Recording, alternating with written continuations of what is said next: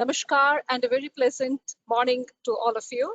Distinguished dignitaries of today's inaugural function of NACLIN 2021, the Chief Guest, Honorable Professor D.P. Agrawalji, former Chairman UPSC and Founder Director ABV IIITM Gwalior, Shri K. Jayakumarji, President Delnet and also the Chair of the session, Dr. S.S. Murthyji, Vice President Delnet, Dr. P.R. Goswamiji, Treasurer Delnet, the Governing Board and RSC members of Delnet, the eminent invited keynote speakers of various sessions, Mr. W. Sunil, Director General, National Library of Sri Lanka, Colombo, the librarians in charge libraries, HODs and faculty members of various departments of library and information science, LIS professionals who have joined us from various parts of India and also outside India, the officials of collaborating institutions, that is National Institute of Disaster Management, New Delhi, including Mr. Anil Khetat, the officials of DAISY Consortium and Saksham,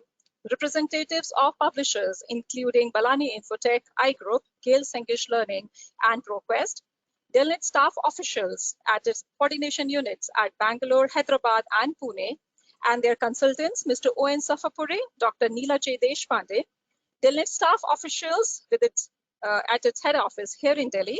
Ladies and gentlemen, I, Sangeeta Kaul, on behalf of Delnet Developing Library Network, New Delhi, extends a very warm, hearty welcome to each one of you to the 24th National Convention on Knowledge, Library and Information Networking, NACLIN 2021, being organized online by Delnet from today, that is December 6th to December 8th, 2021, on the theme, The Future-Ready Libraries and Librarians Thinking the Unthinkable. The conference is spread across 3 days and will cover 6 technical sessions and 2 tutorials, including a panel discussion. We would like to start the program with an invocation of Goddess Saraswati, the goddess of learning, to seek her blessings. I would like to now request Ms. Sriparna Nandi to kindly do the invocation. Sriparna is a classical Hindustani vocalist and an AIR artist. She is presently under the tutelage of the well-known vocalist Shobha Mudgalji. May I request you, Sriparna, to kindly do the invocation.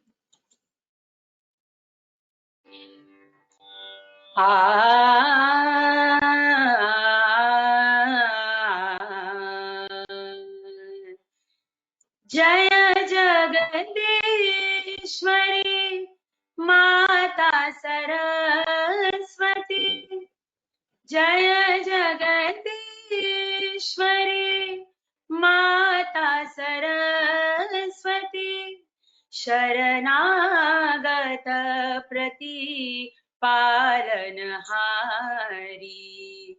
Sharanagata Prati Palanhari Sharanagata Prati Palanhari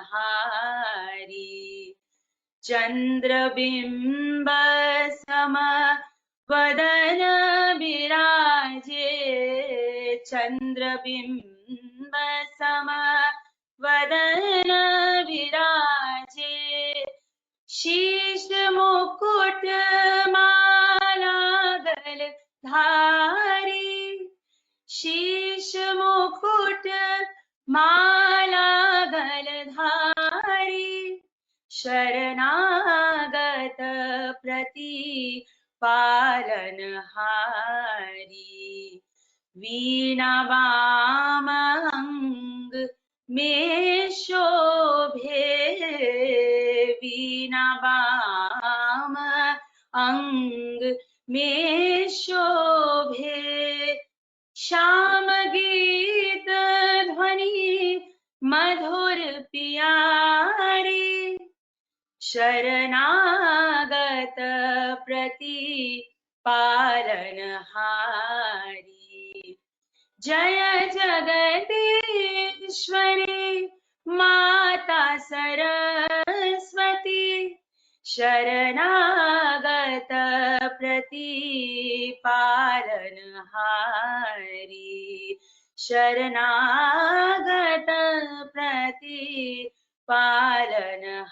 Palanhari Jaya Jagadishwari Jaya Jagadishwari जय जगदीश्वरी माता सरस्वती.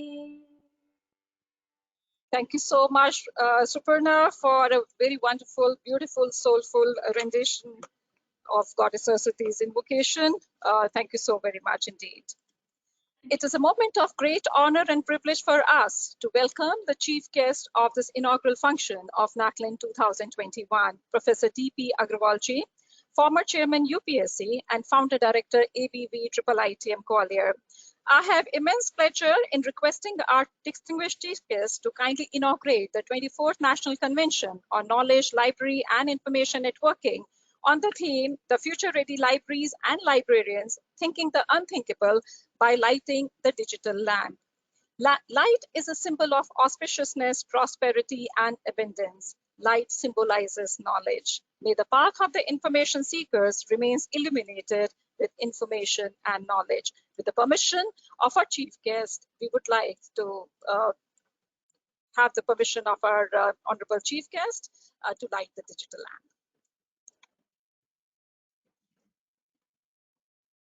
कुरुत्वं कल्याणम् आरोग्यं धनसम्पदः शुभं कुरुत्वं कल्याणम् आरोग्यं धनसम्पदः शत्रुबुद्धिविनाशाय दीपज्योतिर्नमोऽस्तुते दीपज्योतिर्नमोऽस्तुते शुभं कुरुत्वं कल्याणम् आरोग्यं धनसम्पदः शुभं कुरुत्वं कल्याणम् आरोग्यं धनसम्पदः.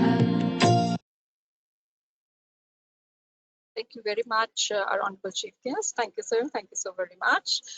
It is a profound privilege for me now to introduce our distinguished chief guest, Professor D.P. Agrawalji, a well-known educational administrator and public service reformer, academician and institutional builder who has a unique distinction of serving Union Public Service Commission, UPSC, one of the most premier institutions in the country, as its chairman and member.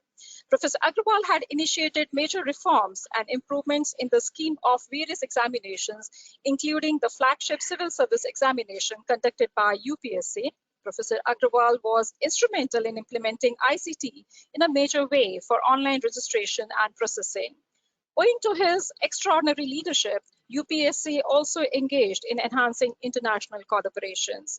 I'm also much pleased to apprise you all that our honorable chief guest, Professor Agrawalji, was the founder director of Atal Bihari Vajpayee Indian Institute of Information Technology and Management, Gwalior. It is a moment of great honor and privilege for us. And he also served at IIT Delhi and took over as Joint Educational Advisor in the Ministry of HRD, wherein he had initiated a series of new programs in the technical education. Our honorable chief guest was the National Project Director of World Bank Assisted Project for Strengthening Technical Education in India. His initiatives as Project Director for Indo-UK REC's project had led to the regional engineering colleges to become NITs. He also served as Managing Director of ETSIL. He also served as the Chairman of Central Regional Committees of AICT, Chairman National Group on Technology Management of DST, Member Working Group with Planning Commission on Technology Education, and have been bestowed with a number of numerous awards and recognitions for his outstanding contributions to public services and technical educations. It's a profound privilege and honor for us to have our honorable chief guest with us today to inaugurate NACLIN 2021 and to deliver the inaugural address. It's a profound privilege for me now, sir, to request you to kindly deliver the inaugural address of NACLIN 2021. May I request you, sir? Good morning. Please bear with my throat. I thought I'll not be able to speak today, but I did collect the courage to be ready to speak. Good morning to all of you. My great regard to Sri Jay Kumarji, whom I have known for a long, long time. Murthy-ji, other distinguished officers of Delnet, librarians, and other participants. Indeed, such a great pleasure and honor that I have an opportunity to speak to the librarians. My first brush to think of what libraries would be in future came when I was director at IIIT Gwalior. We didn't have a space, but we had a research program. And if it was a research program, students wanted the journals, they wanted new books, and they wanted all that which is required for them to do a good research. Faculty too was very keen that we create something. I'm so happy that I learned at that time, it was 1998, is almost the time when you were making waves in the area of libraries, that I created the first, I must say, a digital library at IIIT Gwalior. That means my connectivity with databases, my connectivity with the journals, and connectivity with other services which would offer lending of books. I must say, therefore, this led me to starting as early a research program within 1 year of starting of an institution. And if it was not, it will not have been possible for me to do that. This was further left by state of Madhya Pradesh, and they wanted us to develop their libraries into that format. Please understand, creating a digital library which is run through technology require infrastructure which changes very fast. It is not the building, it is not the stack. It is the changing requirement of internet, changing requirement of computing, changing requirement of other technologies. And therefore, investment which has come was not as people thought that it would be very simple. One has to think very carefully which tools you would require, which services you want to offer. And therefore, when we went into quite in detail, and the only experience we have libraries was to be the earlier ones where there would be books on stacks and there would be journals, hard copies, there would be the other periodicals. But to provide services to learner, it was almost a new thinking. That earlier people thought the learner would come to the library, will search out for himself based on quality databases the library has prepared. But I must say that libraries and librarians were at forefront in accepting technology. When I was a young student in 64, 65, even in university like EMU, we would have facilities to do photocopying. We would have facilities to look at our cataloging through a very good database which was available. So I must say that the librarians have been always at forefront. But one of my concern as a person in education has been that by and large, we considered the librarian to be a service department. Through you, I want to convey that librarian is no more a service department. In fact, best of the libraries of the world, and there are many in UK, for example, if a new technology learning has to occur, it has been created within the library. For example, the first time in UK, when children were supposed to be doing a bit of coding work, can you imagine the place they used? It was in the library. Because it is here that students come from all over. They come from one department, second department, third department. And they created that kind of environment where even higher technology could be learned. The second thing which I thought the libraries have done in past is to ensure that they know their learner, they know learner choice, and they also can plan very easily what learner is going to see in this year, the next year, and the next year. Now, I remember when I was still in the UPSC, I was discussing about my library, but my library has been small.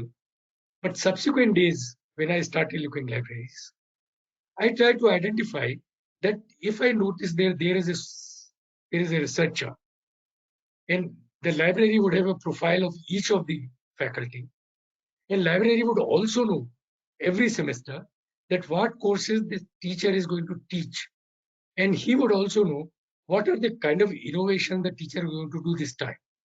That means it is not possible for institutions of today to learn not to keep library in the loop.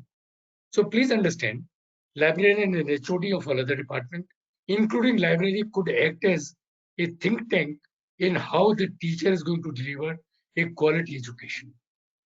During coronavirus, most of the institution depended on library networks, library services, where they would identify which books, which pages are required by the students. And they would put either that on the ERP or on the network. The second thing which I noticed that the libraries has created a network, and I thought I must say heads off to Delnet. I didn't want to say that you are the top in this country. Your connect with the world and the country is enormous. And I learned when I was chairing a committee for AICTE, and they were saying that we want to give connectivity to the institutions, to refer to journals, to refer to new books, and to whom they fall on, it was only Delnet. So I must say that you have done wonderful job. Each of the institution look for you in future what is going to be. Was the librarian represent? I want to say that in most of the central universities, the librarian is in the senior scale, is a professor scale. And when I associate a professorship skill with a librarian, I look from him much more. He not only should think for the teacher to support, but he should think out of box. How would he going to enrich the teaching learning environment? How would he hold the hands of researchers who are in difficulty? How would he bring the best of the knowledge from outside to my institution? How would he is going to know which kind of software is required for the best to be used in research work? Now imagine this kind of work was not assigned to librarian earlier. I also remember in discussion in one of the libraries, the librarian tells me that the new technologies which are coming in, and what are they? New policy in education has identified 7 new technologies. My hope and expectation is, and through you, because you are also a support of hardware and software to libraries, that all these technologies must be respected and must be adapted as quickly as possible to the library system. Let's, for example, look at AI. Now, if you look at AI, what do you think the librarian would be enriched? If I link AI with robotics, I'm looking at a library which is a completely a virtual entity. So there would be a storage. I would know the books which are listed. I would also know the content of the books. And depending on the reader choice, which AI would permit me, and utilizing my robotic arms, I can find out and deliver it without a manpower. And that's my view as a future. Similarly, there are other technologies which has come up. Blockchain is not going too far away. ERP is quite well known, and I thought most of you are using. If you even look at NAC, which is the National Accreditation Council, when they accredit, they want to know whether the libraries have become a learning center. Instead of calling them a library, they are learning resource utilization center. Now, what is that would mean? That means the libraries are not the mortar books in the journals alone. Library is a new environment where the librarian, the library staff come up with the new ideas, new thinking, and to ensure that teachers are empowered, institutions empowered, and under the neck, if you notice, a substantive amount of marks are given. And therefore, I'm telling most of the directors of the institute, register you, all of them on the net, Delnet. Why this is required? Because Delnet not only has the libraries along with, but the big database of all the possible publication in books. And therefore, when somebody wants to know what kind of quality research institution is doing, I think the best source is to go to Delnet. I must compliment you for doing this work. Because today, there's so much of confusion in this country that where to find out the correct information, where the right kind of journals have been available, and which one is publishing papers in the quality journals. And when I looked at databases, they are as empowered databases as any of them. Now, since some of my friends would be listening from academics, I must say, if they have not become your member, they should definitely become your member as quickly as possible. My future vision for you in Delnet and for a library is that you are a part of a big, large university family. And when I was speaking today recently on creating a resilience in a university setup, would you believe me, my first point was to create a setup infrastructure for libraries, which makes learning a very resilient point. I miss a teacher. Then what do? I go to my library because my library has its lectures, my library has its videos, my library has connectivity with the students. Each of them has given their connect points. So even if I miss class, and I'm not saying please miss class, what I'm saying, if you miss class, if you miss a discourse by the teacher and learn mentor, that material libraries today provide. Earlier it was not. And therefore this readiness of libraries to be online, readiness to utilize internet and utilize the cloud to share the resources is the future. And I'm sure most of the librarians would try to create that kind of facility. I also know when I looked at the ICT committee, I realized that all institutions cannot multiply this infrastructure, which is expensive, which is required to be updated almost on daily basis. What then to be done? And then I looked that if all of them are member to Delnet create these kind of facilities in addition to what they are doing today, that they identify best of the lectures or the best of the teachers in the country, like currently NPTEL and MOOC is doing.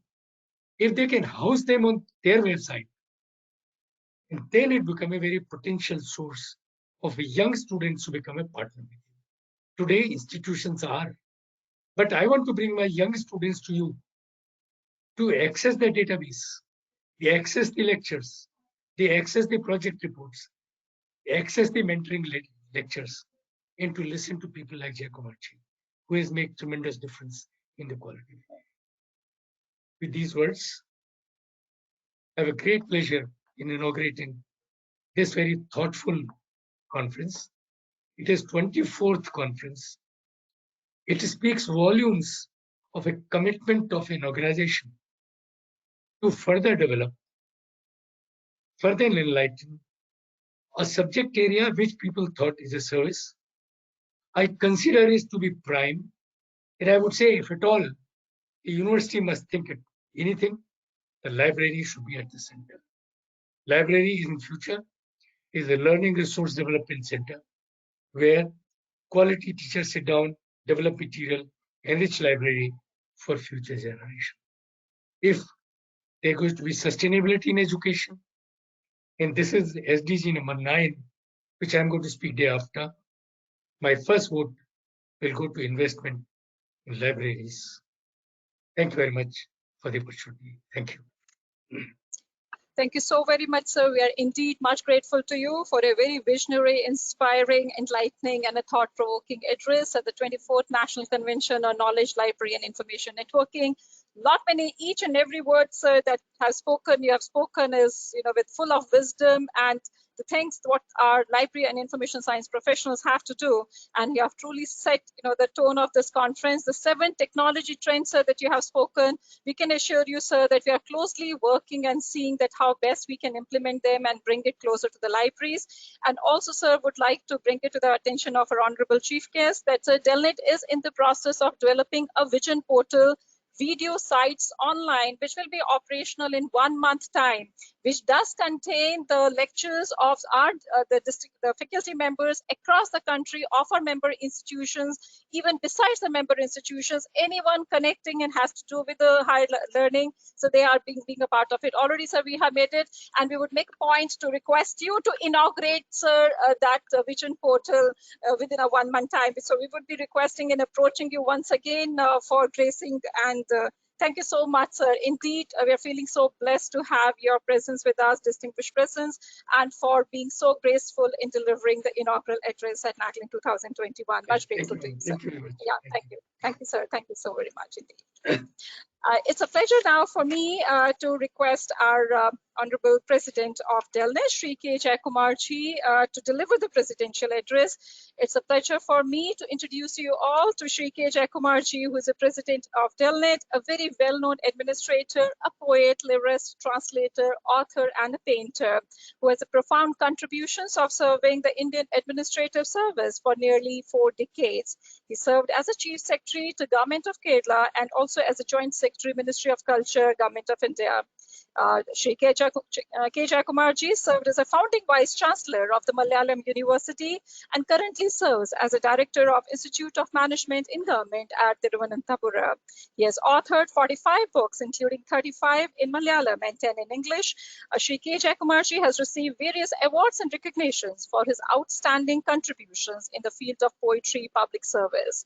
It's a profound privilege for me now to request our President Shri K. Jayakumarji to kindly deliver the presidential address. May I have a pleasure of requesting you, sir, to kindly deliver the presidential address. Thank you, Sangeeta, for introducing me and inviting me. And I should thank Professor D.P. Agarwal for his, not only the inaugural address, but his benedictory address, I should say. He has blessed the organization. He has reposed faith in our organization. And I'm happy that he has been following what Delnet is doing.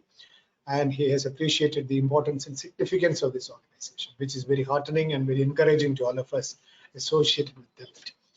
I should also compliment everyone working behind the scene in Delnet for organizing this 24th NACLIN conference, which has been conducted very steadily in a very systematic fashion. Every year we are improving. Of course, for the last 2 years, this year and last year, we had, as you know, all kind of turbulence. Last year it was online. This year also it is online. And last year, of course, we had further turbulence by the sudden demise of Dr. Kaul, who was the beacon of light for Delnet.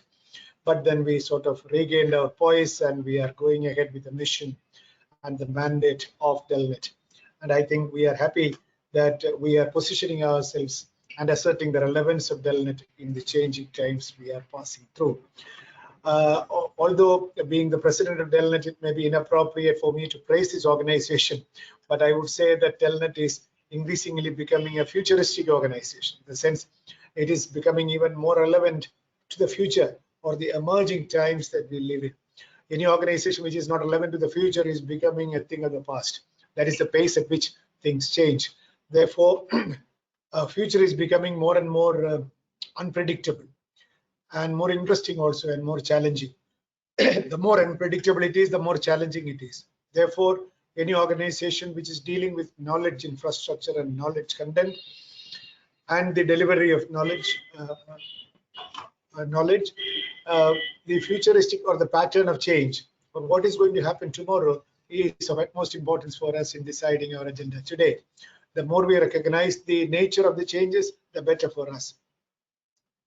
The changes of our times, or the changes that we are experiencing in our times, is not only technological changes. Of course, technological changes are there much beyond our comprehension. Even technology is changing at such fast pace, but technology is a standalone enterprise. Technology impacts every aspect of our lives. Technology impacts our economics, the way we do business, the way the society is organized.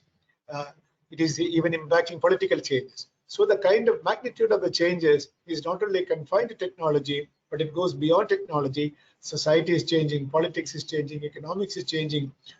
In short, the manner in which we think, even our thought patterns are getting changed by the force of technology. We are also being manipulated by technology, I could say, to some extent.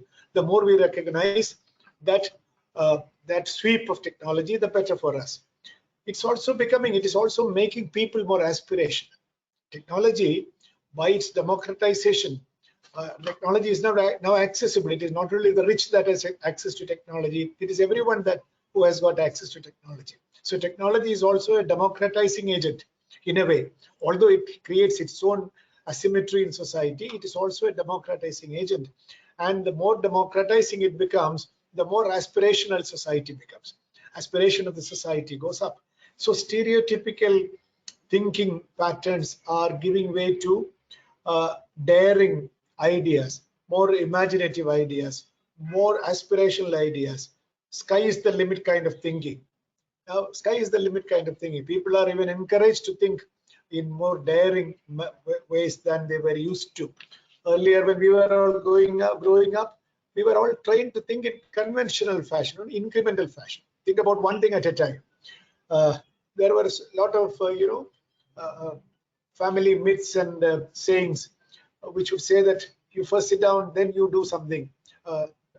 You should not be in an undue hurry and haste. That was the family values that we inherited. We, in the sense, we who belong to the born in the 50s and 60s, we were told to be modest in our aspirations, incremental in your increases. Whereas today, increment is an old word. No incremental growth. We have to grow simultaneously. We have to grow fast, like some of those, what do you call it, the unicorns, as they call the unicorn institutions. They have just become, overnight, they have become billion-dollar business. This kind of people are watching this kind of growth, and that has impacted the level of aspiration, or the style of aspiration, the style of thinking. The young people have thinking a lot of things, imagining a lot of things, and technology makes it possible to think. So not only possible to think, and technology also makes it possible to do if you are doing and thinking in the right fashion. Correspondingly, with this ascent of this imagination and daring, correspondingly there is also a depression. Everybody doesn't become successful. For 10 successful people, there might be 90 unsuccessful people, isn't it? So that happens in life. Everybody cannot be successful, although everybody wants to be successful. Some people become successful, some people don't. Everybody can become successful provided you are in the right track. So those who are not able to cope up with this kind of great competition, great changes, the pace of change, and all these, they become unequal in the competition. There is a lot of disappointment, there is a lot of dejection, and there are large number of youth taking to drugs and all kinds of escapism. So that is also happening in our society. On the one hand, we have high aspiration. On the other hand, we have dejected lot, people who are not able to survive and compete. How do we bring about this aspirational gap, or success gap, if I may say so? Ideally, we would like everyone to succeed in their lives. So what is this magic formula by which we can transform everyone into successful people? I think today's society has given us this magic formula. That is, if you have the access to the right kind of knowledge, accompanied by the right kind of attitude, and of course right opportunities, and of course some kind of grace, all these things are there. But if you have access to the right kind of knowledge, and you have got the skill and attitude to access the right kind of knowledge at the right time, I think your success is more or less guaranteed. And without which, even if you have got any other kind of guarantees, without this guarantee of knowledge and the right attitude and daring to access this knowledge, I think success is compromised. I think that is where modern libraries and librarians have to redefine their role. They have to rediscover their role. They have to sort of redefine themselves. Who are they? Libraries are no longer just the depository of knowledge. It is not the repository of knowledge, but it has a major role in the digital era. In the digital era, their role has completely changed. It is not a new idea. In all our conferences, people have been saying this, the role of the librarians have changed. But I think it has changed since we since we met last time. It has further undergone changes, because in the last 1 year, in the educational sector, digital information, digital knowledge has played a very crucial role. Families who had even blocked children from using a mobile phone were forced to give them mobile phone, good quality mobile phone. Very conventional mothers, very orthodox mothers who would frown at the daughters asking for a mobile phone, they are now going behind them saying that, Betty, use this phone, this is a very good phone. Kind of change that has taken place. Without digital technology, without digital knowledge, her daughter cannot study. So that is the kind of thing. The corresponding changes have also taken place in the libraries. Your library may have a wonderful stock of books, but if you are digitally illiterate, your library is of no use. Therefore, the role of the librarian has changed. Not only his role, expectations from librarians are changing. Expectations from librarians are changing, and corresponding to the expectations from librarians, their skill set also has to change. Their attitude has to change. The self-image of the librarian has to undergo change. That is the main point I would like to highlight. The self-image of the librarian. Is he playing a secondary role in the academic, to the academic community? Is he playing only second fiddle? Not at all. I think he is now in the vanguard, because the ordinary student or the ordinary teacher, you should know much more than a teacher and a student, because in the digital world, librarian holds the key. Librarian holds the key, and with that key you can open to the vistas, the vast ocean of knowledge. So librarian self-image has to, they have to be in the forefront of this knowledge revolution. Now, that also will impact another major area of concern, that is the quality of academic research in India. The quality of academic research in India has come under heavy criticism from various quarters. Compared to the Western universities, the quality of research in Indian universities has to go very far ahead. There are a lot of constraints. I don't want to go into such constraints, but one constraint is the availability of resources and accessibility of resources and the uniform availability of resources, cutting across all barriers. I think with the redefinition of the librarians, with the redefinition and repositioning of the librarians and libraries, and with continuous training of librarians, I think that is where I would say that DELNET has to take upon a new role of continuous training of librarians to be the latest, to be as up to date as possible in this labyrinth of emerging technologies, and in handling these technologies to access the best and most relevant form of knowledge, which will impact the quality of academic research in India. I do not want to sort of wax eloquent with brilliant people waiting in the wings to share their wisdom.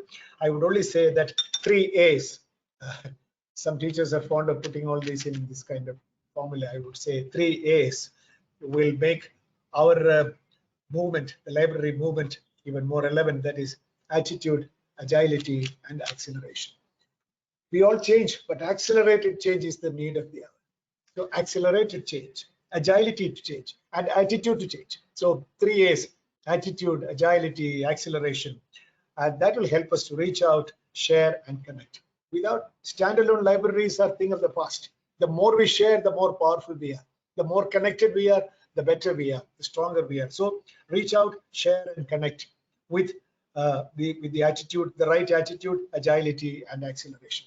Training is one area where I think DELNET will have to reposition itself, find its moorings, and give more and more up-to-date, state-of-the-art training to selected librarians, or even trainers training also. We'll have to think about it in DELNET. And I think DELNET, with every edition of NACLIN, is getting the pulse of the changing technologies more correctly. And I'm sure we should be grateful, indebted to the large number of eminent people, eminent academics who have been sharing their wisdom with us. We are indebted to them. We owe our success to them, and we are grateful to them in sharing their knowledge. And the next year, the 25th Silver Jubilee edition of NACLIN, hopefully with coronavirus receding, beating a retreat, I'm sure DELNET will be able to celebrate the Silver Jubilee of our NACLIN in 2022 with gaiety and with a sense of accomplishment, and a thanksgiving to all people who have made DELNET a very important, significant organization. Thank you very much. Thank you, Professor Agarwal. Thank you, all the eminent speakers waiting to speak. Thank you very much. Thank you, Sangeeta. Thank you so much. Thank you, sir. Thank you very much for giving what a wonderful, presidential address. And we are going to remember, and I think we all library and information science professionals have to work on these 3 A's that you have highlighted: attitude, agility, and acceleration. And that's to keep the world connected, the libraries connected, and let the humanity and everyone feels connected. So thank you so much, sir. We are indeed much grateful to you for gracing the occasion as our with the presidential address. Now it's a time for me to express the vote of thanks, and with a great sense of humility and gratitude, I would like to do so.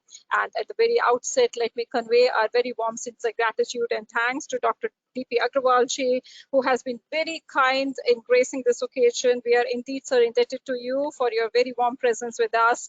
And a couple of highlights from his talk, each and every word, in fact, as I said earlier, was something that the library and information science professionals have to work on, and yes, closely to work on to make and work as the think tanks. The libraries and the library professionals have to ensure that the libraries becomes more like a think tank in order to impart the quality education, as being said by our honorable chief guest. And also we should have to work closely in implementing the 7 technologies which are going to play a very important role, including the AI and robotics, the blockchain technologies, and also the significance of SDG, Sustainable Development Goal. One of the goals definitely is for providing an equitable access to information. So libraries have to really play a very, very important role.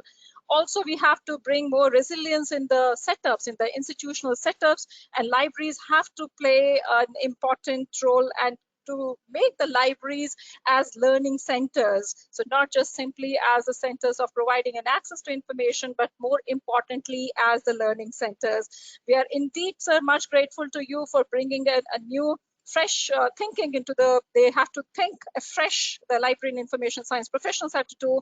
We are indeed much grateful to you, sir. And on behalf of Delnet, I would like to request our president, Shri K. Jayakumar, sir, to kindly present this plaque of honor to Professor Dr. Agrawal ji, and I'm requesting Jayakumar, sir, to kindly do so. Sir, could you please unmute yourself? And we are going to send across this.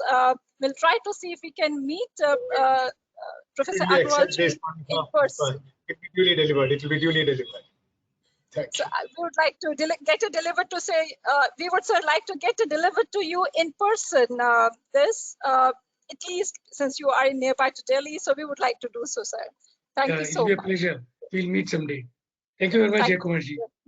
Thank you, sir. Getting it from Jayakumar ji is always a pride, He's such a learned man. Thank you, sir. Thank you so much. Thank you. Also, on behalf of the entire organizing committee here at Delnet, definitely Jayakumar, sir, it's all because of tireless efforts that we are able to do what we are doing it and have been doing. It's all because of his extraordinary leadership that he is able to take Delnet to the greater heights. And so this is a small memento that we are presenting it to for delivering presidential address. And we look forward to the time wherein we can really, as you have said, sir, the next NACLIN, the silver jubilee of NACLIN next year. And we do hope that the Almighty would be, able to bestow the blessings of holding it in the physical environments. So, sir, but this is also, we are going to send it across to you, Jayakumar, sir, with warm, sincere gratitude and thanks to you for your very warm support and your advice, suggestions, which are really making it possible for us to do our work with much of determination and dedication, sir. Thank you indeed, sir. Thank you very much. I would also like to convey our grateful thanks to the invited speakers who are going to deliberate on the conference themes from today itself. For the next 2 days, they are going to speak. And I would like to mention Dr. Surya Prakash, much grateful for the support being extended also by our collaborators, NIDM, Saksham, and DAISY Consortium, and all our invited speakers who would be joining us from different parts of the country and also from outside India. And to name them, Dr. Surya Prakash from NIDM, Dr. Neeraj Barua from Guwahati University, Mr. Dipendra Manocha, Director Dr. Daisy Consortium, Dr. Rajkumar Bhardwaj from St. Stephen's College, Dr. Manorma Tripathi, University Library in JNU, Dr. Dhanashri Date, Global Head of Tata Consultancy Services, Dr. Vikram Kumar Sharma from Assam University, Silchar, Dr. Devika Bipadali from DRTC Bangalore. This is Kasturika Mishra, the former Chief Cataloger of Library of Congress, Dr.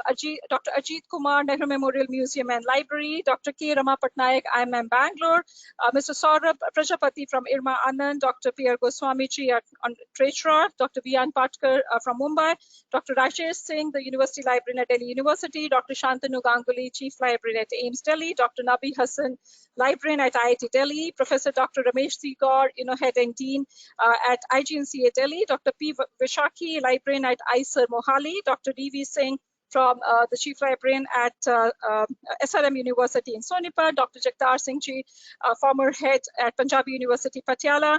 We are also going to have Mr. W. Sunil, the Director General of National Library of Sri Lanka, who would be there with us in the valedictory function, and much also thankful to Mr. Owen Safapuri and our own colleague, Dr. Neela J. Deshpande ji, who would also be taking the sessions. We indeed remain grateful to you for your time and efforts in being there as a integral part of NACLIN 2021 and in sharing your expertise in the next 2 days with all the attendees.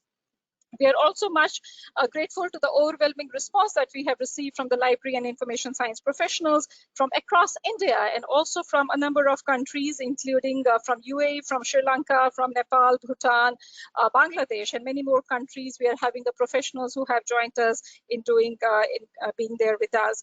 We are also much grateful to our own. I would like to place on record my very warm, sincere thanks and appreciation to my own staff colleagues at Delnet New Delhi office and also at our coordination units, and to name them, Mr. Kushal Giri Goswami, and for all their assistance in conceptualizing and executing NACLIN 2021, Mr. Kushal Giri Goswami, Mr. Sanjeev Kumar Sinha, Mrs. Ranjana, Mr. Deepak, and Mr. Dinesh remain much appreciative of the inputs, and the work that they have been doing tirelessly for this conference.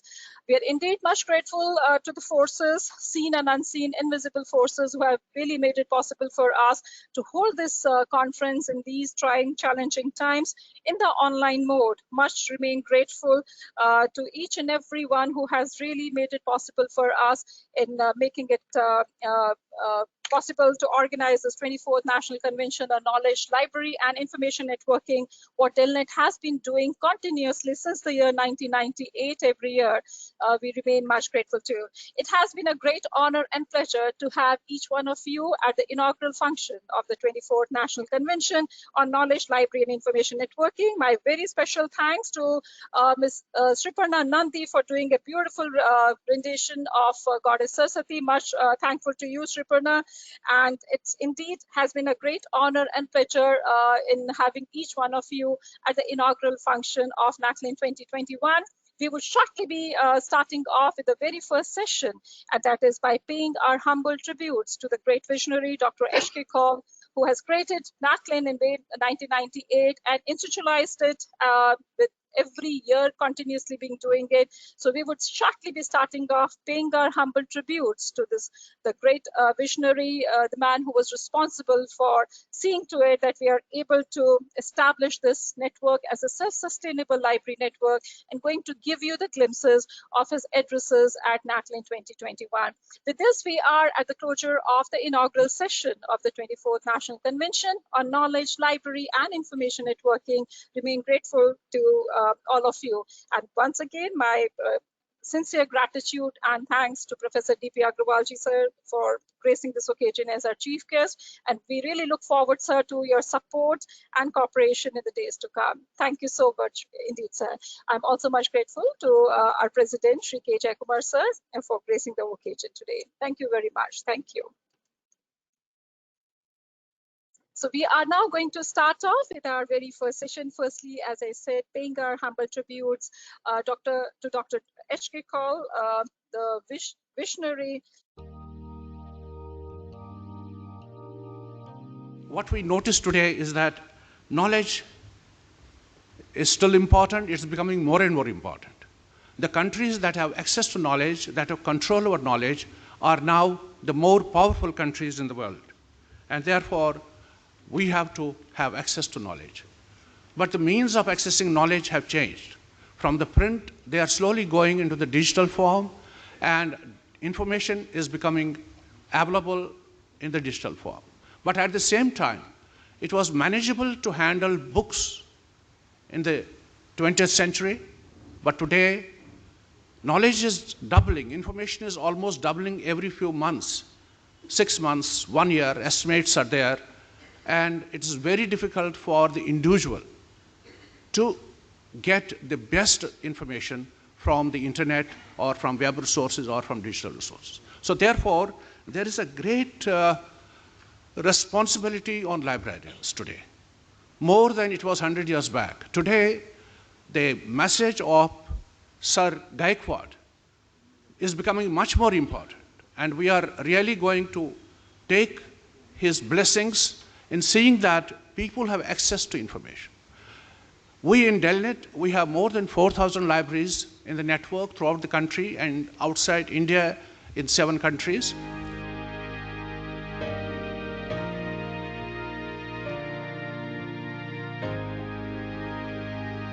E-content market and identify the new technologies and business models that are convenient, best, and affordable to them. We have a major issue facing libraries in the area of archiving of e-content, as the libraries are not able to archive useful content due to technological, manpower, financial, and copyright barriers that exist in different ways in different types of libraries. I feel that the Government of India and the state governments that spend billions of rupees on acquiring content should discuss with the publishers and aggregators of e-content and see how useful content gets archived in some centers in the country. The rapid growth of e-content has led to the fastest changes taking place in ICT and vice versa. Library professionals have to be conversant with such changes. Their interest in the social media will have to grow, and they should be able to use technologies that help in accessing all types of content.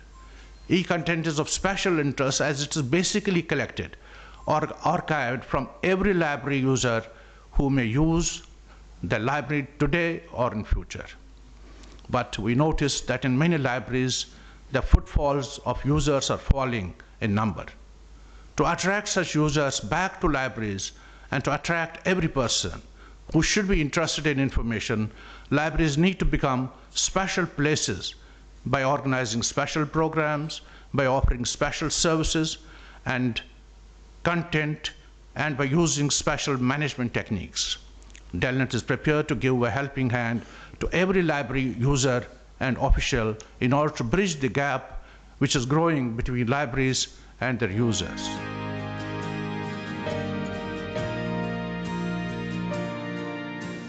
It's the job of library professionals, as students and researchers can't do this job on their own.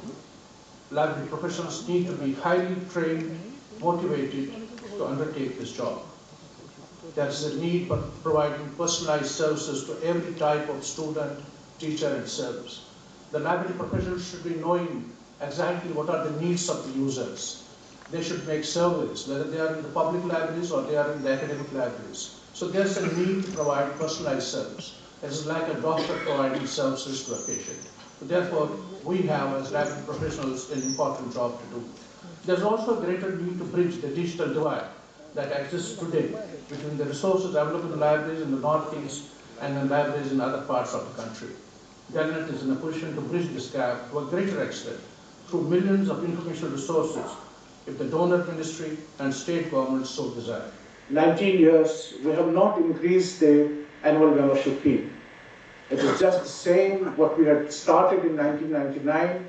The reason being we want more and more libraries to benefit, get modernized, and serve the users, serve the students, teachers, and scholars so that they move ahead. Resource sharing is the main objective with which Delnet was established. We started working on it in 1988. It took us nearly up to 1992 to register it as a society, and our interlibrary loan service is the best in South Asia, and a lot of work is being done. We are indeed grateful to the Honorable Prime Minister of India, Sri Narendra Modi ji, who in his message to NACLIN 2017 has reiterated that the libraries need to get modernized and they have to provide quality information to our users, students, teachers in the country. And this is one of the important tasks that he has mentioned.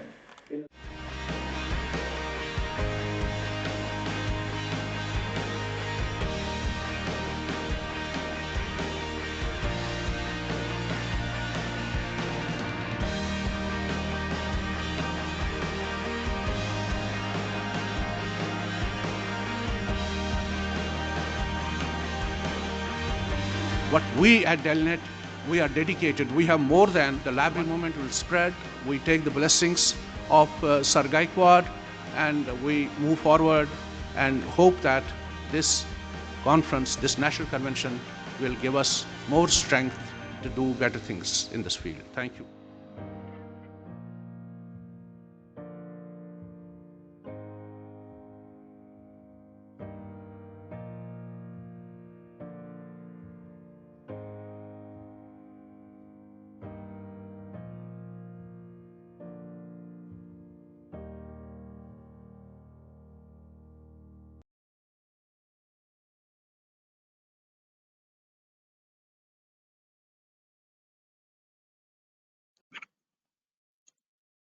We would now like to mention that we are going to start off with our very first tutorial, the tutorial 1, which is on disaster risk mitigation and management in libraries, which is being organized in collaboration with National Institute of Disaster Management, New Delhi, in yet another 5 minutes time. We are right now at sharp 10:55 and we are going to start off the session at 11 o'clock. So please bear with us for yet another 5 minutes time till we get ready for the next session, and we have our speakers of the next session. They're just joining in right now. So we would commence the session in yet another 5 minutes time. So we request you stay tuned in, and in yet another 5 minutes time, we are going to start off the broadcast, and we'll start off the very first tutorial of NACLIN 2021, the 24th National Convention on Knowledge, Library and Information Networking.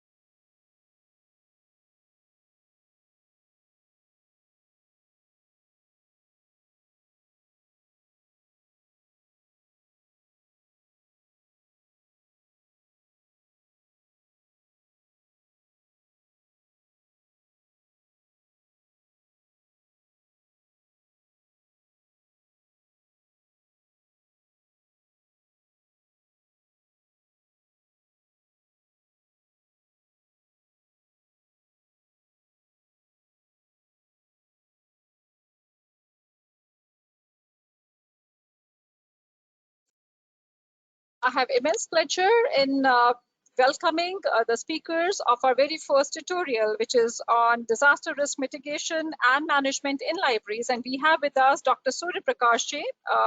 I'm requesting him to kindly switch on his webcam.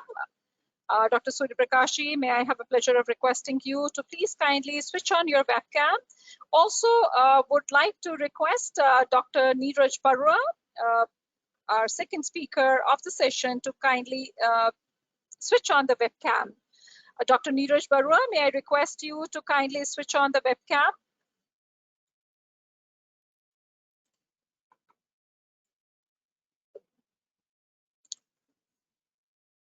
Dr. Neeraj Barua, may I request you to kindly switch on the webcam?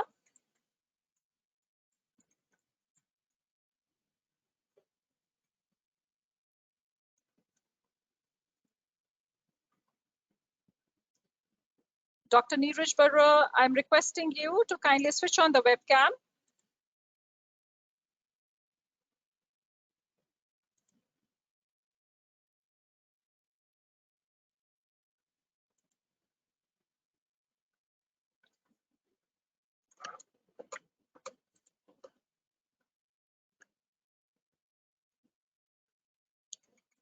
We're just waiting for getting connected to our speakers.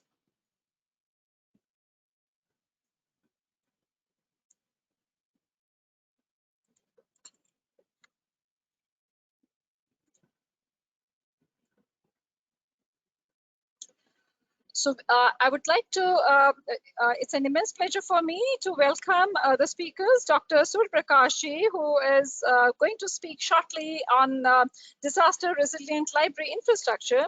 Dr. Surya Prakash Ji is a professor and head at GRMD, CBRN, and Cyber Disaster Risk Management Division of National Institute of Disaster Management. At the very outset, we would like to place on record our sincere thanks to NIDM for collaborating with Delnet in organizing this special tutorial for each one of you.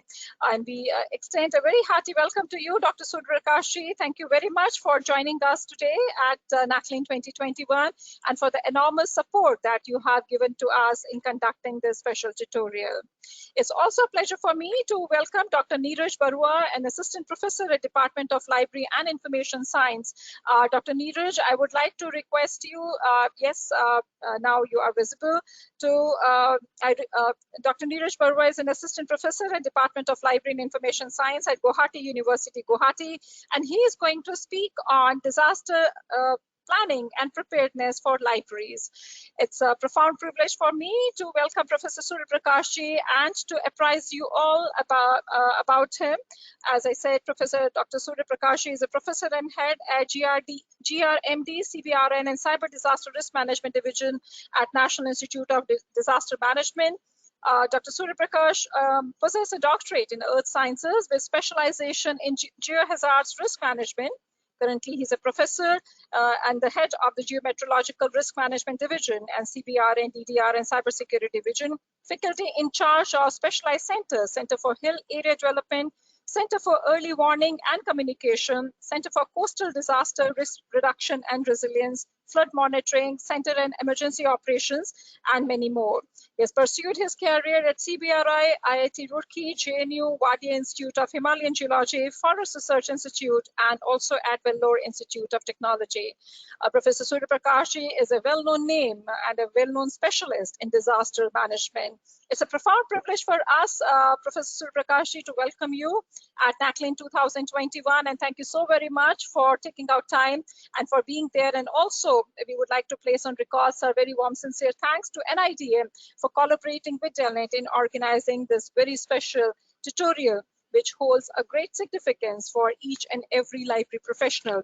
As the theme of the conference says, we are deliberating on the theme, the future-ready libraries and librarians, thinking the unthinkable, and indeed, disaster risk management and mitigation and management remains one of the priority areas. I have pleasure in requesting now Professor Surya Prakash Ji to kindly start the deliberations of this session. I request you, Dr. Surya Prakash Ji, to kindly accept this request from us, and I request you, if you may just kindly show the screen, the presentation screen, so that you can start the deliberations, and also to unmute yourself. Dr. Surya Prakash Ji, kindly unmute yourself. And you need to, Dr. Surya Prakash Ji, please unmute yourself.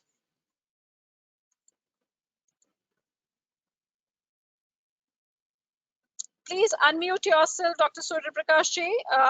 You have muted yourself. Please unmute yourself.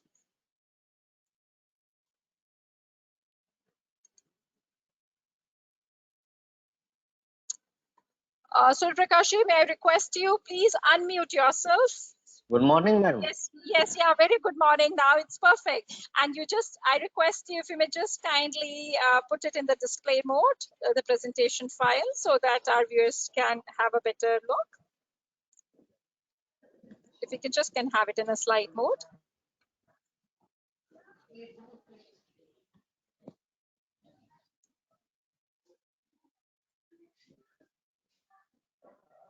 Yeah, we can have it in the slide mode, and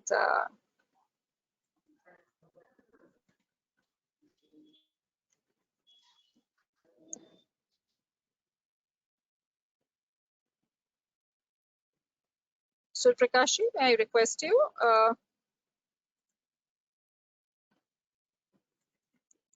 Can we have it in the slide mode? It seems that there is some bandwidth issue which is happening right now. Dr. Subrakashi, can you hear us? Hello? Hello? Hello? Dr. Subrakashi, can you hear me? May I request you to kindly speak, Dr. Subrakashi?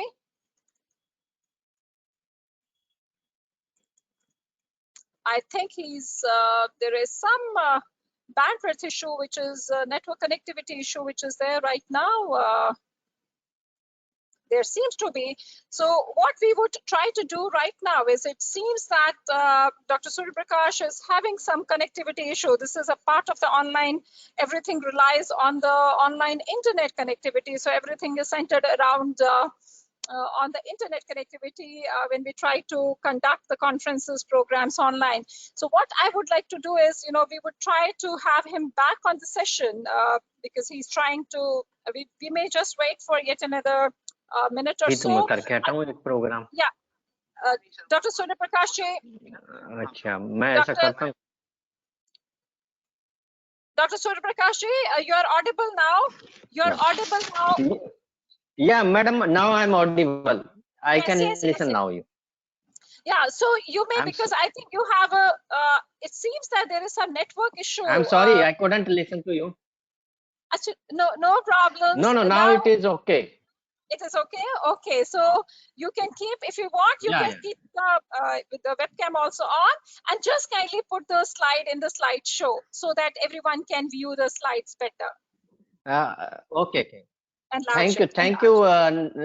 Is the PPT visible now? The PPT is visible, but you have to just, put it in the slide mode. Just put it in the slide mode. No, yes, I had put it in the slideshow. Is it okay? It is perfect, Dr. Subrakash. It is very perfect, and I request you to kindly start the very first session.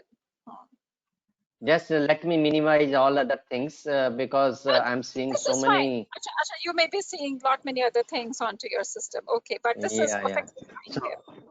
Right. Okay.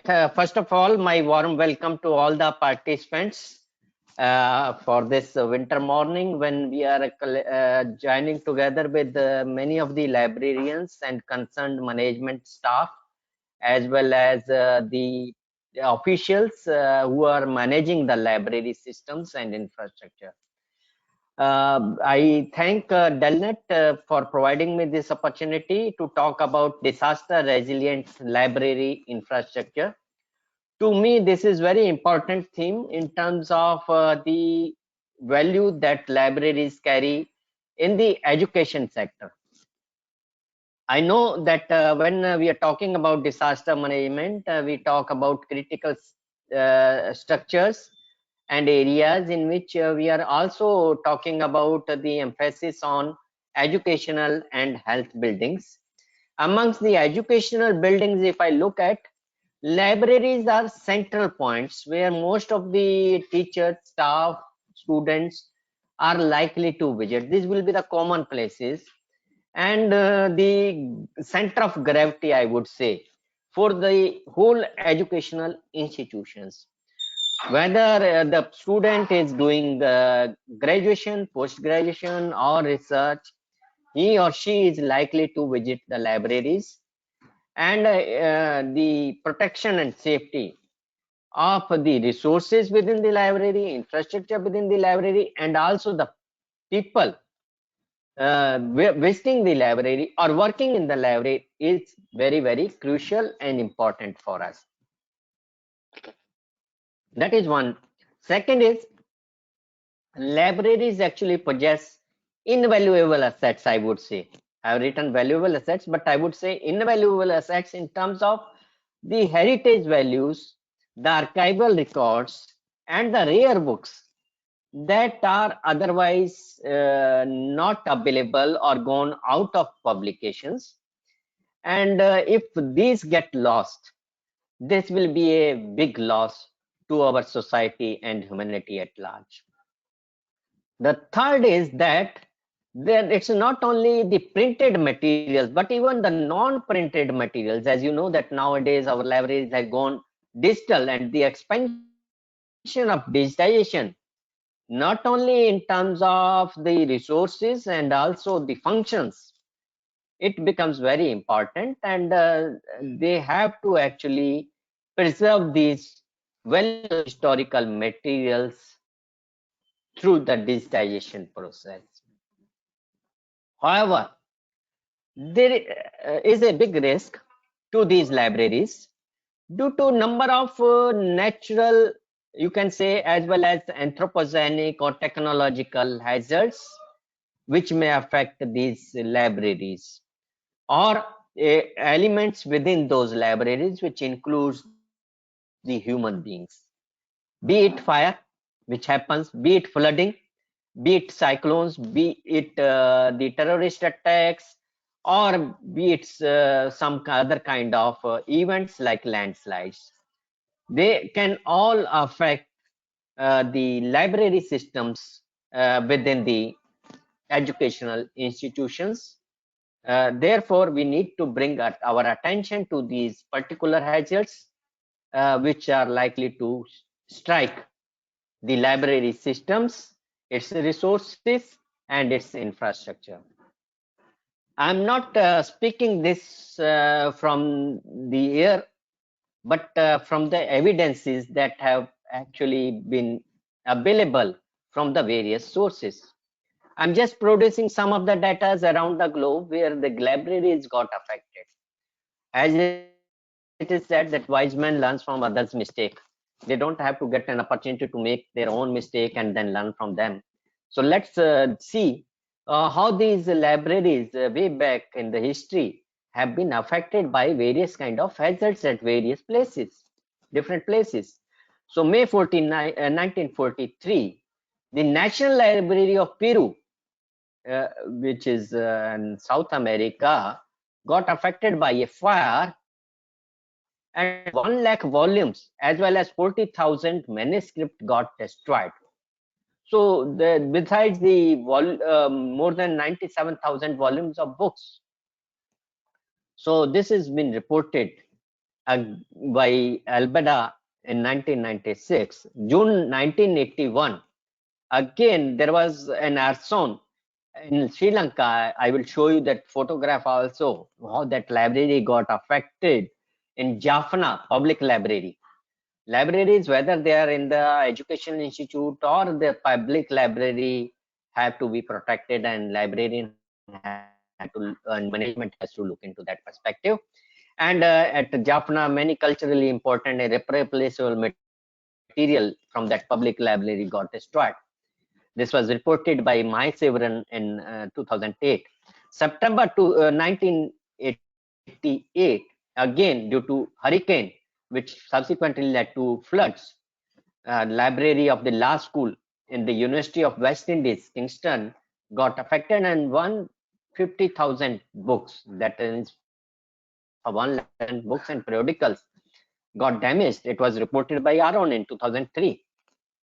Similarly, in 1989, another hurricane, Hugo, led to loss of books and library infrastructure at Montserrat Public Library in Puerto Rico. It was reported by Kessel in 2004.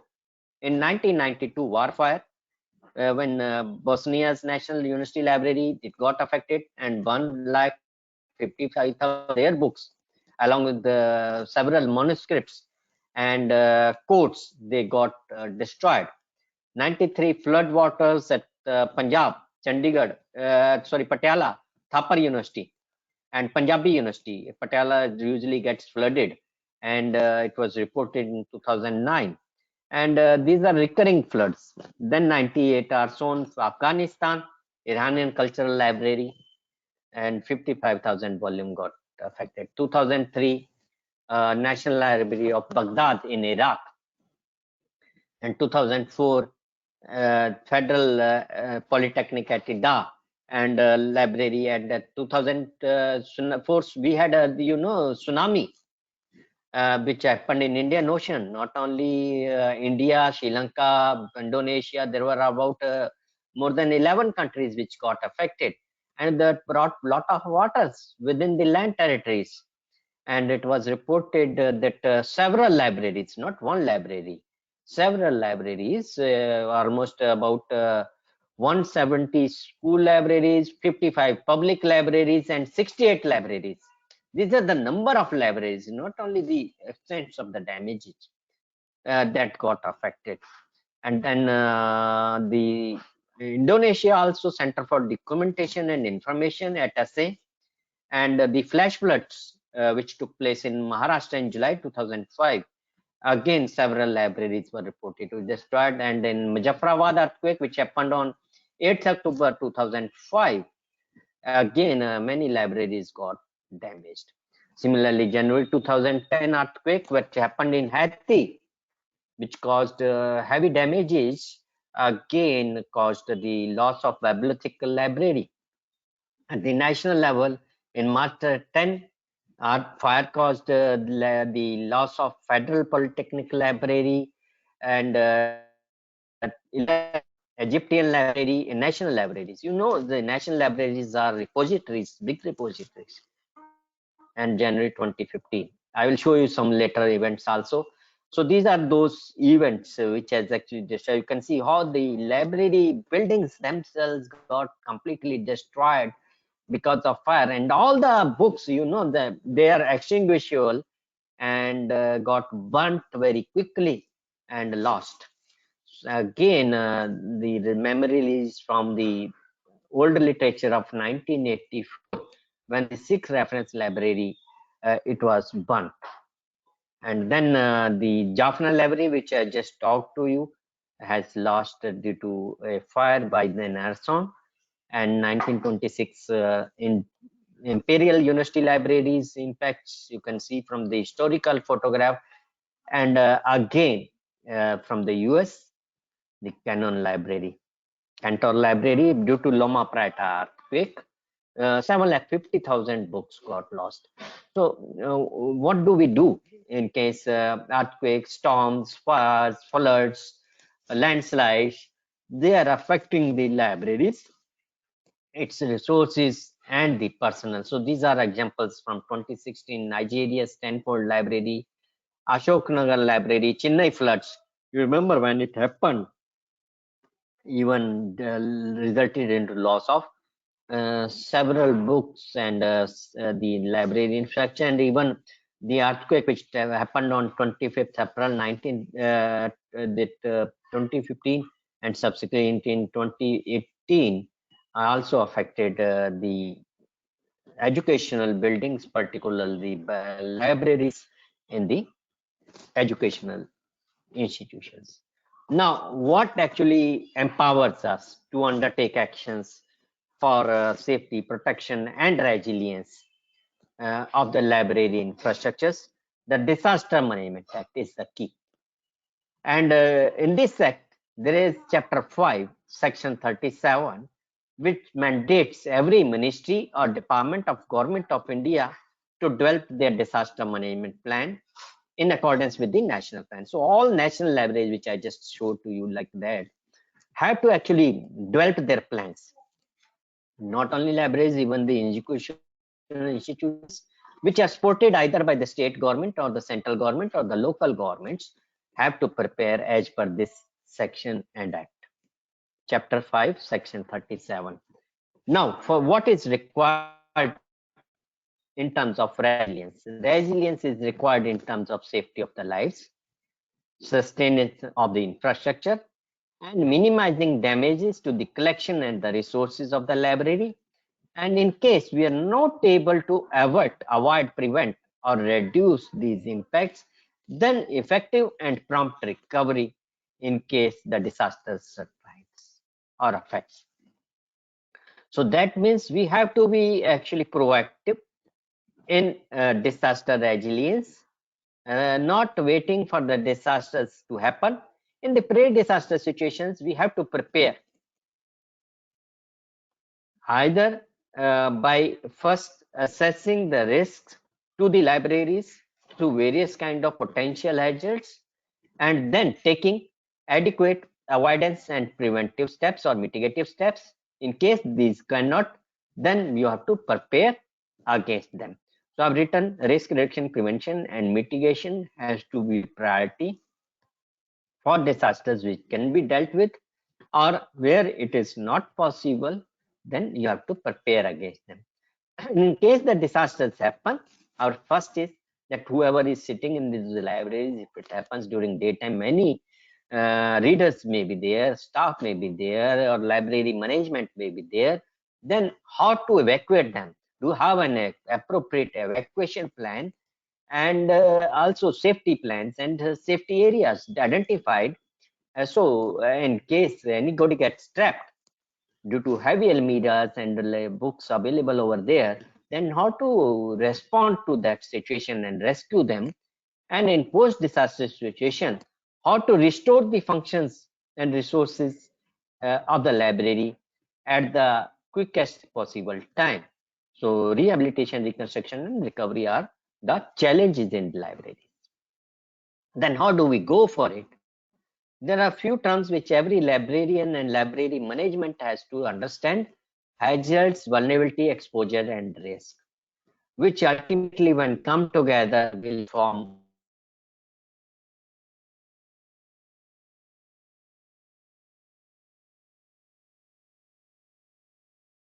Surya Prakashi, we are not able to hear you. I'm switching off your webcam, Surya Prakashi. If we are having some bandwidth issue, just in order to see if it makes the connection better. I'm afraid it seems we have lost a connection with Dr. Surya Prakashi.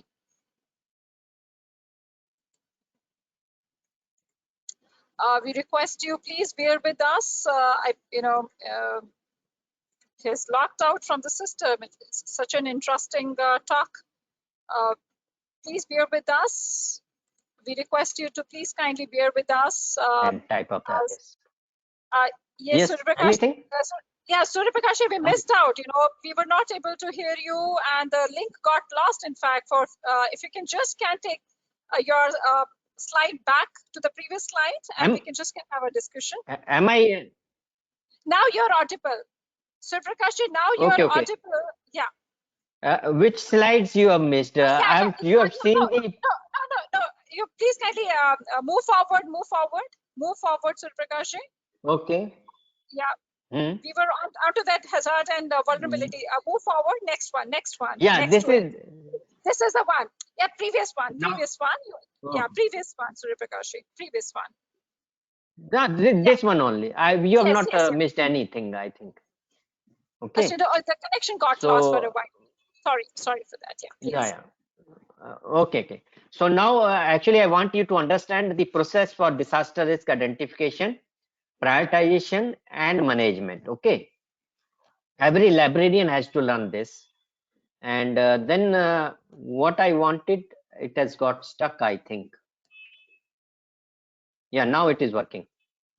So what I wanted is you comprehend that risk through appropriate preventive measures. For example, in case there are loose elements, can we fix those elements? For example, the watch on the head of your sitting place, the almirah on the side of your table, which is likely to be falling objects. So avoid the dangers of the falling objects, and keep the rare and valuable materials at adequate places, because the ground floors are normally low-lying areas in case flooding takes place. For example, I talked to you about the Thapar University and the Punjabi University, which got affected by the floods. Actually, we should not, in those cases, keep such materials in the ground floor. We should keep them on the upper floors. Okay. Then formulate adequate mitigation plans and preparedness plans. Preparedness means what you would do in case you feel a jerk or a vibration of an earthquake, or you feel water is entering into your body, or you find that there is some smell of fire or some temperature being rising. So you have to actually install the fire detection and early warning systems or extinguishing systems, and also prepare everyone within the library to use the fire extinguishers so that the fire can be extinguished timely. It doesn't become turn into a big fire. So those kind of preparedness steps you have to take to prevent big catastrophes. So that's what I would suggest. And also work out your policies and procedures for resilience within the library systems. So how much population can you actually allow? Can you avoid the crowding? Because in COVID-19 situation, appropriate behavior is one of the procedures to be followed, policies to be followed within the library systems. And also the use of mask and other things. I will come to those points. And similarly in the routine procedures also. So looking into the disaster management perspectives and resilience perspectives, you can set your standards and practices. So this is one of the advices I would like to give. And now this corona since not yet over, this is my ethical duty to talk to all the librarians on these perspectives, where a lot students, because of the coming examinations, to prepare for their exams, coming to the libraries, sitting together, and avoiding the social distancing, which is still a prerequisite, and or avoiding the use of masks in those areas or use of sanitizers. So continue those practice and frequent washing of your hands, or the materials that you cleaning of those materials. So have to be followed. And all those who are visitors, kindly ensure that they have taken at least the 2 doses of the vaccine. If not, they should be advised to take forward. And finally, the fundamentals of disaster mitigation and management should be added to the library in all its programs and functions and management. Adequate equipment for the risk reduction and resilience in terms of, as I said, the smoke detectors, fire preventive devices, alarm systems, extinguishers, or even in lightning can also trigger fires. I remember way back in 1980s, Madam Dr. Cole knows, Dr. Harjeet used to be one of the librarians there. There was a fire. This library was actually located on the 5th and 6th floor of the building, and this fire burnt a lot of valuable literature, which was of importance to our doctors, which is one of the premier health institutions in our country. So thunder arresters should also be erected or kept on these libraries buildings. And reasonably, we will try to reduce the disasters to the extent and risks to the extent possible. Another is that you may not be self-sufficient in all manner. So there is a need for, like you did for resource sharing and dissemination through the DELNET. Similarly, do it for the disaster risk reduction also, for networking, linkage, coordination, and collaboration amongst different stakeholders and the libraries that are exposed to different hazards, and with also the relevant line departments, including the disaster management authorities, to equip your libraries with reliable and timely information on the imminent disasters. So this we are doing in terms of our India Disaster Resources Network at larger level in the nation. But the libraries, since I learned that the NACLIN is one of the important library information networks, and also the DELNET working with it should also include such activities and functions within that. I've been proponent of this, and I've discussed several times, and through this program, that was one of the motives for having this special session on this theme. And there are other speakers also, and I just tried to express briefly my views on what can be done in brief, because I have some other activities also. So hope this will actually help you take appropriate actions, timely actions at appropriate places. Thank you very much for providing me this opportunity, and I hope provide opportunity. With that, the new policies, plans, procedures in the library systems will come up soon, and they will be followed. So, madam, is Thank it you all so right? much. Yeah, Dr. Surprakash, thank you so very much for sharing your expertise with all our attendees. And I would like to say through this medium of NACLIN 2021 that DELNET would like to collaborate and seek the assistance of NIDM for drafting a policy for libraries for disaster mitigation and preparedness, disaster management for libraries. And we would really like to join hands with NIDM in drafting a policy in, we would like to have your assistance and of NIDM in doing that, and we would then like to promote it among our institutions all across the libraries in India.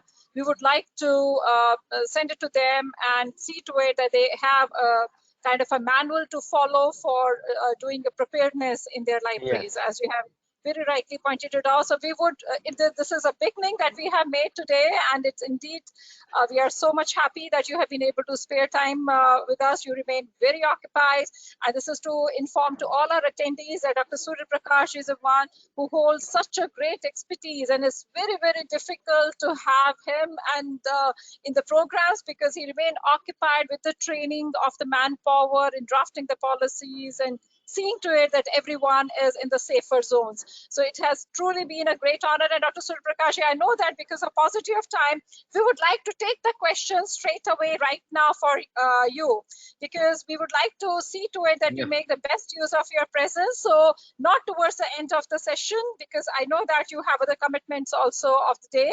So we are making the floor open with your permission. We are making the floor open for questions for Dr. Surya Prakash so that you can, they can get the, our attendees can get immensely benefited, with your presence today. So I would like to go, I would be requesting firstly our speakers, please kindly be very specific with your question and be specific. Ask your question in a as much as concise manner as you can do that, keeping in view that we have a very limited time with us. Please raise your digital hands and we will be happy to take the questions. Kindly raise your digital hand and we will be happy to take the questions. We have Swati Jamkar. Swati, please introduce yourself quickly and ask your question. I have unmuted you from here. Swati, quickly unmute yourself and ask the question. This is Swati Jamkar. Yes, we are connected, Swati. Quickly ask the question and introduce yourself firstly.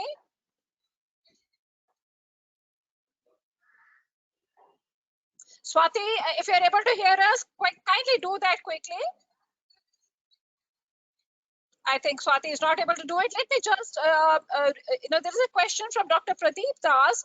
I request our attendees, please post your message in the chat box and we would like to take it from there, saying that if we lost some books due to disaster, should we proceed for new purchase of documents or should we weed them off from the collection? I think this is, we would be requesting our colleagues to ask a question pertaining to the domain of Dr. Surya Prakash ji. If you have any questions regarding the disaster management, what you're going to do if you lose those books, you may weed off or purchase a new, that's your library policy. Mr. Kuppuswamy Maniakam may like to ask a question. Mr. Kuppuswamy, you are connected. Yes, ma'am. Yes, ma'am. Thank you very much for hearing the very important conference. My question is there any connection when going to build a library structure within the campus or within the building under the guidance of ISI, ISI standard? Is there anything, any rules for build the structure of the library? Will you please, sir, will you guide me? Will you say something about this question?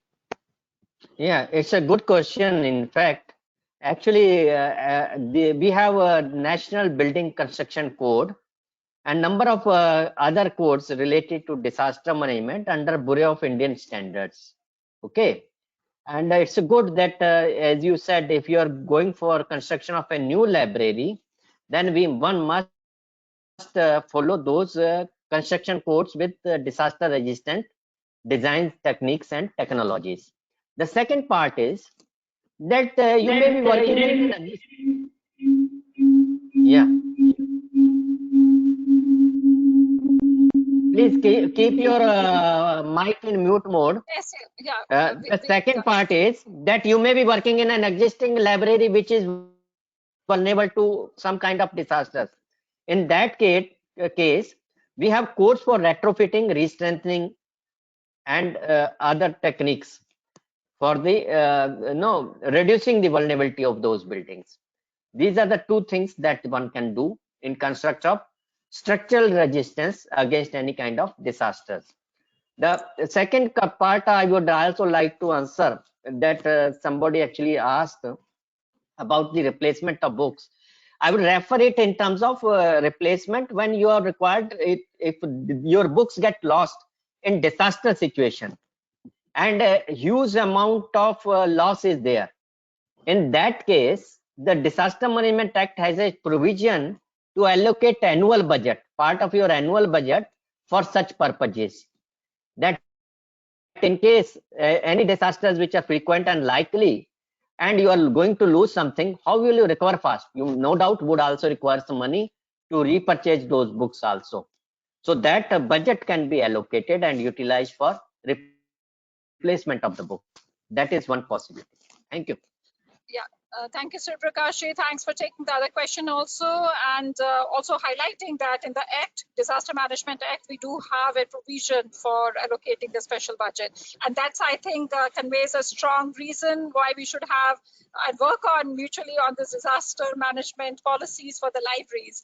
Quick question coming in from Swati Jamkar, who says that it is said that virus does not remain alive on paper. Then is it essential to sanitize the books?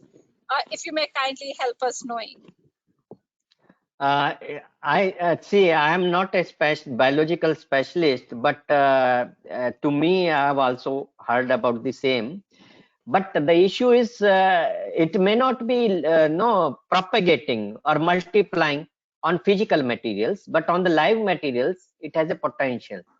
But it will always remain on those physical materials. When you touch upon those files or the books where the virus is present, then it will get in contact with the live cells of the human body, from where it can then replicate or multiply. Suppose we have touched it with our hand, then we touch our mouth or nose with that hand, and then it will naturally get into our respiratory system and other biological systems of our body. So that's why we want that to reduce those chances, clean those surfaces with adequate sanitizing material. But sanitization is possible in some places, in other places it may not be.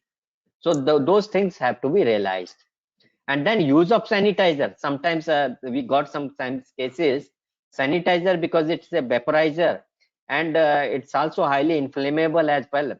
One should not sanitize hands and go immediately for women who are particularly working in the kitchens and making the flames and burning their hands like that. So those kind of possibilities should be also avoided. So we must look into this. The main purpose of spreading this message is containing and stopping the transmission. We say blocking the chain or breaking the chain. So Prakash, two more questions. Sorry for not giving you even a breathing space. Back to back, there are questions coming in. One more question is from Pradeep Bachar, who would like to know how to do fire or disaster audit of libraries and what all should be covered in that. How to do fire or disaster audit of libraries and what all should be covered in that. See, fire affect mostly the inflammable and extinguishable materials. It's mostly the stationary items rather than the steel or the concrete items. So it is possible to carry out the fire risk audit and assessments, looking into the volume and the distribution of the different flammable and extinguishable materials, which will also include your furniture, curtain and other items as well, or any kind of fuel materials present over there. That there are experts, and our fire departments local levels, their experts can also help you identify those kind of risks, and you can involve some disaster expert as well in those kind of exercises. And not only fire, with respect to each type of hazard, there are specific elements which get affected. In case of earthquake, even in one hazard can bring another hazard. For example, earthquake can lead to fire. I remember way back in 19th January 1995 in Japan, earthquake did not kill people, but there was a pipelines of gas which was going on, which got ruptured and triggered fire, and more than 5,000 people got killed. So you have to see what is there in your library which is likely to generate fire risk and also propagate and multiply that fire risk. I hope I am Thank clear. you so much. Yes, very much. You know, such a knowledgeable knowledge sharing that you are doing it, because these are the things, you know, which has got an kind of an impact, one impacting the other one. So it's not only one thing, they should always keep an eye open for others. And I think this is leading to the fact that we have to immediately work on Surya Prakash ji with your assistance. It cannot be otherwise will be possible for us to do anything without your assistance in drafting these policies and having brainstorming done on this. So we would be really requiring your expert advice on that. There is one question which is still being pending, and that is, sir, please suggest whether we should do the insurance of our infrastructure in the libraries, whether there is a coverage, we should go for an insurance policy in the libraries, and what all should be covered. Yeah, very good question, Dr. Sangeeta, because not only keeping the budget is sometimes not enough, and then insurance policies. We are talking about insurance, finance, and crediting schemes to recover from disaster situations, and that actually you spend a little premium depending on the level of the risk, and you can easily get the money back in terms of compensation through insurance. I think that will be a good idea. And fire insurance is available from the insurance companies, not for all kind of hazards, certain kind of hazards insurance is available, and you can go ahead with that. So that I is hope possible. this is, Dr. K. Uma Mahesh Yadav from MGR College Vijayanagaram was interested to know about it. So thank you very much, Dr. Mahesh, for asking this very important question. One of our attendee, I think, you know, this may be the last question that we would be taking from Sundarya Paturi, who may like to ask the question through the audio. Sundara, we have unmuted you. Quickly unmute yourself if you want to ask the question. This is what happens in an online. Sometimes they just click onto a particular thing, you know, to see how it works, and we get a raise. If you have any question, this is the last call.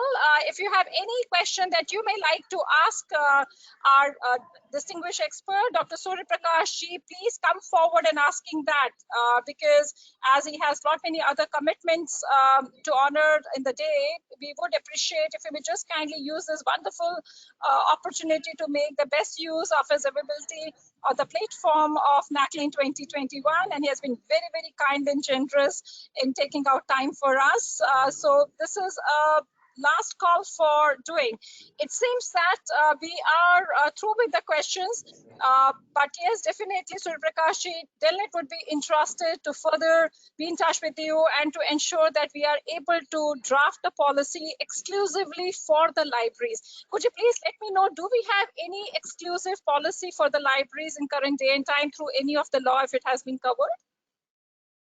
I'm not aware, sorry to say that, but I would advise, because now libraries are going more and more digital as well.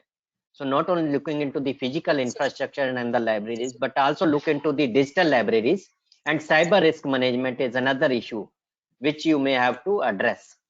So kindly try to cover up all the perspectives and dimensions that you may require to address.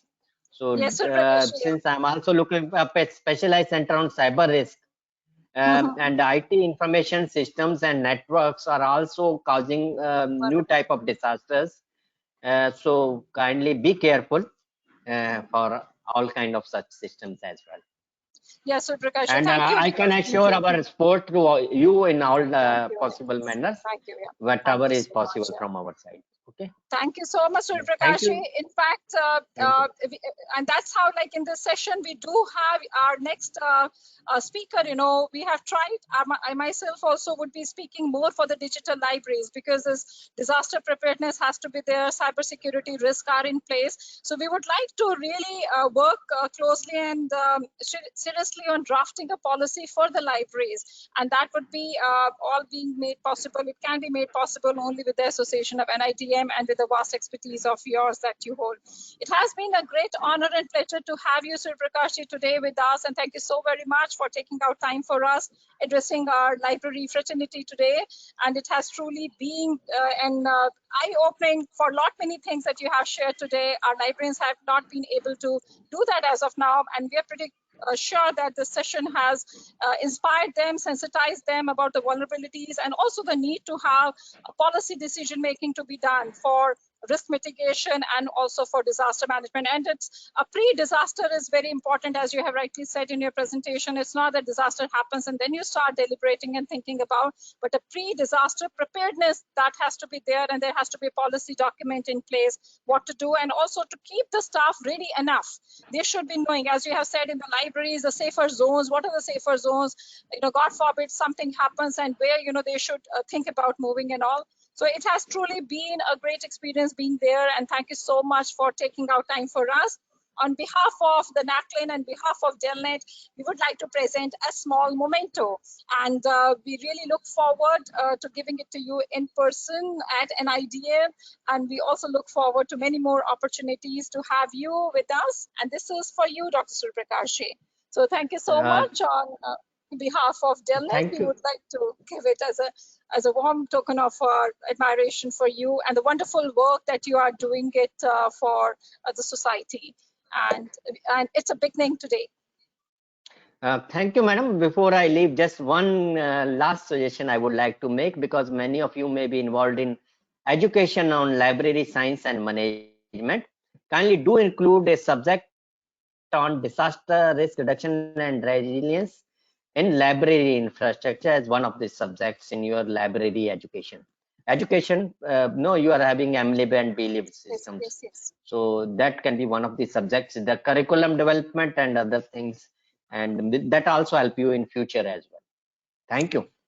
Thank you so much, Surya Prakash, for this very wonderful suggestion, which would definitely be a part of the recommendations of NACLIN. We do make the recommendations of the conference, and this is indeed a very, very important thing. We have our next speaker, who is from the Library Science Department. He's an Associate Professor, Dr. Neeraj Barua, Department of Library and Information Science at Guwahati University. So I think this is something that we, as a professional, has to do to include this disaster risk management and mitigation plans in the departments of library science, and then to see to it that we include it as a part of our curriculum itself.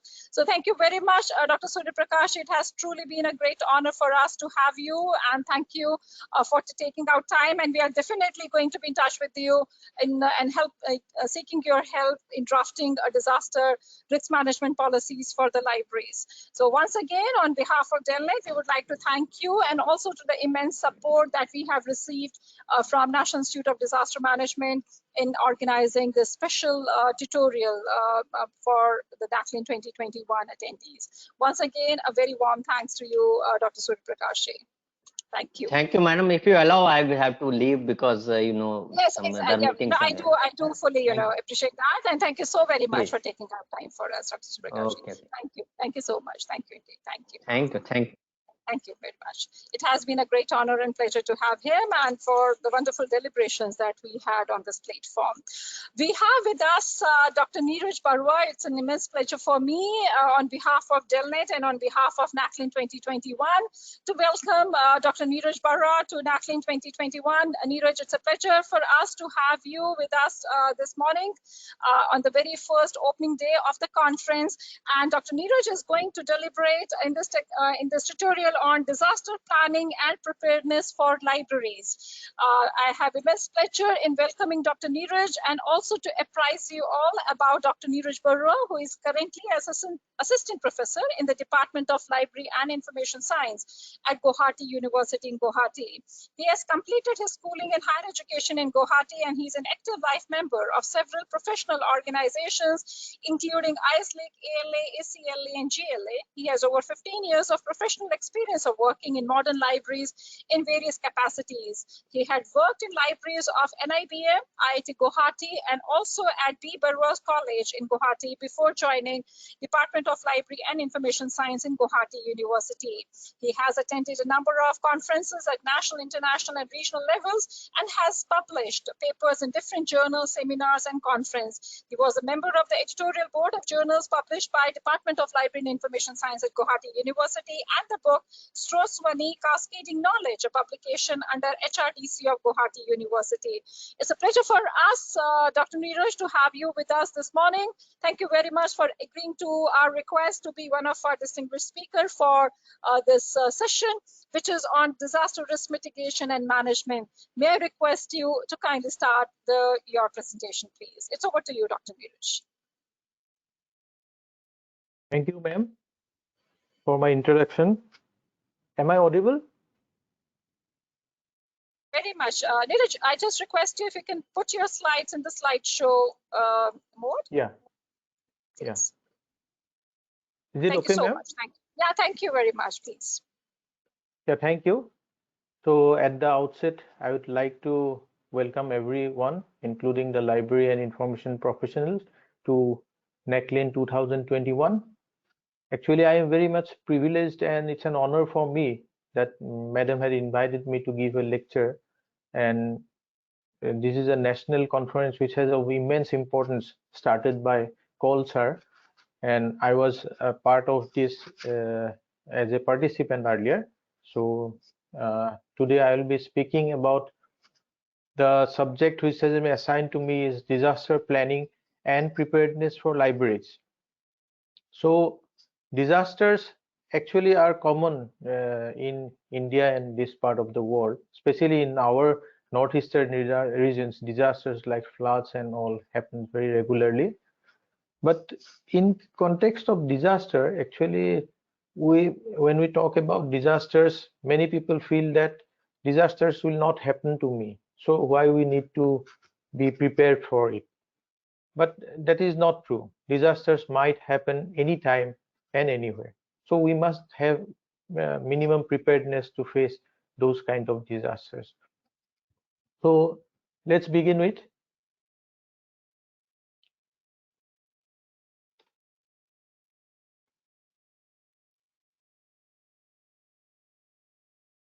So this is a famous quotation by Stephen King. There's no harm in hoping for the best as long as you are prepared for the worst. So we have to think about our best moments. But for the best moments, we have to be prepare ourselves for anything worse that might happen. So disaster is that kind of a thing which might happen to our life. Disasters can happen anytime and anywhere, affecting lives and property. So disasters, it will not inform you that disaster will happen. We cannot actually predict when a disaster will happen. So we must be prepared for it. It might happen anytime, anywhere. There are different kinds of disasters. You can see this image, what different disasters might happen in our place. So let us now take a definition of disaster. So disaster is any event, human-made or natural, sudden or progressive, causing widespread human, material, environmental losses, which exceeds the ability of the affected community to cope with using its own resources. So disaster can be of different proportion. Actually, it is not that disaster should be a huge one. It might be, it might affect to a limited extent also. But the thing is that we must be prepared for any kind of disasters. So what are the different types of disasters? Nature, we find these two types of disasters. One that is of natural occurrence, such as flood, earthquake, fire, wind, cyclone, pests. And the other kind of disasters are that of human, because of human activities. For example, there might be a construction failure, civil disturbances and terrorism, electrical power failure, electronic computer failure, fire, arson, vandalism, theft, war, or robbery. So disaster planning in libraries. So there might be a question that if you ask someone that why you have not planned anything for disaster in libraries, one frequent answer will be that I do not have time, or another might say that why disaster it will not happen to me. So there are many excuses for avoiding planning for any disaster in libraries. So disaster is very important, disaster planning. No organization is totally immune from disasters, either from natural causes or human actions. Libraries are also affected by disasters. Libraries develop disaster plans. Why a plan is required? Libraries develop disaster plan to protect library building. You have a very beautiful building, but if you don't have any disaster preparedness, then that building might be very much affected by any kind of disasters. Then you have to protect your people. You have to protect the books. Invaluable books are stored. Libraries are the source of information for your community. So if books, you don't protect your books, then you will be at great loss. Then there are computers in libraries and other assets. So what does disaster plans do? Disaster plans are policies and procedures developed by an organization. It aims to prevent and minimize damage to human lives, infrastructure, and resources. It also identifies staff, funding, and equipment that will be utilized during and after a disaster. So what are the different components of a library disaster plan? This can be shown in this graphical representation. The components are prevention, preparedness, response, and recovery. So now let's discuss about the prevention plans. So prevention means we have to be prepared for how to manage the disasters. So at the very beginning, we have to assess the risks that might be to your library building. So risk assessment, risks, a process to identify sources of potential disasters and analyze them, what could happen if a disaster occurs. So risks from outside the building that might happen, such as storm, flooding, structural damage from earthquake, landslides, tsunamis, eruptions. Risks of fire, explosion, and pollution due to proximity to commercial and industrial activities. Highways. If your building is located near the highways, railroads, or aircraft flight paths, you have to be prepared for such kind of risks. So these are some risks that might happen from outside the building. For example, this is Tribhuvan University Central Library, which was devastated by the earthquake in 2015. This is a result of a flood that happened and in the region, and the library got very much damaged. So damaged library because of a storm, the roof of the library collapsed, and so water came inside the library, and this kind of damage happened. Then this another damage of storm that is in Hudson Public Library. Then there are also natural some pests like insects like termites, rodents, etc. They may also cause very much damage to your library resources and collections. So next we have to think about the risk assessment that might happen because of the building structures and services. For example, fire risks, flooding risks, risks from human error and carelessness. Fire risks, for example, if any connections, electrical connections get loose or something like a short circuit happens, then fire may occur inside the library building. Then if a pipe that carries water into the library building, it might burst and result into flooding and affecting the library collections. Then there might be human errors and carelessness. Then risks from human interferences by persons or groups. These are the risks that might happen from persons or peoples who live outside the library building, such as they might create arson, vandalism, civil disturbances, terrorism, cyber attacks. So let us see. In picture you see this happened in a public library in the United States. A pipe carrying water bursts and 1,500 books got damaged. 3 computers and photocopiers were also damaged.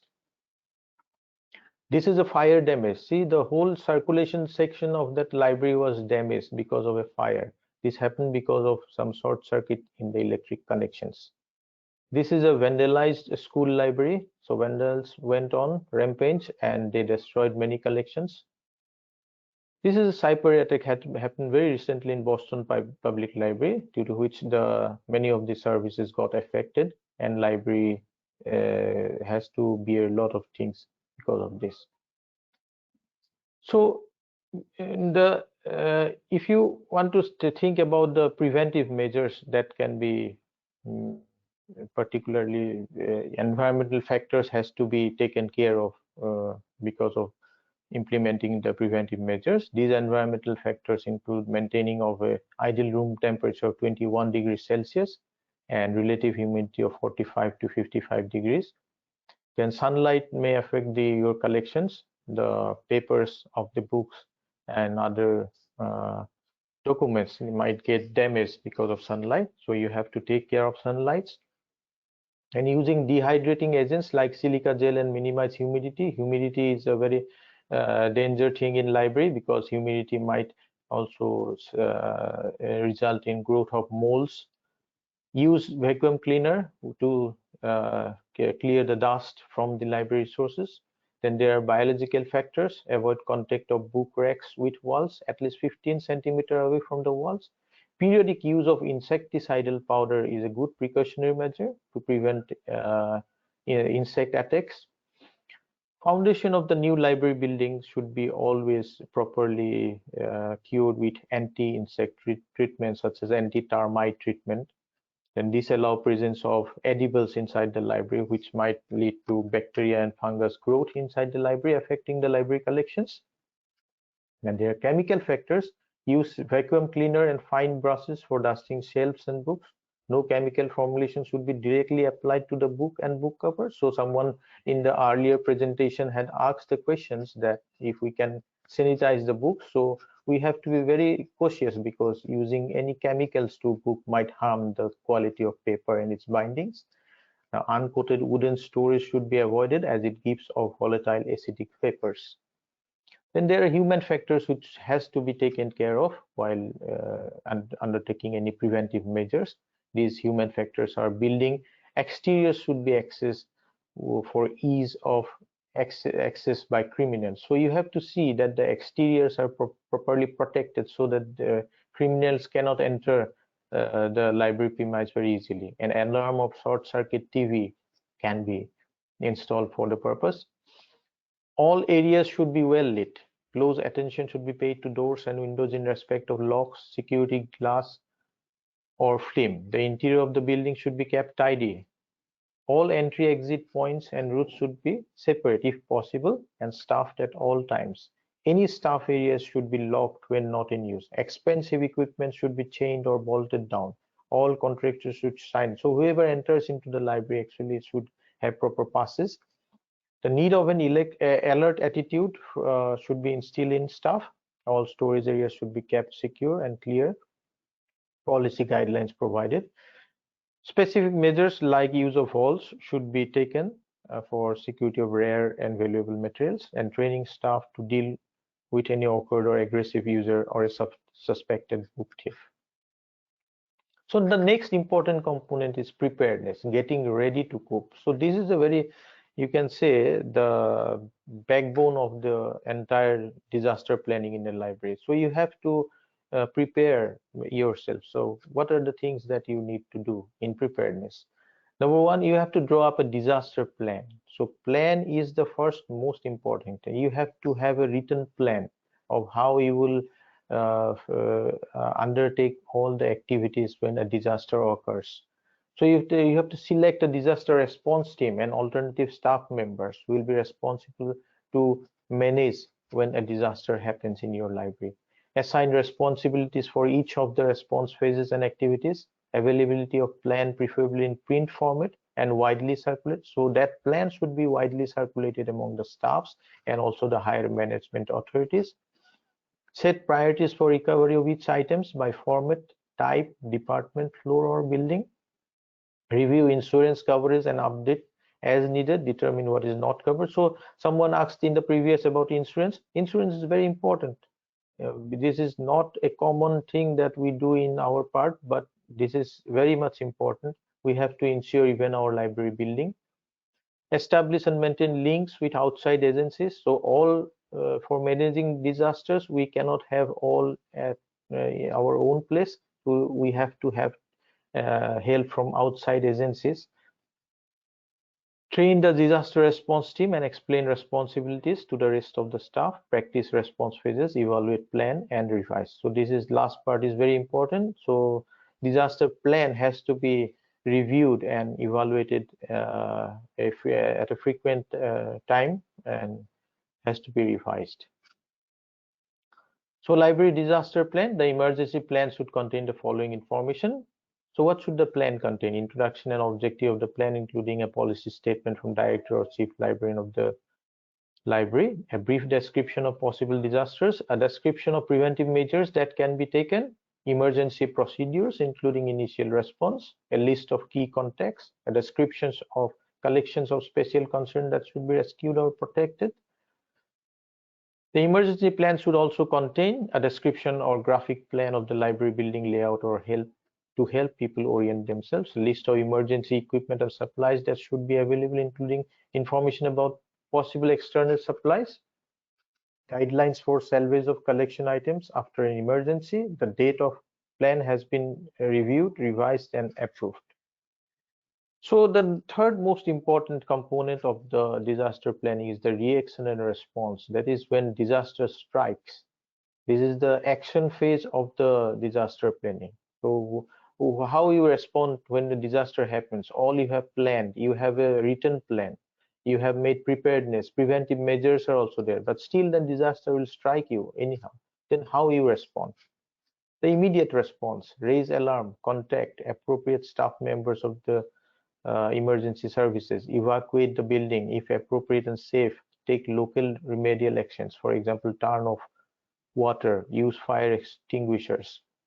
As next come assessment of the damage, type of the material damaged, bound volumes, unbound volumes, microfilms, photographic prints. Then you can take the remedial measures. The nature of damage, damp, wet, smoke, fire, mutilated, contaminated by molds, fungus. Then certain things you have to do and certain things you don't have to do during the reaction phase. What do you have to do? Number one, move items individually. Number two, move material lying on floor first and then move materials from top shelves working downwards. Leave closed volumes closed and open volumes open. Hold closed volumes, soiled volumes closed and rinse in clean moving water. Sort materials in recovery area for further treatment. Wear protective gear and take every precautions when dealing with contaminated surface and library items. Turn on air conditioning if possible to retard mold. Then what you don't have to do during the response phase. Number one, touch anything electrical, contaminated objects. Enter disaster zone without security clearance. Expose books to dry under sun, which may further damage to an extent that it will be irreversible. Wipe off mud, dirt, or molds. Disturb wet file boxes, prints, drawings, or photos. During the reaction and response teams comes now the treatment phase, that how you will treat the damaged books. Someone asked that if we can do weed out, but before weeding out the damaged items, you should first check whether you can treat it. There are different types of treatment.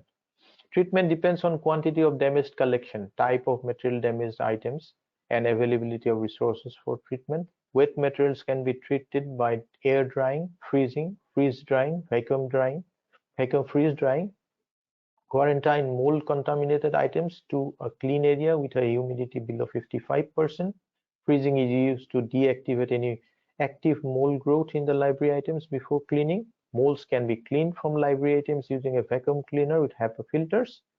Then in case of wet materials, so if water damages, this is just these treatment methods. I will give examples of treatment methods in case of items damaged by water. Air drying. This is an ozone method. Damaged collection is small when the damaged collection is preferably between 100 to 300 volumes. Material is only slightly damaged. Material should be treated on site. If you don't, if the requirement is that you treat the materials within the library building, okay, then you should prefer this method, air drying. Least expensive, when a cost is a factor to you, then you have to go for air drying. But air drying is labor intensive. You have to note it down that you will require more manpower. Is deployed when no other method is feasible. Room temperature under 21 degrees Celsius and humidity 60%. Maintain full air circulation with HVAC. Fans, open windows or blowers. Books are dried standing on absorbent papers. Side effects might result from this air drying process. It might distort the paper, or it might also destroy the bindings. So this is an image of how to air dry. So you see absorbent papers are below the books are placed standing, and absorbent papers are placed between the pages of the books and also below the book standing. Okay, fan can be used. Then air drying. This is another image. Air drying process is going on in a library. Then freeze drying. Another process is freeze drying, which is also known as lyophilization or sublimation. So combination of low temperature and low pressure, less costly but time consuming. A domestic frost-free refrigerator can be used for the purpose. For more volume of damaged material, it is always advisable in water disaster that all wet items are frozen first. Best for rare book items. Helps to get rid of many pests. So it, in addition to drying the damaged wet books, it also helps to reduce the pest infestations in books. So freeze drying or lyophilization image. So in a library, you see the books, wet books and other documents are placed within the refrigerator. Then there is another process known as dehumidification or desiccant drying. Uses large commercial dehumidifiers on site to stabilize the environment. Dried in dehumidified air with relative humidity 15%, temperature 25 degrees Celsius. Appropriate in situations when books are slightly wet, partially wet, or damp. This method is excellent for drying photographs, film negatives, X-rays, and microfilms. Materials remain on site and accessible. Leaves collections in place on the shelf. You don't have to take it outside. More suitable for drying large quantities of damp materials, not safe for water-soluble inks, pigments, so which might go away if you use this method. Drying may be complete in several days, so it might take several days for dehumidification process. So next process comes vacuum freeze drying. So this is one of the most popular method nowadays when volume of damaged item is large scale disasters. Damaged items are exposed to high vacuum at freezing temperature, 0 degrees Celsius. Most preferred method as less distortion, so the book bindings and the overall condition of the book remains intact. Damaged photographs can also be restored using this method, but vacuum freezing is a little bit expensive. So this is a vacuum freeze drying machine. So now the fourth is recovery, the primary, how you recover if you have restored your damaged items, and how to you restart your services and bring them back to normal. So certain services has to be restarted as quick as possible. Restore primary services like reference service, circulation service, interlibrary loan, children's story hour, Evaluate the staffing needs, rotate the staff. If staff needs to be rotated, then you rotate the staff. Then part-time staff, if part-time staff is required, you employ them. Then return to normal, most staff back to regular duties. Revising the disaster response plan. So you have to, after you have started your normal procedures, then you sit down, then you have to revise your disaster plan, which was in place for you. So what went wrong, you have to identify those things, evaluate the existing plan, and revising the plan again. So recovery, within recovery, you have to take some follow-up actions also. So number one, it is essential that you communicate with staff, administrations, vendors, suppliers, and patrons after the disaster that your library has recovered and fully functional now. Then marketing and public relations. At the same time, you have to undertake some marketing and public relations about reopening of the library and its collections. So in conclusion, I want to say that disaster, whether large or small, is never predictable. You cannot predict them. So you have to have some preparedness plan for you. Then library disaster plan will act as a guide for such activities and processes. The process of planning and preparedness is an ongoing process. So you must, you shouldn't think that this planning once and for all, it will be a one-time job. It is a continuing process. The plans must be evaluated regularly, and you have to incorporate changes and address the shortcomings of those plans.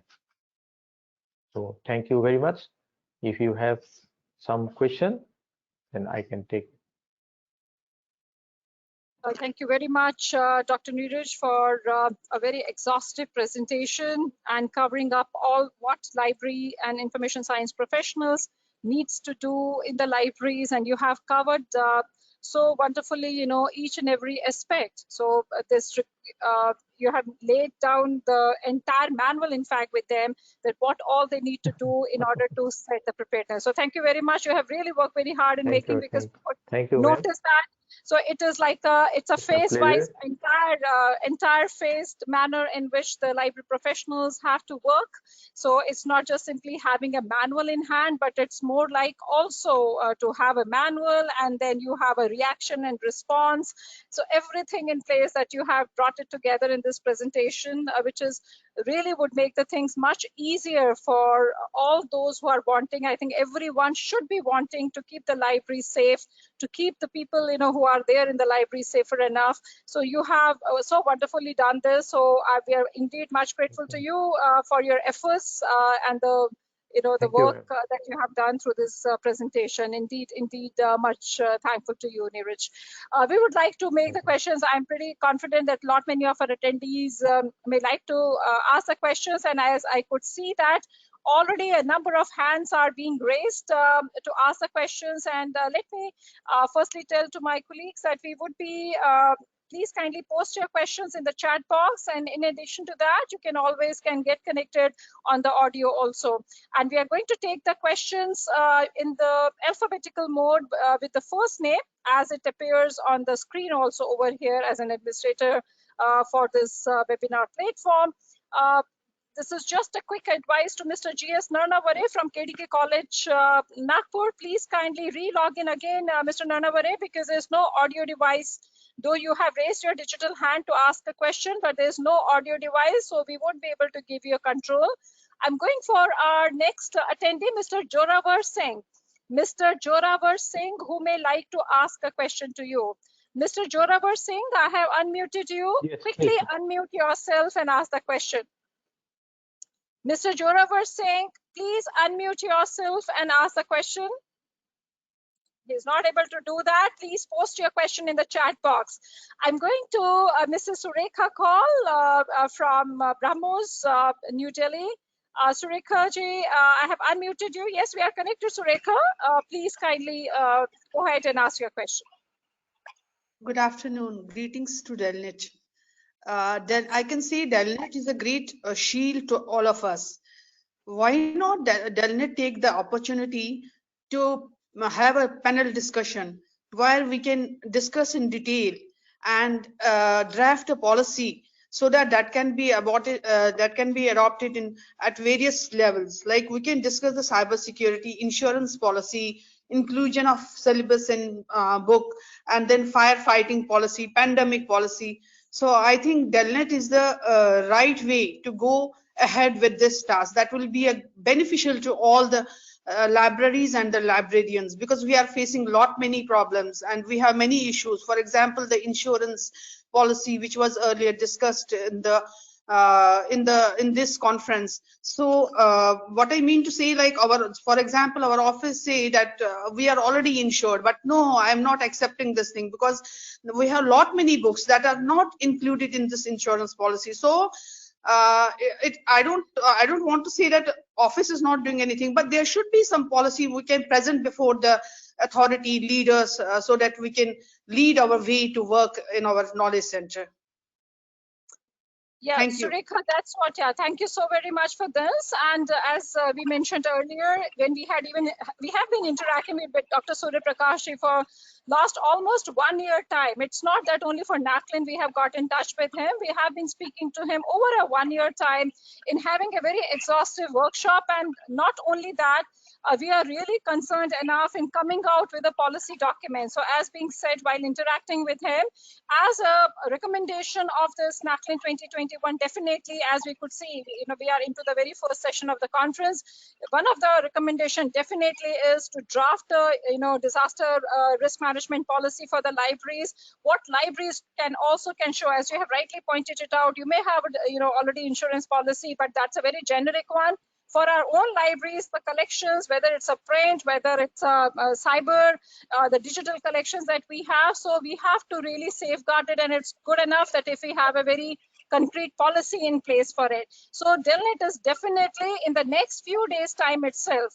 You are going to be, in the month of January itself, we do have plans firstly to hold an initial discussions with NITM, and then to have a very first brainstorming session. So we are going to come together. All of us are going to come together. We will constitute also smaller committees, to discuss on this aspect. And then we are again going to send across the draft policy document to everyone, to all professionals for their own views. And again, through the online mode, we are going to take further suggestions before we really concretize that. So thank you so much, Sureka, for this. And we are definitely, we would definitely be doing that. This is, I can assure you for it. In fact, one more question, like while we are ISO certified, I could not see a detailed clause for this disaster management. So we have Delnet has a good opportunity to take up this issue. So internationally, it can be also done. Thank you. Let's start off, putting together our efforts, and then definitely, there may be many more takers, besides even India. So we are definitely going to Sureka in the days to come, and that too, it's on our immediate agenda to start working on that.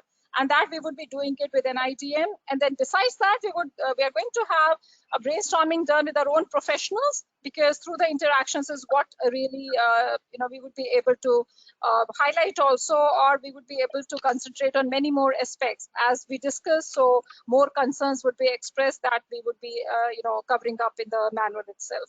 So thank you very much for this. Would you like to say anything, Dr. Neeraj?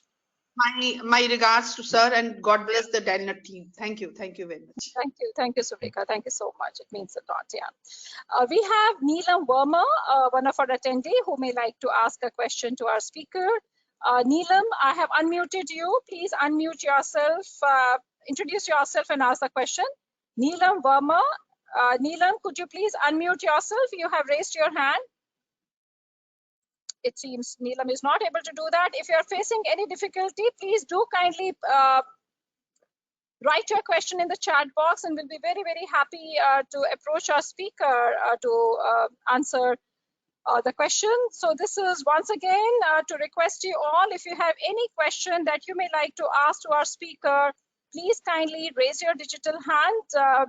so that we can give you a chance to ask your question. We have kept the sessions designed in such a way that we have more room for discussions, and because it's not only that you would be learning out of it, you're also giving us a chance to learn much more out of these interactions with you. So please do kindly come forward if you have any questions. I'm just sifting through our list of attendees to see if anyone is wanting to ask any further question to Dr. Neeraj Barua. So please do kindly, otherwise use the chat box. If you don't want us to get connected through the audio, you can send across a message also through the chat box facility, and we can do. It seems that, yes, we have Ajaya Kumari who may like to ask something. Ajaya Kumari, could you please unmute yourself to ask a question? Ajaya Kumari, could you please unmute yourself to ask the question? I request our attendees to ensure on the digital hand is there, please click to it only if you want to ask a question. Reason is because if you just want to see what feature this particular icon is going to do, please don't experiment right now, because we get a wrong signal over here that you are interested to say something. We are towards, yes, I don't foresee that we have any further question now. The only same question coming back again, Dr. Neeraj, saying that this is from Dr. Amita Pradhan from Singhat College of Engineering from Pune. Are there any disaster insurance policies for libraries?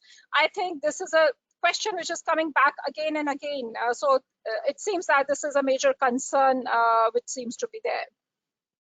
Yes. Are there any disaster insurance policies for libraries? Yeah, the policies depends on your own institute. So how they will insure your building, that depends on you. But I think at present, I don't see any such policies on at a national level, or a common policy type of framework is not there. So at least in this part of my country, I don't see any such insurance policies. But hope so, as Madam earlier in her question, she asked for Delnet to take the lead in this thing. I think Madam has taken note of this, and someone should take a lead so that we can formulate what kind of procedures, okay, to ensure our library building, to ensure the resources, especially because a lot of librarians are facing problems because of loss of books also. So that is a major issue. So in this regard, Delnet, I think, will take a lead, as Madam has already noted. Thank you very much. And this is just a quick thing for Mr. J. Sainath to tell you that you're trying to ask a question, but there is no audio device attached to your connection. So either you post your message quickly in the chat box, or otherwise you may ask us through email, and we'll be very happy to get you connected with our speaker. Please ensure that you have a proper audio device attached if you are wanting to get connected through the audio mode. Because otherwise we can't give you an audio control. You can post your question in the chat box, and we can very well can take that. It seems that we don't have any further questions. The presentation by Dr. Neeraj Barua was indeed very fascinating, very comprehensive, detailed one. He has been able to highlight very well, the entire procedure for taking care and how to create this disaster risk management policies and management policies in the libraries. We are much thankful to you, Dr. Neeraj Barua. It has been truly a pleasure for us to have you on board at NACLIN 2021 platform. And we would ensure that, that once we make our the draft policies for this, we are going to come back again and have an online interactions with all our stakeholders, our library and information science professionals. And we would like to have your cooperation and your, suggestions and advice also when we, further work on this. So, so on behalf of Delnet, Dr. Neeraj, this is a momentum of NACLIN 2021, and we are going to send it across to you. We look forward to the time wherein you can come down to Delhi, or we can come down to Guwahati and to give it to you in person. But till the time that happens, we are going to send it across to you, and that is with we'll be waiting for you, madam. Okay. I and with a invite good you to heart this of, part yeah, of the country. thank you. We really, all of us really look forward, and we always Thank go you. back in the memory lanes of NACLIN, moving to the various nooks and parts of the country and holding it. So all Right. of us, so NACLIN 21 and all the NACLINites, they are all looking forward to the normal times when we Yes. can hold, but one thing is for sure, that DELNET would be conducting all our programs in the hybrid mode. So it would not be just simply a physical, no. We may be doing it in the physical, but we would be doing it also an online. So it would be either an online or it will be in hybrid. So, but no, not only the physical, no. So that we have also seen in the last 2 years, and we are much feel happy enough that we are able to get connected with our own professional colleagues from different nooks and parts of the country, from outside India, and that we really want to keep it. That's a treasure for us. That's what we cherish, and that's what is our mission. The mission is to keep on networking as much as you can, and it's a borderless society that we believe in. So we are going to have NACLIN in the physical environments, but again, there will be an online thing, so that all of you can be together and all of us can really work together, for a common cause. And the cause is to serve the users, to make the libraries the most vibrant places and the safer places as we are deliberating in the session. So thank you very much, Dr. Neeraj. Once again, a profound privilege for us to have you on this platform. And thank you for your time and efforts in making and being It's my there with pleasure, us. privilege. Yeah. My It's a privilege, pleasure. ma'am. Thank you. It's a pleasure, Thank you. Dr. Baron. God bless you. God bless you. Thank you so much. Thank Thank you. you. Thank you, ma'am. Thank you very much.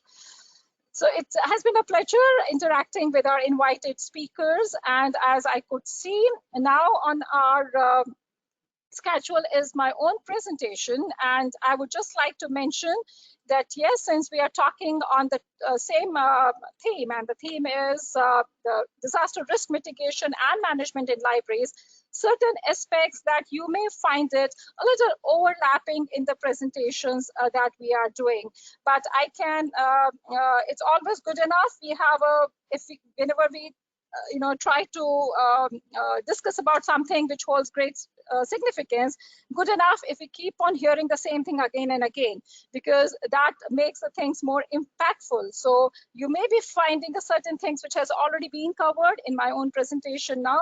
So the presentation which I'm going to give now is on disaster management for digital libraries, growing issues and concerns for LIS professionals.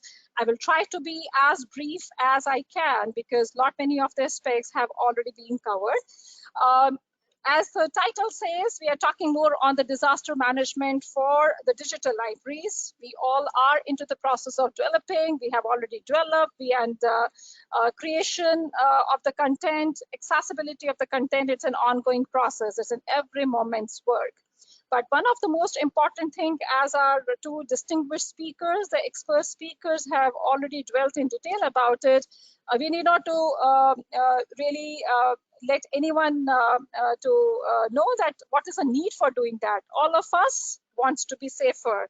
And I think that notion has seeped in more deeper now, and we are seeing it, in fact, keeping ourselves secured, how vital it is. And when we say that keeping ourselves secured, we as a professional also have a greater responsibility to see whatever we are doing in our libraries, whether we talk about the physical assets that we have in our libraries to the digital assets that we have to really safeguard that we are having our in case of worse, I remember the wonderful quote which has been quoted by Dr. Barua, saying that there is no harm in hoping for the best as long as you are prepared for the worst. And that's what we as a professionals need to now think about it. And as this first tutorial has generated lot much of everyone has been very univocally has said that there is a greater need, and we also strongly feel the same. So this particular presentation of mine is being focusing more on the digital plans, the disaster recovery plans, when we talk about the digital assets in the libraries. So disaster recovery planning, all my previous speakers, distinguished speakers have already conveyed at large, that what libraries needs to do. And one of the most important thing we talk about, is the business continuity planning, BCP, business continuity planning. Don't consider the word business as a commercial entity, but think about business. Yes, it's not a commercial work we are doing in the libraries, but yes, continuity planning is something which is a very vital thing in the libraries. And when we talk about the digital library system infrastructure, these two aspects are very, very important. That is DRP, disaster recovery planning. All of us have seen what is this disaster recovery planning. It's not just simply a documentation and manual. It's more a preparedness that you have. It is more to know what to do, how to do, where to do. So this is like a fully making you more ready enough to face any eventualities if it happens. And other important aspect for each and every one, whosoever is being connected with the libraries, managing the libraries, running the libraries, is the business continuity planning. How to keep my systems running, how to keep my services running. And even in this pandemic times of last 2 years have shown us, we have seen the vulnerabilities, the maximum vulnerabilities which can be there in the systems. We have seen that how the services which have just been there and suddenly you have found, oh, we don't have this. How can we do this? How to reach out to my users, because certain services being operational, or we were being able to do those operations if we would have been there in the physical environments, not as a remote access and other things. So these are all the important things we have to keep in mind when we think about a continuity planning. So this is a very important aspect that we should always keep it ourselves focused on. How to keep my services running, how to keep my resources running, how to keep my entire setup running wherever I am, whether I'm in the physical environment, I may be anywhere. We have our digital libraries in place, how to ensure that they just stay connected with the users for whom it is made. So BCP, please remember it. Business continuity planning is a very, very important aspect when we talk about the disaster management, risk mitigation and all.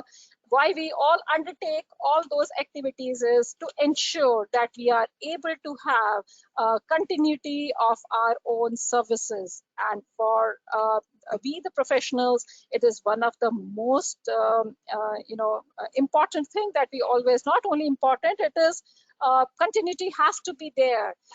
Otherwise, the entire significance of running or using the technology or using the online world has no significance at all. And please note research being undertaken by Gartner, who said that 2 out of 5 organizations that suffer a disaster are out of operations within 5 years. This is indeed a scary statement, but yes, this is also an alarming statement to convey to each one of us that is very, very important that we should have the preparedness plans in place. And that's the reason why we are thinking, not only thinking, we have to work in ensuring that we come out with this disaster policy document sooner. So please remember that according to this Gartner research, who does a exhaustive research in the corporate world, that 2 organizations out of 5, so if 5 organizations have suffered a disaster, and out of those 5, 2 organizations will go out of work, out of their operations in 5 years period. Reason is because they would have suffered the loss of the data, the loss of not only the data, you lose the customer, you lose the user, you lose your the connectivity that you had with your user. And again, to reestablish those connections is not an easy thing. It's just not configuring the servers and putting it back. It is losing your credibility, losing your trust, what the user have on the system. And I think we, as those who have to run the libraries, have to be very, very careful about this. I would just like to mention, this is for the information of each one of you, that there are national bodies in India for disaster management. And if you have any issues at any point of time, and this is more of the digital disaster management, if you have encountered any breach of data onto your servers, if you have encountered any issues, the digital issues which have cropped up, you have felt that yes, someone has hacked your systems, or someone is spoofing into your systems, or there are some vulnerabilities, cybersecurity attacks have happened in India, please note that we have certain, that is of Ministry of MeitY, Ministry of Electronics and Information Technology, and this is called as a CERT-in, Indian Computer Emergency Response Team, and which is operational since January 2004. You can keep a note of their website and can go. You can report any problem. There is also a toll-free number, which is available. It is being running from Ministry of Electronics and Information Technology, and it's a national nodal agency in India for responding to computer security incidents as and when they occur. So if you have any issues, and their main areas of functions includes collection, analysis, and dissemination of information on cyber incidents, forecast and alerts of cybersecurity incidents, emergency measures for handling cybersecurity incidents. So you have encountered one, you have seen practically that yes, some issue has happened at your own place, you can always go and respond to them. And they also issue guidelines, advisories, vulnerability notes, and white papers relating to information security practices. So please do kindly go to the site, have a look, and they have a very exhaustive good material in case of any issues, in case of any breach of data, any vulnerabilities, any attacks, anything that you have, because as you can see, it's an Indian computer emergency response system. So using a computer, you in an online mode, if you have encountered any of those threats, please kindly report it to CERT, and then they take care of it. And they have a reporting cybersecurity incidents. They have a toll-free number, and this is the number 1800-114949. And also there is a landline number. So it's a toll-free number where you can report, and then they work onto it. It's a part of our Government of India's work, to ensure that all the institutions and the assets are being safeguarded. And there is an entire unit of CERT which is working under the MeitY for this. So you can keep a note of this. Also would like to mention that in countries like America, they do have national incident management system. I think in a country like India also, we need to slowly devise these kinds of things, and this really helps in tracking also. It really helps in sensitizing also the people that what kind of the incidents are getting reported, and it's called NIMS, National Incident Management System. So the NIMS mandates compliance with standards in various areas related to disaster preparedness, developing emergency operation plans, training for staff members for emergency response systems, and also institutionalizing incident response command systems. So this is making you fully prepared to the disaster preparedness. This is to make you fully prepared to encounter if you get into those kind of troubling waters. So this is a national incident management system which is being there. And what we have been deliberating on, each one of you, has the same concern that yes, indeed, for the libraries, we need to have a very standard disaster management policies in place. And we can assure you from Telnet that we are definitely going to work on it.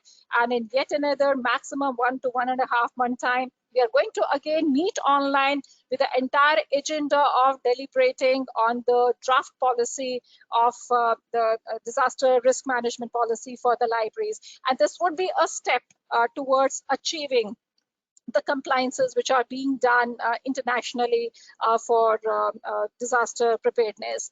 Also, I would like to mention that according to NESCOM, 1 million cybersecurity professionals will be required in India by 2022. India ranks third in the number of cyber threats after United States and China, and ranks 4th globally with 8% of global detections of ransomware. And I think all of you would be knowing, how the situation is. One has to remain very, very vigilant. Even one click on your system can land you in not much of problems. So you have ransomware, you have cryptocurrencies, and many things which are happening. Ransomware, they would just lock your entire systems. You won't be able to do anything unless and until it's being paid. So the institutions are increasingly employing cybersecurity professionals who can build tools to safeguard their online systems and also the content. So there is a greater need, as we can see that India ranks at number 3 in receiving the cyber threat. So we can see that how the level of vulnerability of our systems, and the more online we are, yes, the vulnerability is very, very large. So it's as a society, when we talk about all the digital transactions we are doing, we talk about our own libraries. You have online services, everything is online. You don't have anything as a physical. Sometimes it happens you just simply have the digital copies of them.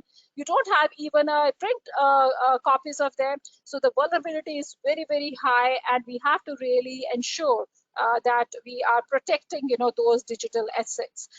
I would also like to mention that IIT Kanpur has recently started an advanced certification program on cyber security and cyber defense, and Cyber Peace Foundation. Most of you would be knowing about it, as we have been doing a large number of programs. Even in last NACLIN, our colleagues from CPF were there to share their own expertise with us. So they are also the one who are very, very closely working. But yes, once we develop this the disaster management document, we may highlight, that yes, there is a need for also running number of workshops and sensitization programs in collaboration with a number of other organizations who are specializing into handling these cybersecurity aspects. Yet another important aspect which is coming up now is not only the smart cities, but it is also the disaster resilient cities, and it's gaining a large amount of momentum. So you have to safeguard that each and everything, as you would be knowing that there have been the power outages in the cities happening because everything is now being in a digital mode. So if someone hacks that, the entire thing, you will be without electricity for days altogether. So those vulnerabilities are happening. And when we think about our own institutions, we think about our own setups, which are all digital. Once it's digital, once you are online, the vulnerability remains that. So we have to really safeguard and to see to it that we have the best policy in place, and awareness also to be in place to safeguard our own selves. When we think about threats, I would just quickly move because this has already been dealt in detail. So you have a technical threats, the computer hardware failures, problems with internet access. You have a power failure. You have a data loss due to inadequate backups, which is a very, very prevalent thing, I must say, when we see in the libraries. You may be using the systems, you are using the library softwares, but how many of us do we have a backup policy in place? Do we have a data backup policy in place? If I ask this question through a survey, I don't think 10 or 15% of you would agree with the statement that yes, you do have a data backup policy as a policy document. You may be doing the work, you may be taking it sometimes every day, you may have mirroring things being done on your servers, but how many of you have it as a policy document, which is again a very important thing when we think about a digital libraries, risk management, the disaster risk management. So what is our backup policies do we have? Natural threats, we have already seen the floods and earthquakes and what the havoc it can create, and we have seen it, practically. Even Dr. Surya Prakash had shown us from the very early times the kind of problems which has happened. And then we have the human threats. So broadly, we can divide into the technical threats, the natural threats, and the human threats. It can be the computer hacking threats, the human error while working on the systems. That again happens. Someone mistakenly deleted, the entire directory having your data. How are you going to handle that? And sabotage. Yes, definitely, those are the things that we need to do. Principles guiding the disaster recovery plan. Disaster-related damages should be limited. That's what this plan intends to do. That even if a disaster strikes, the damages should be to the minimum. Financial losses and legal liability should be mitigated. Yes, this is yet another very, very important thing, and we have seen that's how all of you are of the concern that can we do an insurance of our library collections? Is there any agency who does that kind of a thing? Because the financial losses happens, and it's not just simply a financial, you're just losing a book is losing forever, and you're depriving the future generations in having an access to that particular knowledge which has been there in that particular titles. Legal liabilities, yes, definitely, those are the problems which happens. The cost of recovery operations should be minimized. This is also very important thing. And as we could see, the ransomware, for example, and big companies, the corporate sector, they are the ones who are being hit like anything, paying it in undisclosed amounts to these hackers in order to ensure that they are able to have their operations, online operations back. So we have to ensure that we are able to take care of this. And then comes the concept of BIRA, business impact and risk analysis. So what it helps you in assessing is the most critical processes in an institution, in a library. So you have to really think about it. Who is affected the most by not having services? So we know that it's our users. If we stop our services, if something happens, in the online mode, some hacking happens, someone does something with the system, who is going to be affected the most? It's a user community who would be. How long can the library function without these processes? We have to our own selves. If those function, if the servers becomes, they're not accessible, you have the users who are wanting to access, they are wanting to access information.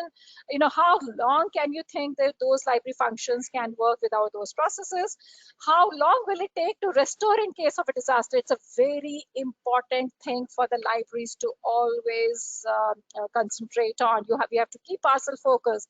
In case of any eventualities, how quickly, it's not how longer. We have to ask our own selves, how quickly can I get it back, my operations, so that the more lesser the time, the more lesser would be the impact of that disaster on your user.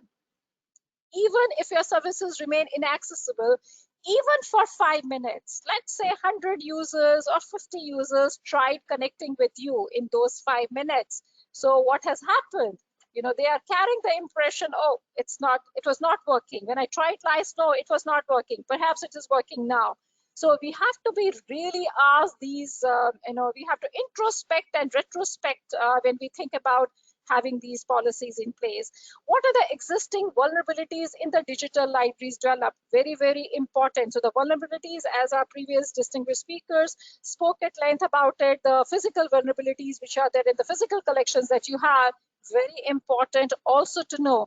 There are, the security, agencies which are there. There are IT companies who does the security audit of your online things. I'm just coming to you in a shorter while, and there are standards well in place for that. How can the institution's libraries eradicate the risk involved? The cost analysis for risk management. So we have to really, really see to it that we are able to do all this.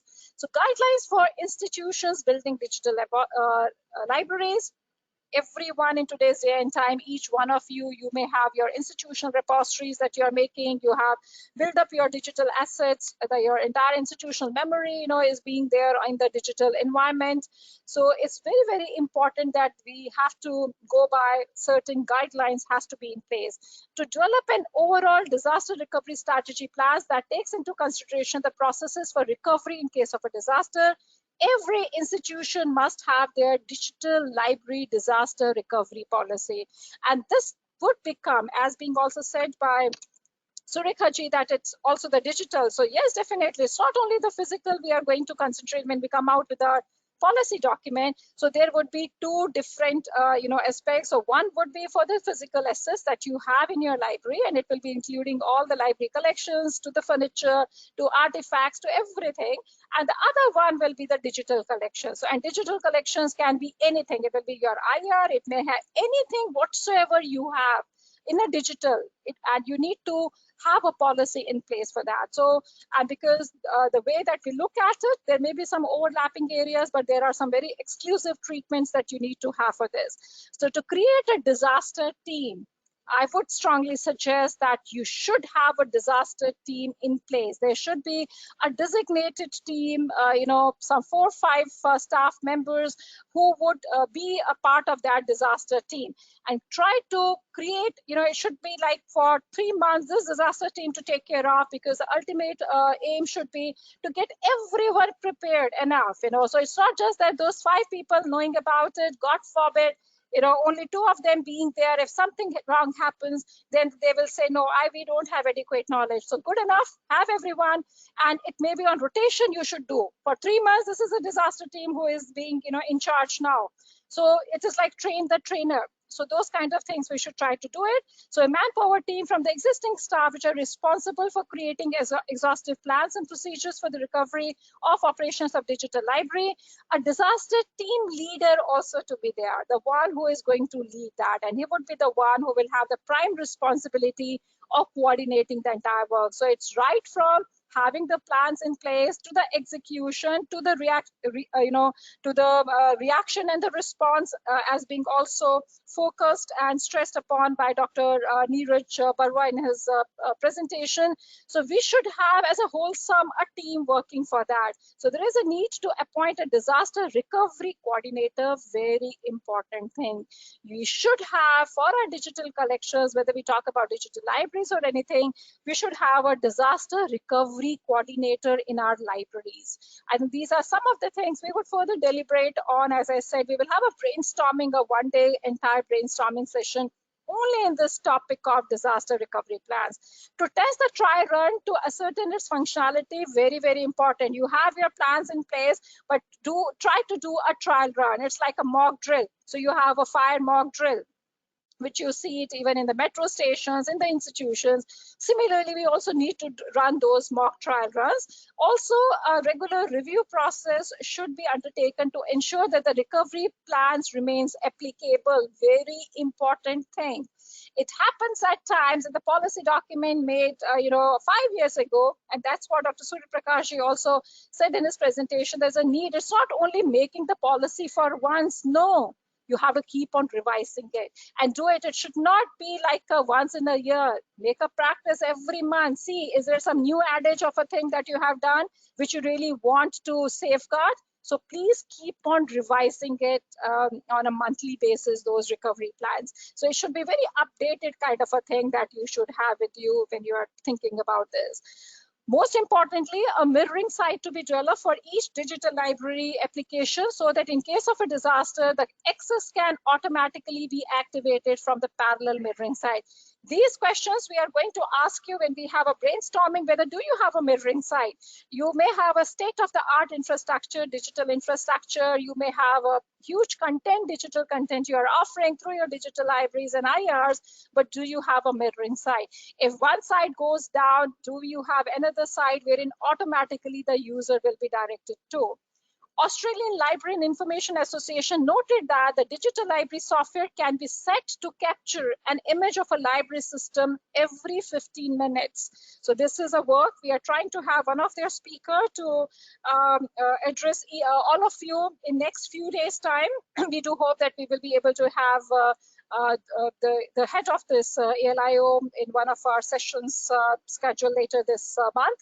And according to them, that a digital library software, we can align the software in such a way that the entire backup, when we say capture an image, means the image of the entire backup. The entire backup of your software can be taken every 15 minutes. So what you have at stake is a loss of the data of that 15 minutes only of that 15 minutes. Like in the banking sector, what they have concurrently the data get copied on 8-10 simultaneous locations. Not in 8-10 only servers, but locations. You can't lose even a second transaction, what happens. But yes, the digital library softwares, it has exhaustive work has been done, wherein you can map it in such a way that you can, you have every 15 minutes, there's a fresh copy. And the mirroring also, when we do, we can always do. So at how much is it after 15 minutes, after 10 minutes, after 1 hour, you want a backup to be there on the other. So you may have the concern of losing only the data which was not being updated. So since the last update was made, so we have to have these policies. These are just the questions to give you a little more fresh thinking to look into the things. The disaster response and recovery plans and policy should be made available at the institutional website. So it's very important that we should have that. Some of the major digital libraries like Hathi Trust has laid down their policies for disaster management, but otherwise these policies for digital libraries are not much transparent. Reason maybe there is not any de facto, or there is no reliable policy document as such. Though Hathi Trust, you can go and have a look at the Hathi Trust. They do have a disaster management policy which is available. There is a need to address and integrate the data security issues at the time of conceptualizing the digital libraries. It's very important at the application level, and also installing the security patches and other things. Very, very important we should do. Need for a regular training of a library manpower engaged in developing the digital libraries. The areas that they should cover should be disaster management, current security threats, use of various software tools for enhancing security and mitigating the vulnerabilities of the servers hosting the digital libraries, and the use of cyber threat monitoring software. That is also very, very important. You should have, there are a number of cyber threat monitoring softwares, because it's not that someone penetrates, but if someone even tries to penetrate into your systems, you would get an alarm, because you know that, oh yes, someone, your services are being targeted. Someone is not able to do it because you have safeguarded, you had your, the checks in the system working, but that shows you the vulnerabilities. If someone is targeting and you would be able to find it through these cyber threat monitoring softwares, that yes, someone has tried reaching on your IP onto your servers. So it's very, very important that we should have all these things. And the LIS professionals, yes, each one of you has to work more also as a cybersecurity specialist. So it's not that we cannot really say that the securing these assets is not in my domain areas. No. When we say that we are being responsible for the managing this online, online platforms, online content, it is our responsibility, only our responsibility also to safeguard, that they should be in place. I'm just towards the closure. This is a second last slide. Libraries should aim at implementing, please keep a note of this. There is an ISO standard called as 16363 of 2012. It defines a recommended practice for assessing the trustworthiness of digital repositories.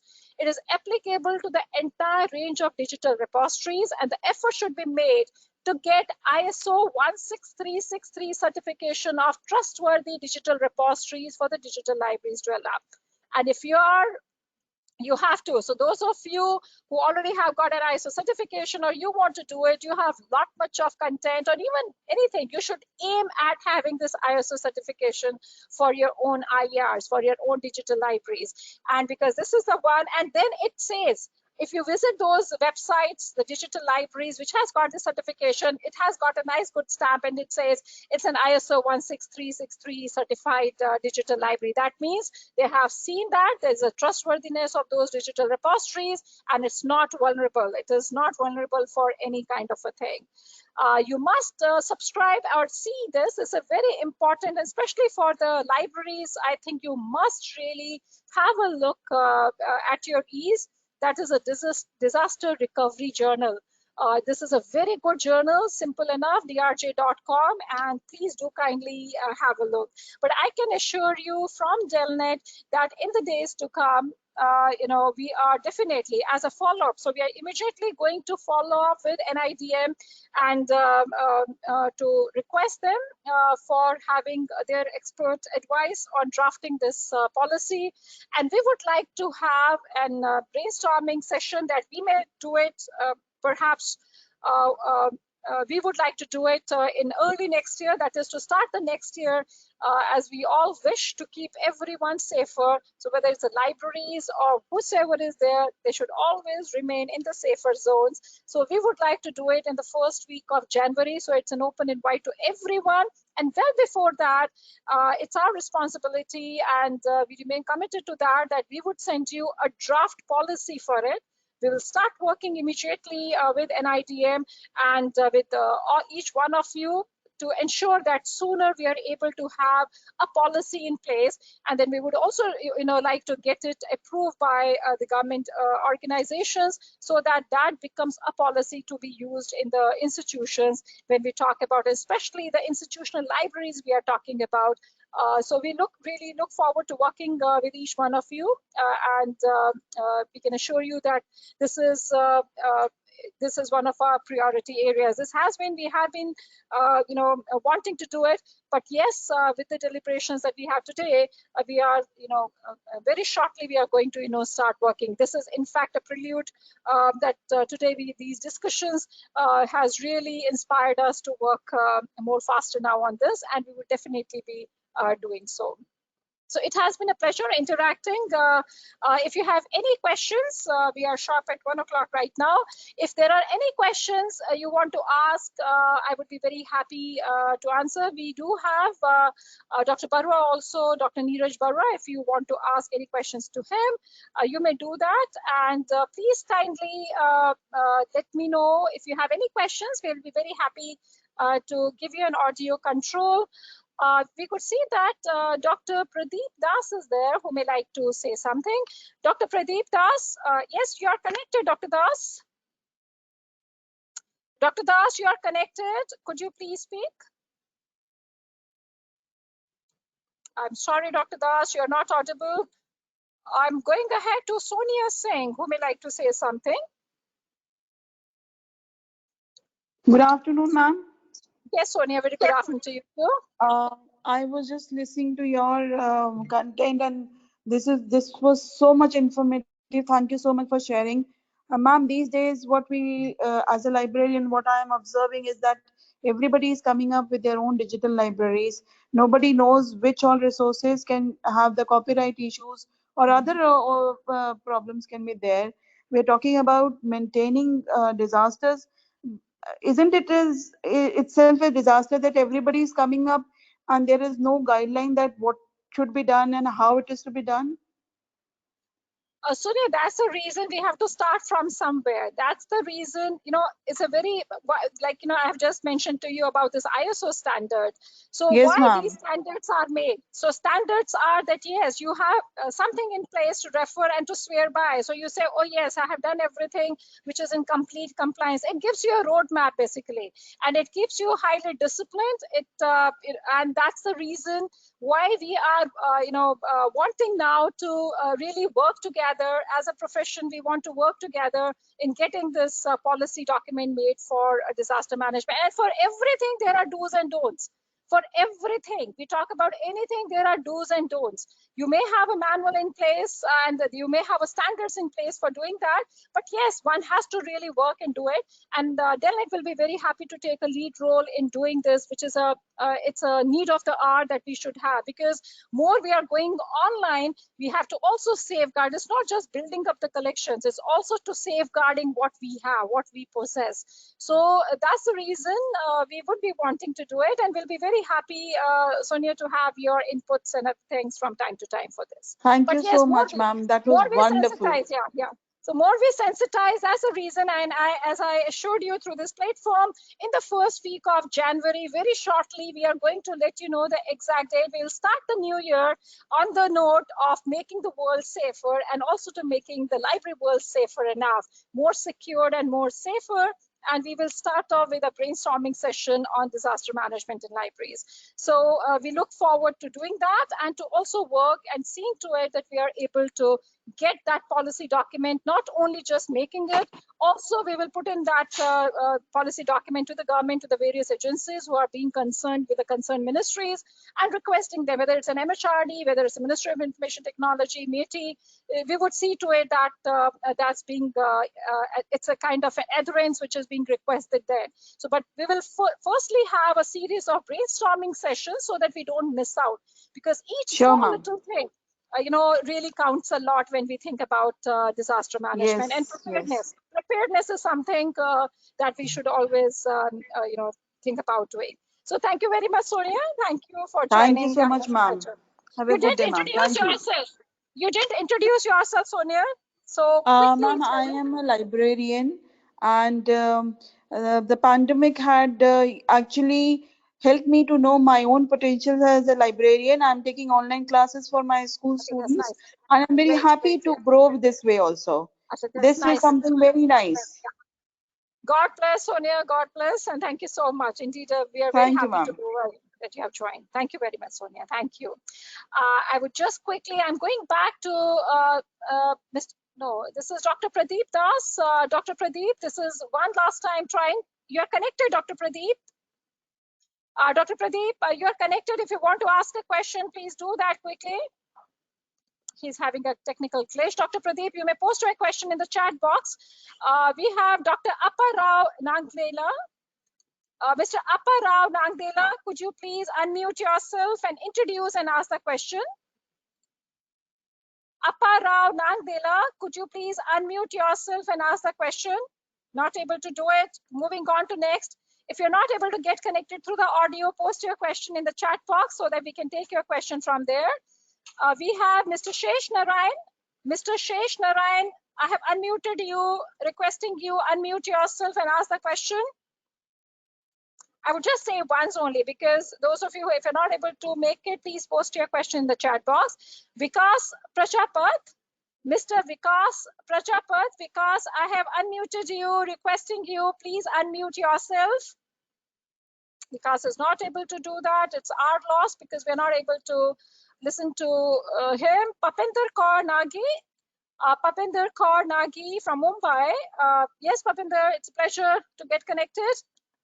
We are connected. Papinder, we are connected. Could you please give your views? Hello. Hello. This is a part and parcel of our online things. It does happen at times that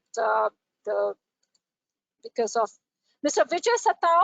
Mr. Vijay Satao. Vijay, could you please unmute yourself and ask the question? I sent you an unmute request. Mr. Vijay Satao, could you please ask your question? Mr. Shesh Narayan, I'm again trying to get connected with you. Mr. Shesh Narayan, please unmute yourself. On the right-hand side of your screen, you have a microphone icon. Click onto it to unmute yourself. I'm sorry, Mr. Shesh Narayan, not able to. Mr. Pradeep Das, again, yes. Mr. Pradeep Das, we are connected. Could you please speak? Okay, herein comes a question from Dr. Pradeep Das, who says, could it be possible to have a disaster management policy of our own without consulting the UGC or AICT? Is there any such policy with these two organizations? Dr. Pradeep Das, what I could gather from Dr. Surya Prakash, our expert talk, invited speakers version was that there is no policy in place for disaster management policy. There's no disaster management policy available for libraries. And so when you are saying that, can you have your own policy? Because there is no policy as such as we know as of date from UGC or AICT. And that's the reason we have been deliberating and we have been discussing that we should have a policy for the libraries for disaster management policies, for which Delnet would definitely like to actively work on this. And as I said, in the first week of January itself, we are going to have a brainstorming session yet again on the basis of the recommendations, on the basis of the discussions that we had. One more question from Senthil Kumar. about ISO 16363. Any free, Mr. Santal, ISO it's a standard, so you have to go for the certification of this, and there would definitely be the agencies who are doing and giving you the certification, and you have to firstly get all the things which are required as a part of a certification. That is, whatever things you have to get it embedded into your systems, that you need to do that. Then I think about the presentation files, I would just like to tell you that all the presentation files of NACLIN 2021, we are going to make it available on the Delnet website, delnet.in/NACLIN, wherein we do have a page right now. And I can see that we have Surekha call, who may like to say something. Surekha, could you please unmute yourself if you may like to say something? Yes, we are connected, Surekha. Hello, Sangeeta. Actually, Yes. somebody was about the ISO certification. What I suggest, it is my suggestion, like anybody can approach BrahMos Knowledge Center, because we are ISO certified since 2010. So any suggestions and any framework they want to prepare, so we are always to help the professionals. That's it. Thanks, Surekha. The question from Dr. Senthil Kumar is about this ISO 16363, which is for trustworthiness of digital libraries, what I covered in the presentation, because this is altogether a different standard of ISO. ISO 16363, that is for the trustworthiness of digital libraries. So like HathiTrust, for example, they do have, so it's not our ISO 9001 certification, but this is a different one. We may perhaps, I think what I feel is, all of you may agree that let's firstly work on this disaster management policy document. Once we have that, then we will see what are further connectors in that. So maybe in ISO 163, we will have yet another. After that, we will have that how to make the libraries compliant for the digital libraries compliant with ISO 16363. We will have some international experts or Indian experts who have already made their digital libraries. But if we see our own Indian digital libraries, none of them have this certification yet. But there are internationally the digital libraries who have this ISO 16363 certification. And once you visit their website, their digital library, you will find a kind of a seal which is there saying that it is ISO 16363. Definitely, Surekha, you have made one of the best ISO certified libraries in India. And we may like to seek your assistance, when we undertake that work. Thank you. God bless you. Thank you, Surekha. Thank you so much. We have Savita Pradhan, Dr. Savita Pradhan. I would like to request you don't have an audio device connected. It's not possible for me to give you an audio control. We have Mr. K.R. Parihar. Mr. K.R. Parihar, who may like to ask a question. Mr. K.R. Parihar, could you please unmute yourself to ask a question? K.R. Parihar, quickly do that. Mr. K.R. Parihar, I have unmuted you if you want to ask a question. Not able to do that.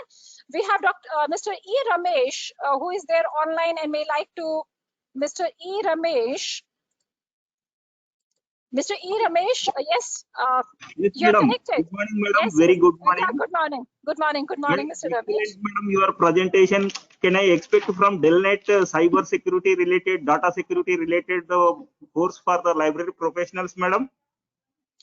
Mr. Ramesh, already CPS, Cyber Peace Foundation, is running those kind of programs, and we keep on doing, as you know, we keep on doing large number of sessions on that.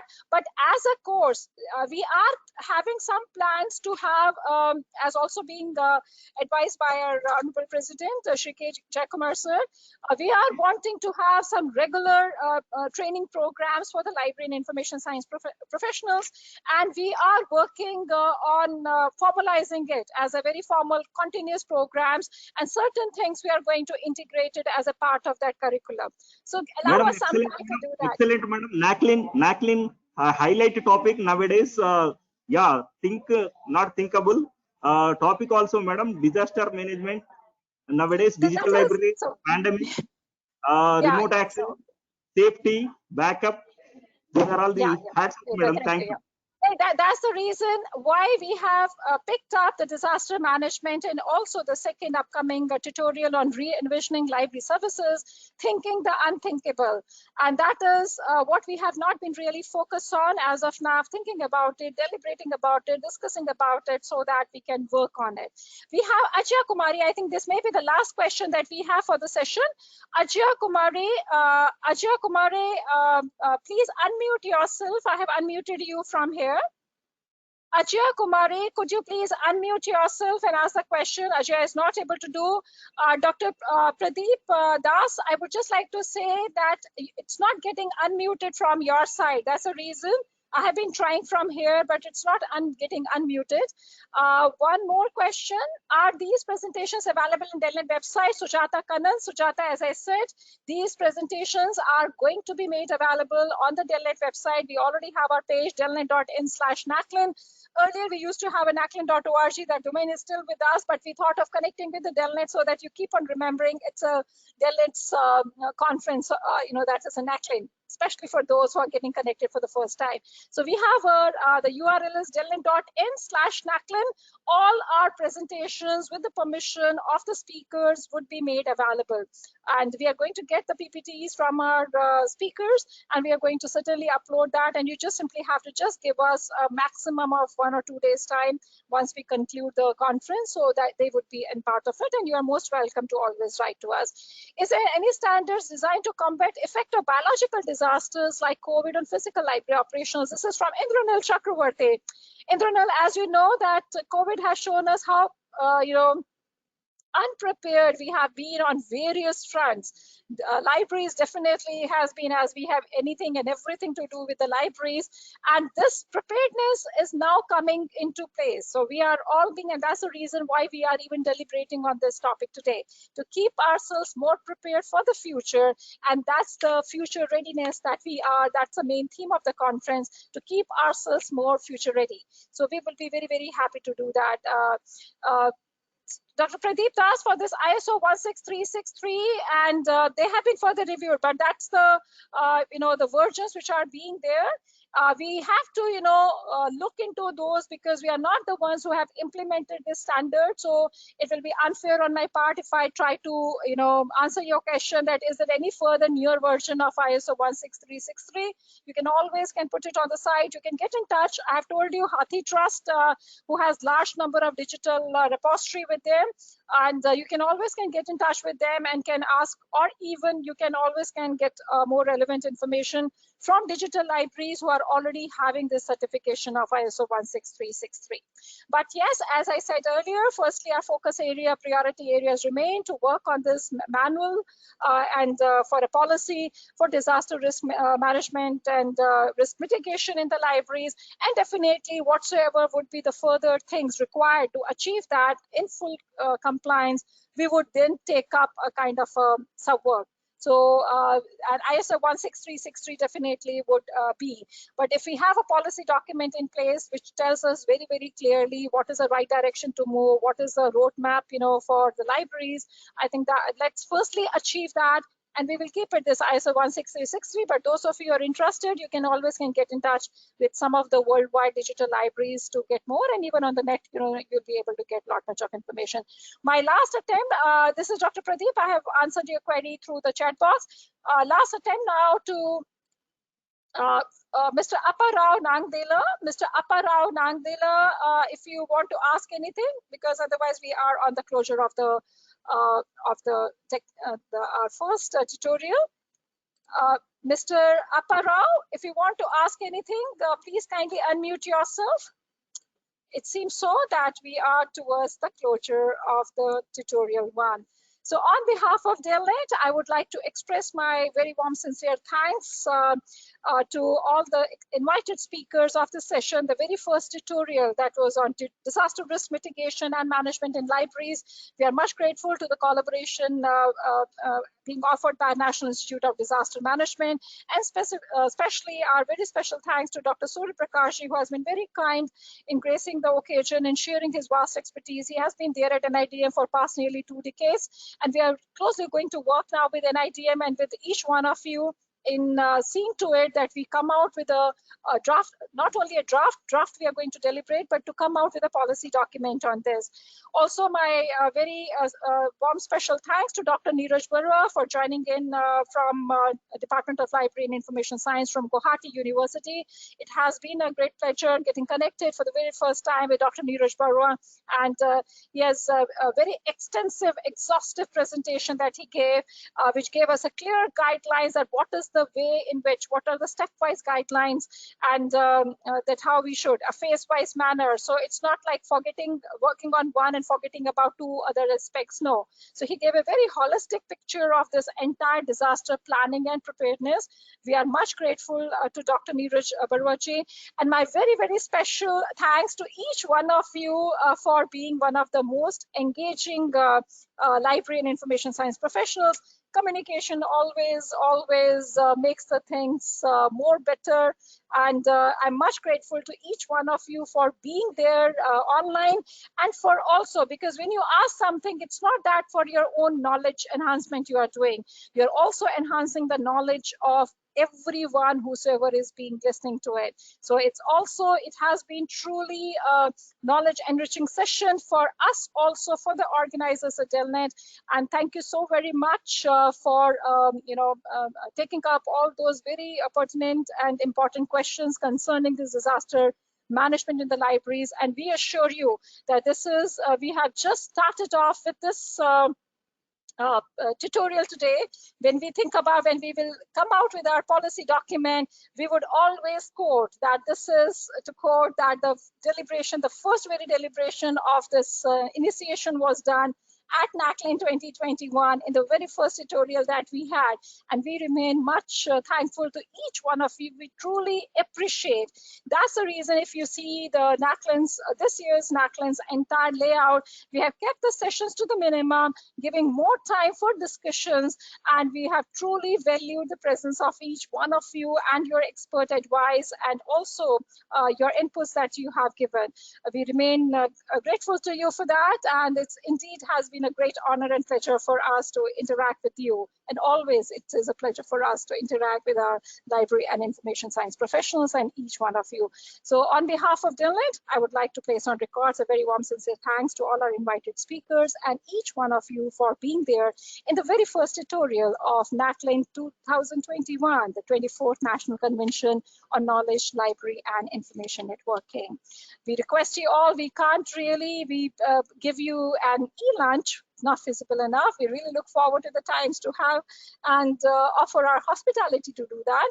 But till that we do, we request you all to have a nice meals and to come back again at 2 o'clock, wherein we are going to talk. It's a very important tutorial that we have on yet another important aspect, re-envisioning library services for visually impaired, and we have a collaboration with DAISY Consortium and Sakshan, and we have very distinguished speakers, Mr. Dipendra Manosha, who is a president of DAISY Forum of India and also a director of our developing countries programs for DAISY Consortium, and who is going to highlight about what is happening in India and the role, what is being happening at large in India for making an inclusive system. So libraries as facilitators of inclusion.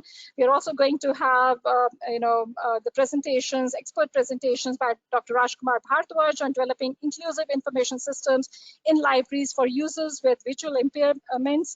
And then we are also going to have a presentation by Dr. Manorama Tripathi on library services for visually impaired at JNU. JNU is significantly contributing and providing one of the best library services for the visually impaired users.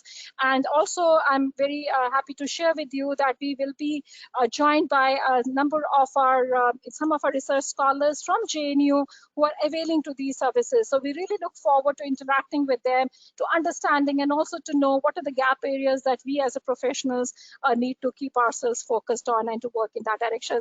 For this, we conclude our very first tutorial of the 24th National Convention on Knowledge, Library and Information Networking, NACLIN 2021. We're indeed honored and felt a pleasure to have each one of you with us. We look forward to having you back again at sharp 2 o'clock. The broadcast would remain. You would be greeted with our next session. And some of our colleagues, they do send across a chat saying, ma'am, there is no audio. So the broadcast, we are going to start off the audio and the video sharp at 2 o'clock and to welcome our speakers of the next session. Thank you very much, one and all. Stay happy, stay blessed, stay informed, and do stay connected. Stay connected with Delnet and also do stay connected with NACLIN 2021. We look forward to having you back again at, please try to get connected at 1:55. Please try to get connected by 1:55 so that we can start off the broadcast sharp at 2 o'clock with our speakers, invited speakers with us. Thank you very much, one and all. Thank you. Indeed, a great honor and pleasure. Thank you very much.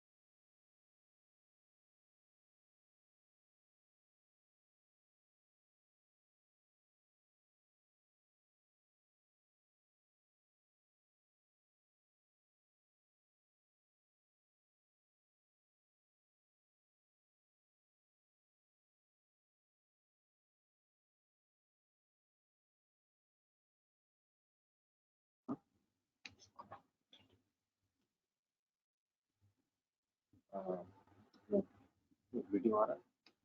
No, there's a screen. Share screen is also there. Huh? Mute for it.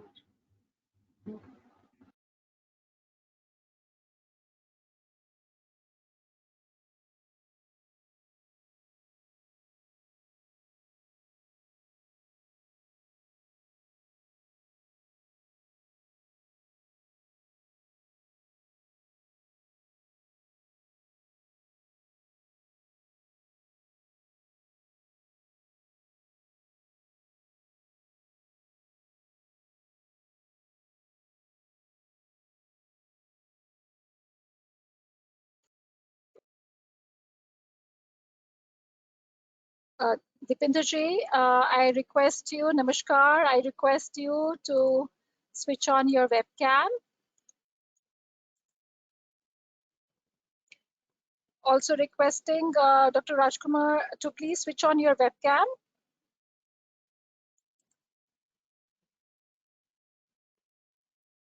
Good afternoon. Deepinder ji, Namaskar, good afternoon. Yeah, good afternoon, good afternoon. Pleasure, pleasure. Pleasure requesting, yeah, very good afternoon, very good afternoon. It's a pleasure to get connected, and thank you so much for being there with us today. Requesting Manorma ji, I request you to please kindly switch on your webcam. Dr. Manorma Tripathi ji, yeah, that's there. Yes, that's nice. That's nice. Namaskar, namaskar. Happy to see you. Happy to see you. So welcome, and yeah, it's a pleasure, pleasure, pleasure. Deepinder ji, namaskar, and I'm very happy. Thank you very much for taking out time for us. It's really a pleasure, profound pleasure for us. Thank you so much. Thank you so much. Thank you, Deepinder ji. Thank you. And we are just if there may be a problem in sharing the PPT, I may just talk about it. So we can do that. I will just right away. We are giving you the link for as a presenter. So you please kindly just click on to yes, and then you can open the presentation file. Okay. Yeah, fine. Yeah. I have sent you already the link. I've just sent it to you. You know, the request. So you need to just accept it, Deepinder ji. आप उसको accept कर लेंगे, वो फिर automatically आप system पर खोल लीजिए जो प्रेजेंटेशन फाइल है, और वही विजिबल होगा फिर. Yeah, perfect. This is fine. This is fine. हाँ जी, yes. So very kind, so very kind. Thank you. So we are starting off now the broadcast. We are starting off, and I have muted all of you from here. So you need not to do anything now. I will unmute from this end. So this is for Dr. Raj for you, and also Manorma ji for you. I have just kept Deepinder ji as unmuted because he has to speak firstly. So that's already unmuted, right? So we are just now starting off. It's already, in fact, it's getting broadcasted, yeah, live. So it is perfectly fine. So we welcome you all at sharp 2 o'clock, and we welcome you all to the second tutorial, which is on re-envisioning library services for visually impaired. At the very outset, I would like to thank Mr. Deependra Manocha ji, who is the Director, Developing Countries Program and Lead Training and Tech Support at DAISY Consortium, and also the President of DAISY Forum of India, for collaborating with Delnet, for offering his assistance, for collaborating with Delnet in organizing this. This session is in collaboration with DAISY and Saksham. We have a very esteemed speakers today for this session, and we have Mr. Deependra Manocha ji, as I said, Director of Developing Countries Program and Lead Training and Tech Support at DAISY Consortium, a veteran who has immensely been contributing in making the voices heard, around, and for seeing to it that the most practical and the most reliable services are being offered, and there is a and that's the reason it's being reflected in the title of his talk that he's going to share with each one of you today. That is how to make the libraries as facilitators of inclusion. And it's a profound privilege for us, Dipenderji, to welcome you to NACLIN 2021. Thank you so very much for all your support. We have been knowing Dipenderji for it's nearly more than 2 decades now, and he's the one who always has such a very close association with Delnet, for which we remain always grateful to you. Thank you so much, and we welcome you on behalf of Delnet and also on behalf of each one of our attendees. We welcome you, Dipenderji, today to NACLIN 2021. We have our next speaker, Dr. Rajkumar Bhardwaj, the librarian at St. Stephen's College, who is going to speak on developing inclusive information system in libraries for users with visual impairments. It's a pleasure for us to have you, Dr. Rajkumar, and thank you for joining us. Thank you for efforts that you have put in for this session, a very special session that we are holding, and we are much appreciative, of your valuable inputs that you're going to make today. It's a profound privilege for me in welcoming Dr. Manorma Tripathi from the same campus. It's a pleasure, and thank you very much. She's always so supportive, and as we said earlier, that she's representing JNU Library, which is offering one of the best library services for our visually impaired library users. So she is joining us today, and who is going to also share her experience through her presentation on library services for visually impaired at JNU, a case study.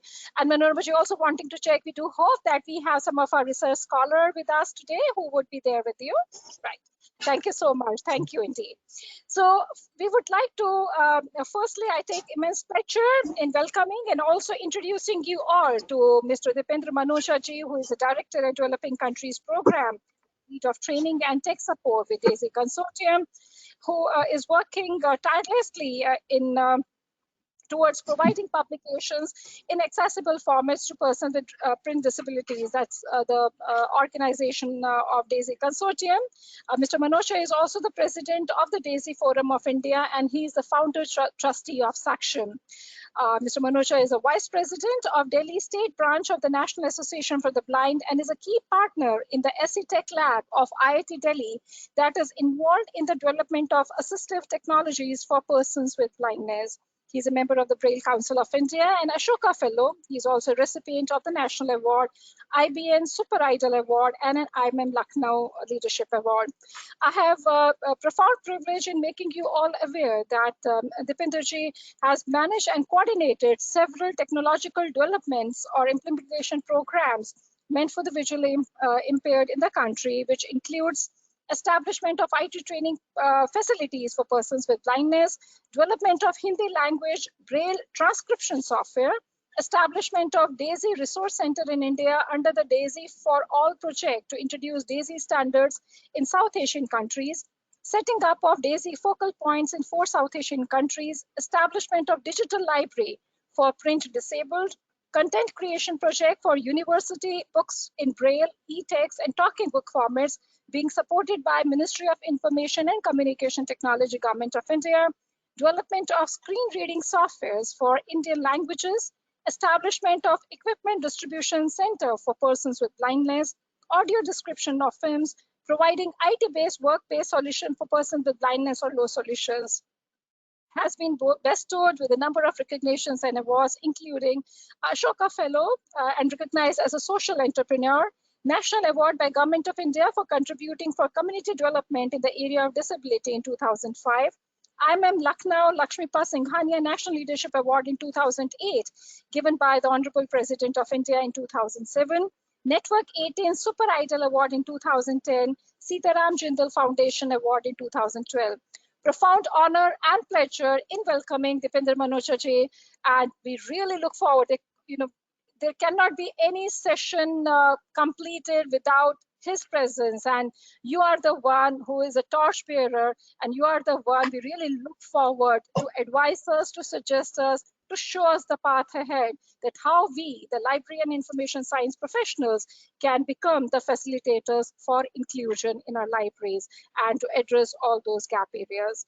I have immense pleasure in welcoming you, Dipenderji, and requesting you to kindly start the deliberations of this wonderful session. It's over to you, Dipenderji.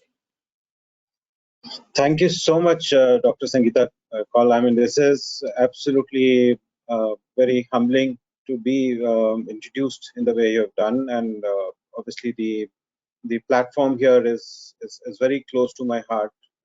Delnet, as you rightly said, the collaborations have been so remindful of such lovely collaborations. To take this whole journey forward, we have had such immense pleasure of being facilitated by late Shri Mr. Kaul, also Dr. Kaul, who with us. I mean, today it may not be complete without remembering him and his contributions to our work and our field in this area. Friends, the library, especially in higher education or educational institutions, or even public libraries, or whatever different shapes and sizes of libraries we have in our country, they have actually deal with one of the biggest problems that persons with, especially with blindness and low vision, actually face. Whenever there is actually this disability of blindness and low vision, the biggest problem comes is related to access to information and communication.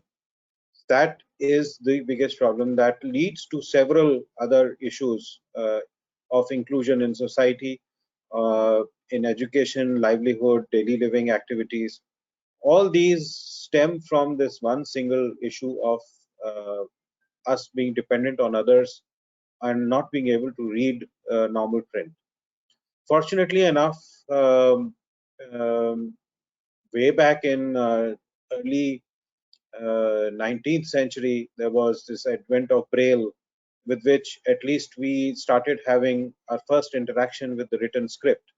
Although it was a separate script, it was a different script that everybody else used, but that was our first introduction to the written word.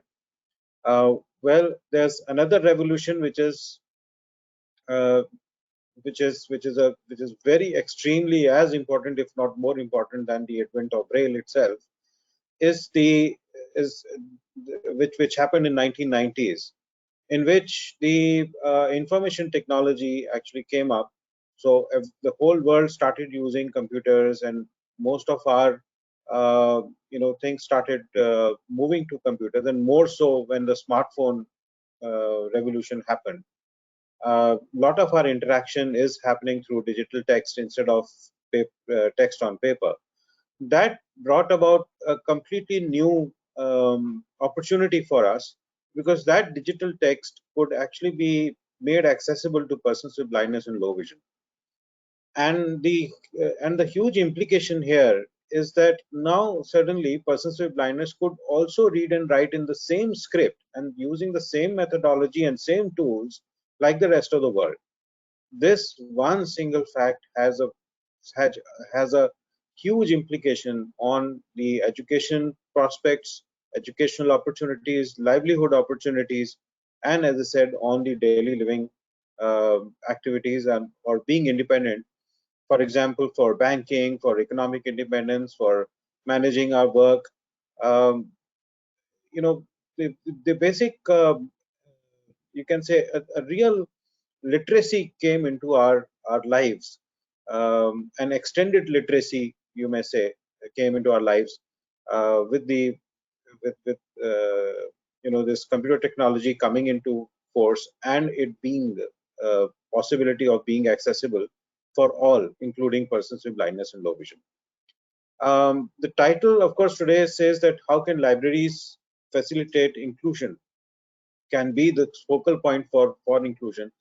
This title is actually based on our experience of working in higher education institutions.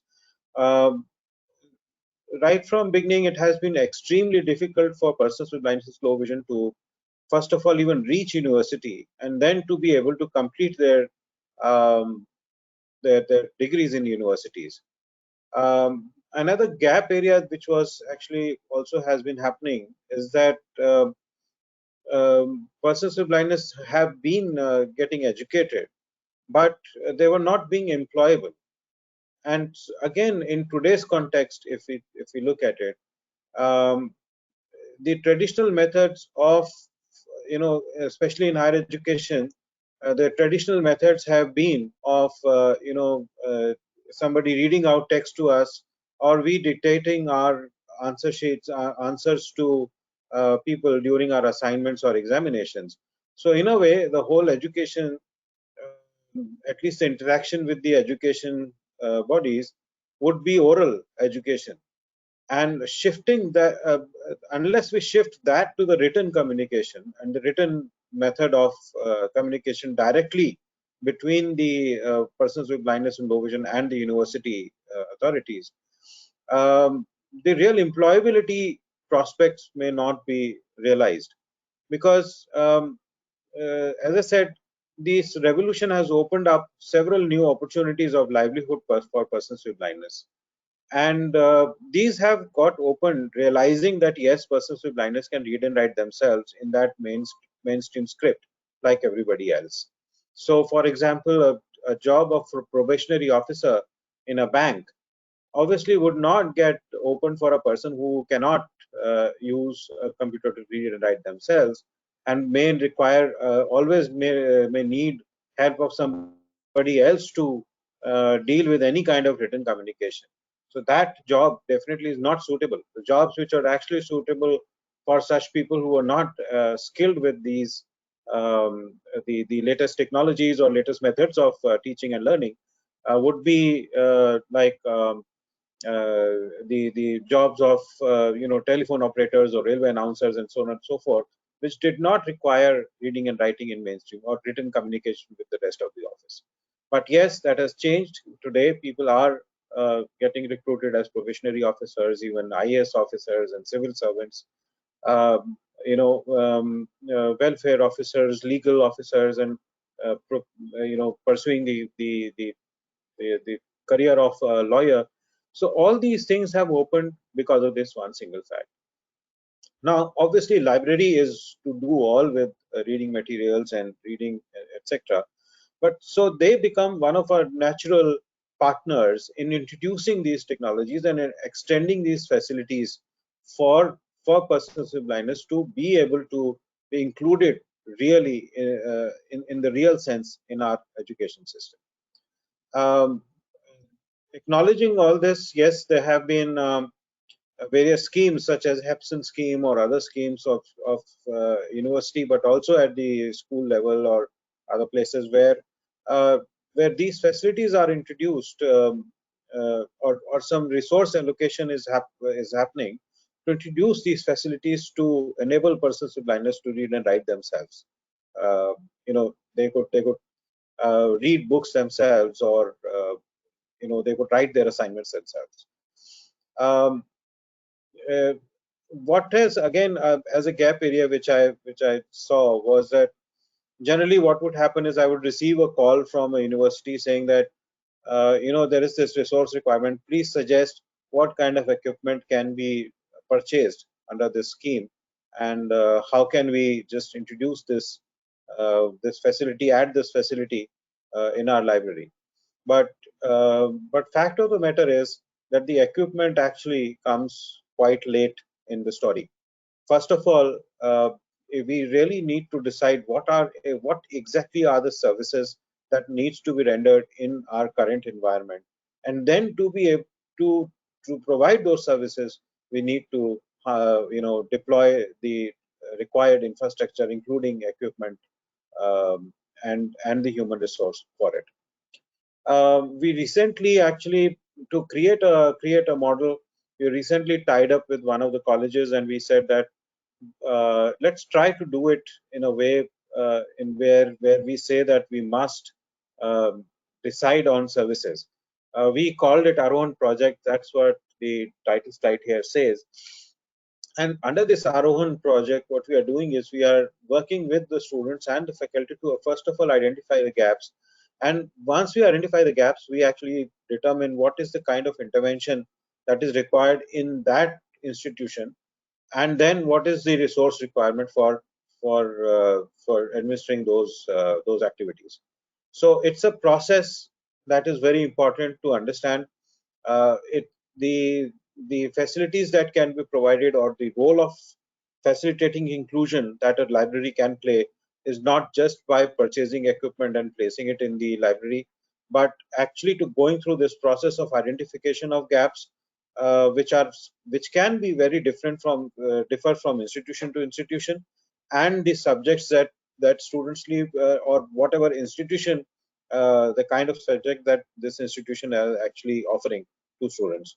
So, for example, we can pick up few of the gap areas and what interventions are suggested. So, like the first gap area which is identified is that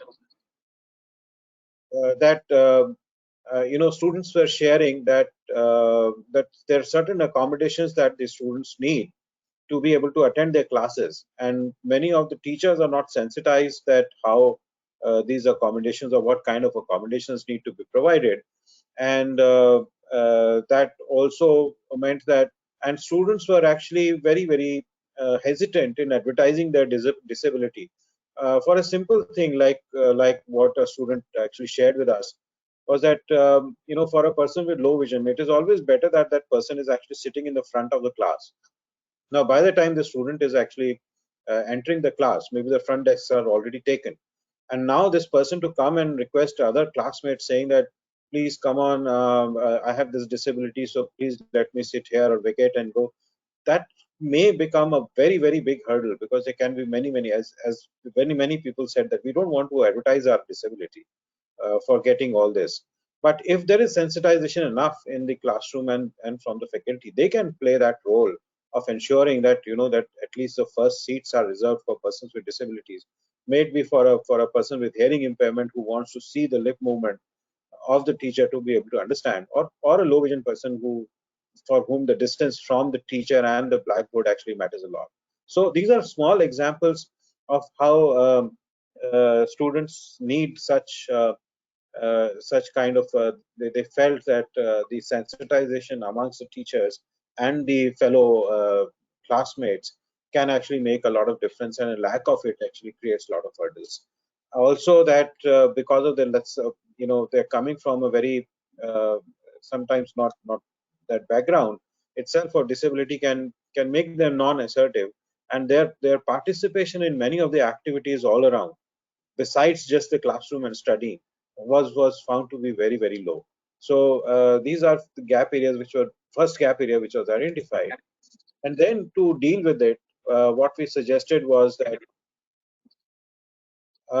let's do sensitization workshops. Now I remember Dr. Bhardwaj is there, that Saksham did some similar kind of workshops in St. Stephen's College, where we actually had games by blindfolding people, and we played certain games after that, and make people do certain things, or kick a football and see how people can do, or various other activities can be designed and make it into a real fun activity, where besides having fun, everybody gets sensitized on how a life with vision impairment can actually be also be led, but what kind of, more importantly, what kind of accommodations that can actually be provided.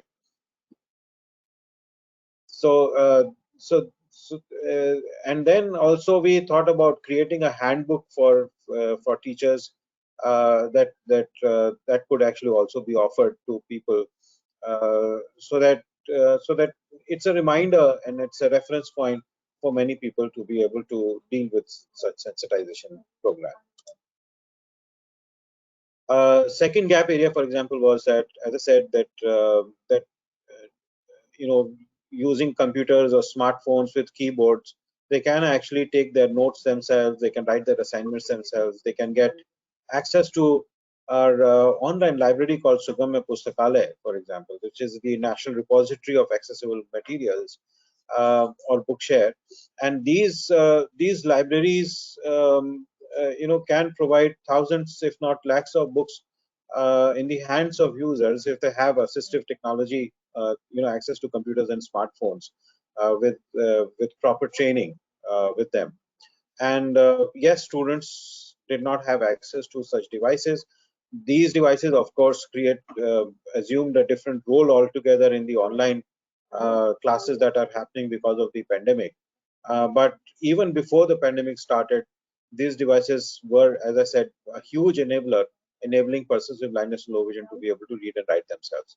So lack of access of such devices was a big gap area that many people did not have access to such devices with which they could actually enter into this new thing. And why did they have? Of course, because of affordability, because of lack of awareness, because of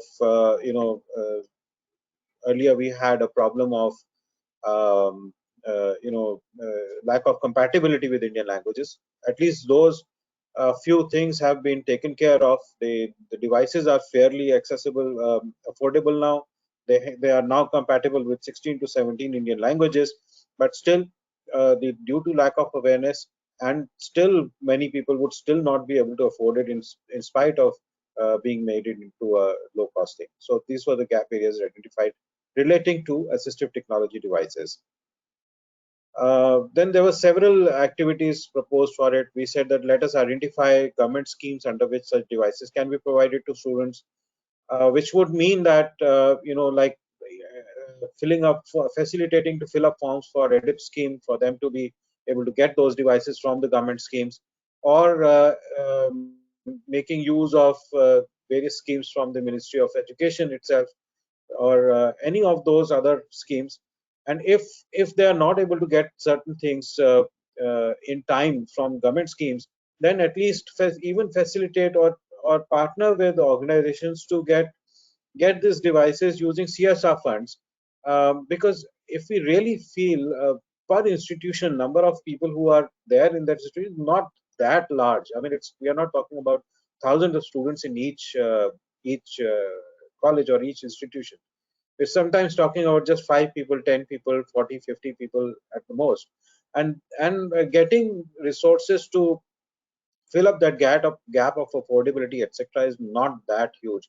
And with appropriate partnerships and with the will to do it, I think these things can very well be managed. Simultaneously, the devices alone will not solve. The training is extremely essential. Special configuration is essential. So these things need to be made part of our program, um, whenever we decide an intervention. I mentioned about employability skills, that people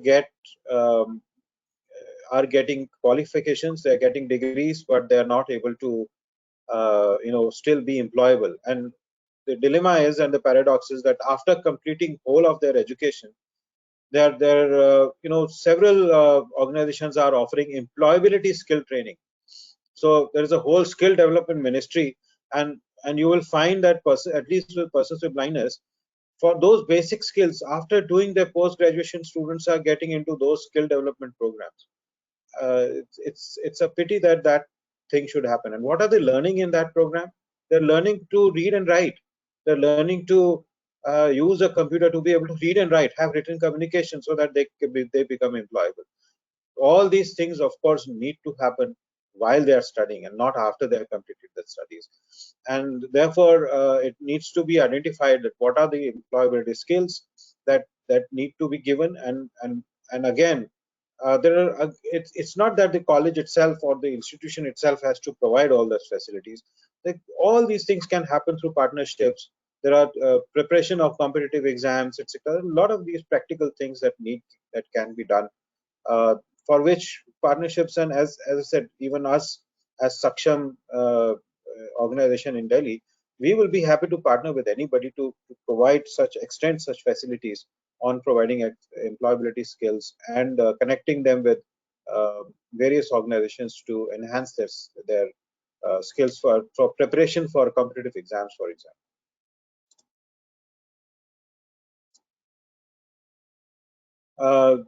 Next gap was that large number of books which are required are not available in accessible format.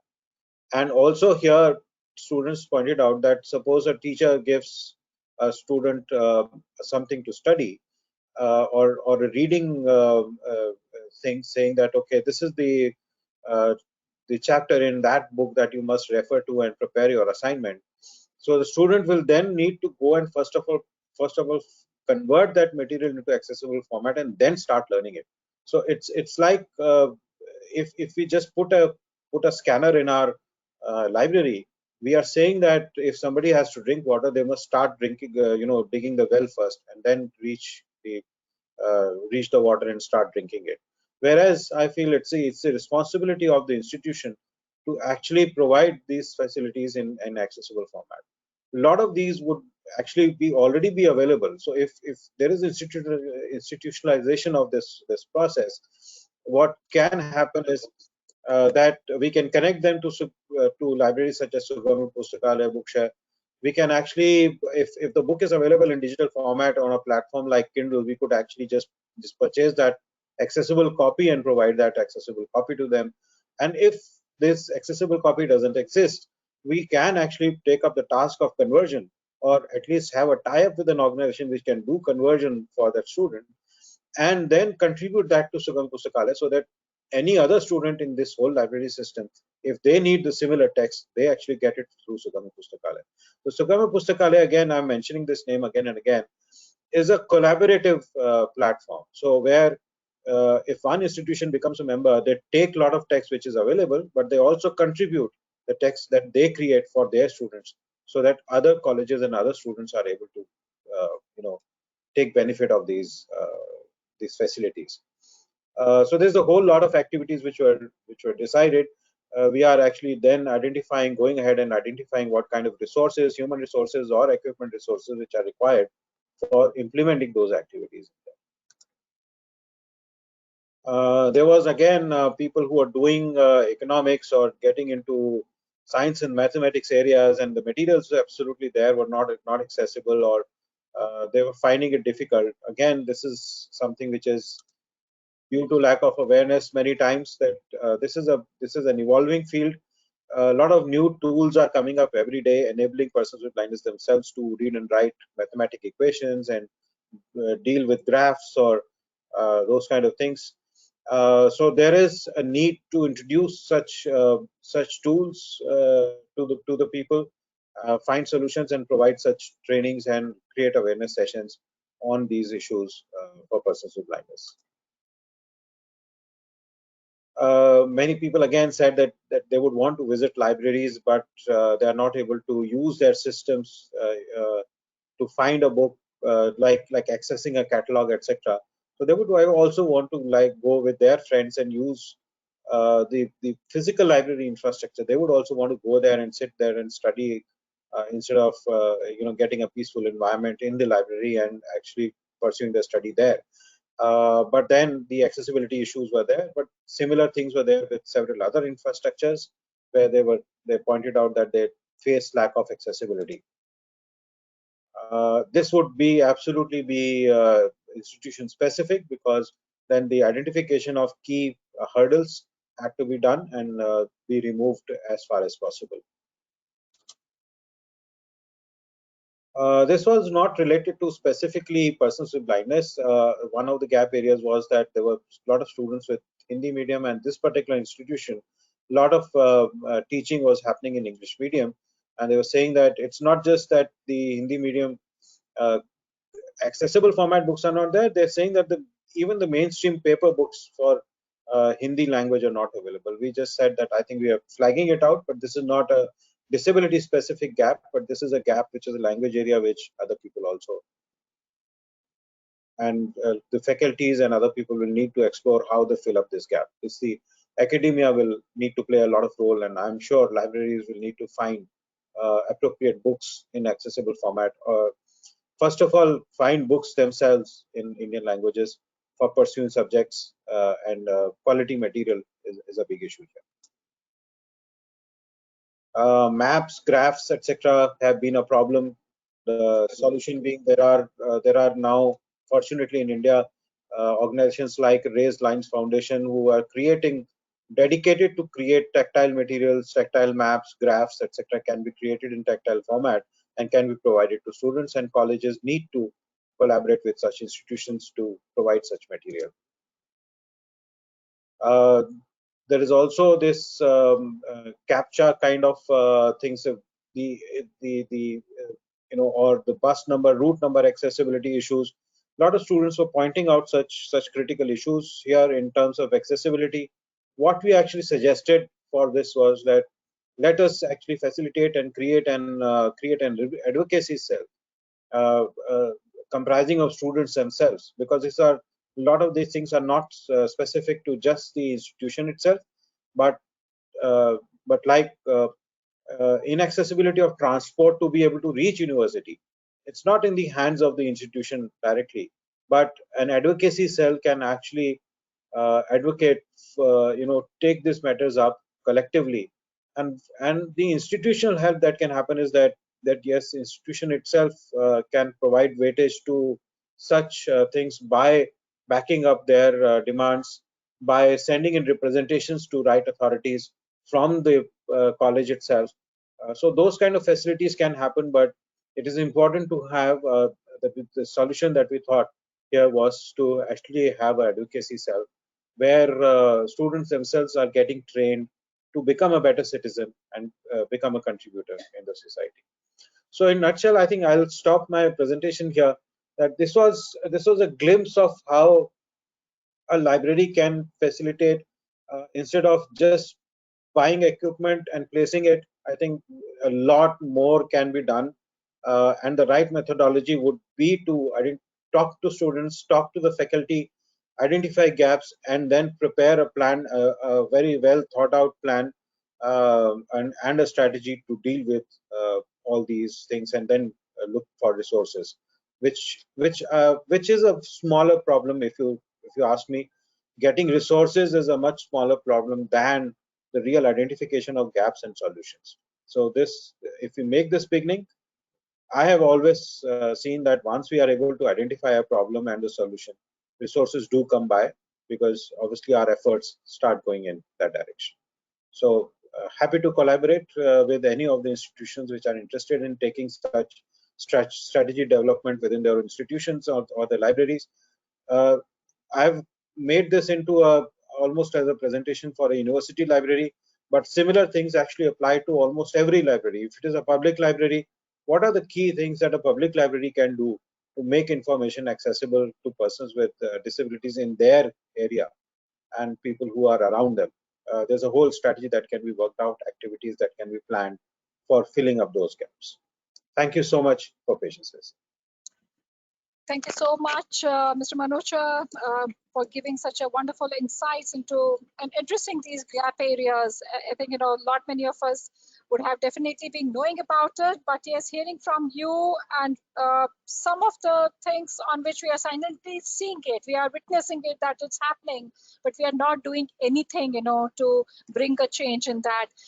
We are much grateful to you for sharing these, for addressing this. In fact, we have a panel. We do have two more speakers. We have our university librarian here with us, and we also have our college librarian of St. Stephen's, Dr. Rajkumar, who is going to deliberate. Perhaps I would like to request our two speakers, the two speakers, also to address that how far are they, how they are addressing these gap areas, what you have highlighted in your talk, because these are the areas in which we as the professionals, academicians, librarians, we have to come forward in doing something for it. We all have been seeing it for ages, but we are remaining in little, we are not much responsive to this. So there is a greater need for bringing it. Thank you so much for highlighting and enlightening us on these gap areas, and besides the presentations that they are going to make, also requesting our speakers to address that how far are they trying to react to these challenges which are emerging as being highlighted by you. Thank you so much, Dipinderji. We remain grateful to you for your presence here, and we are keeping the floor now open for questions for our attendees, and I'm just requesting our attendees, if you want to ask any question, you may have not many questions for Dipinderji, so please come forward, raise your digital hand, and we should be happy to get you connected through audio with Dipinderji, wherein you can ask a question directly to our distinguished speaker. We can see Dr. Pradeep Das, who is wanting to ask a question to you, Dipinderji, and Dr. Pradeep Das, we have unmuted you. Please unmute to ask your question. Dr. Pradeep Das, please unmute yourself and ask the question.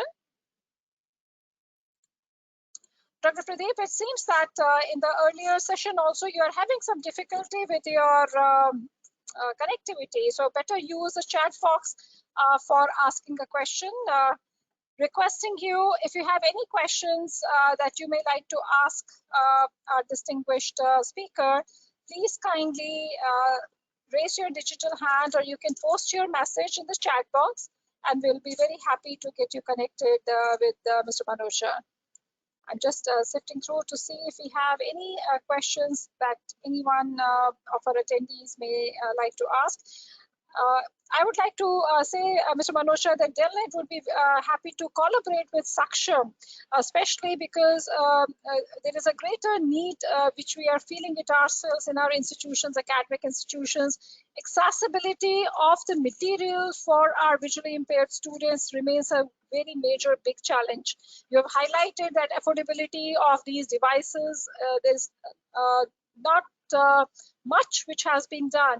So we'll be very happy if we can do, especially how these libraries and academic institutions can come forward. The CSR also one of the aspects that you have highlighted, the CSR, we can approach some of these corporate sector to see if they can provide the support. They're already doing it, and if we can have a very pinpointedly request them for supporting at least a purchase of those equipments in the colleges and providing an accessibility through that to our scholars and researchers and students, that would be. So we would be happy to collaborate with Saksham, and especially perhaps as an outcome of these discussions, we would like to constitute a small group which will be represented, like representation from the universities and colleges across the country, to initiate a discussion that how the libraries can play and institutions can play, what is the road ahead for them, and how we can collaborate together to create a common path for everyone.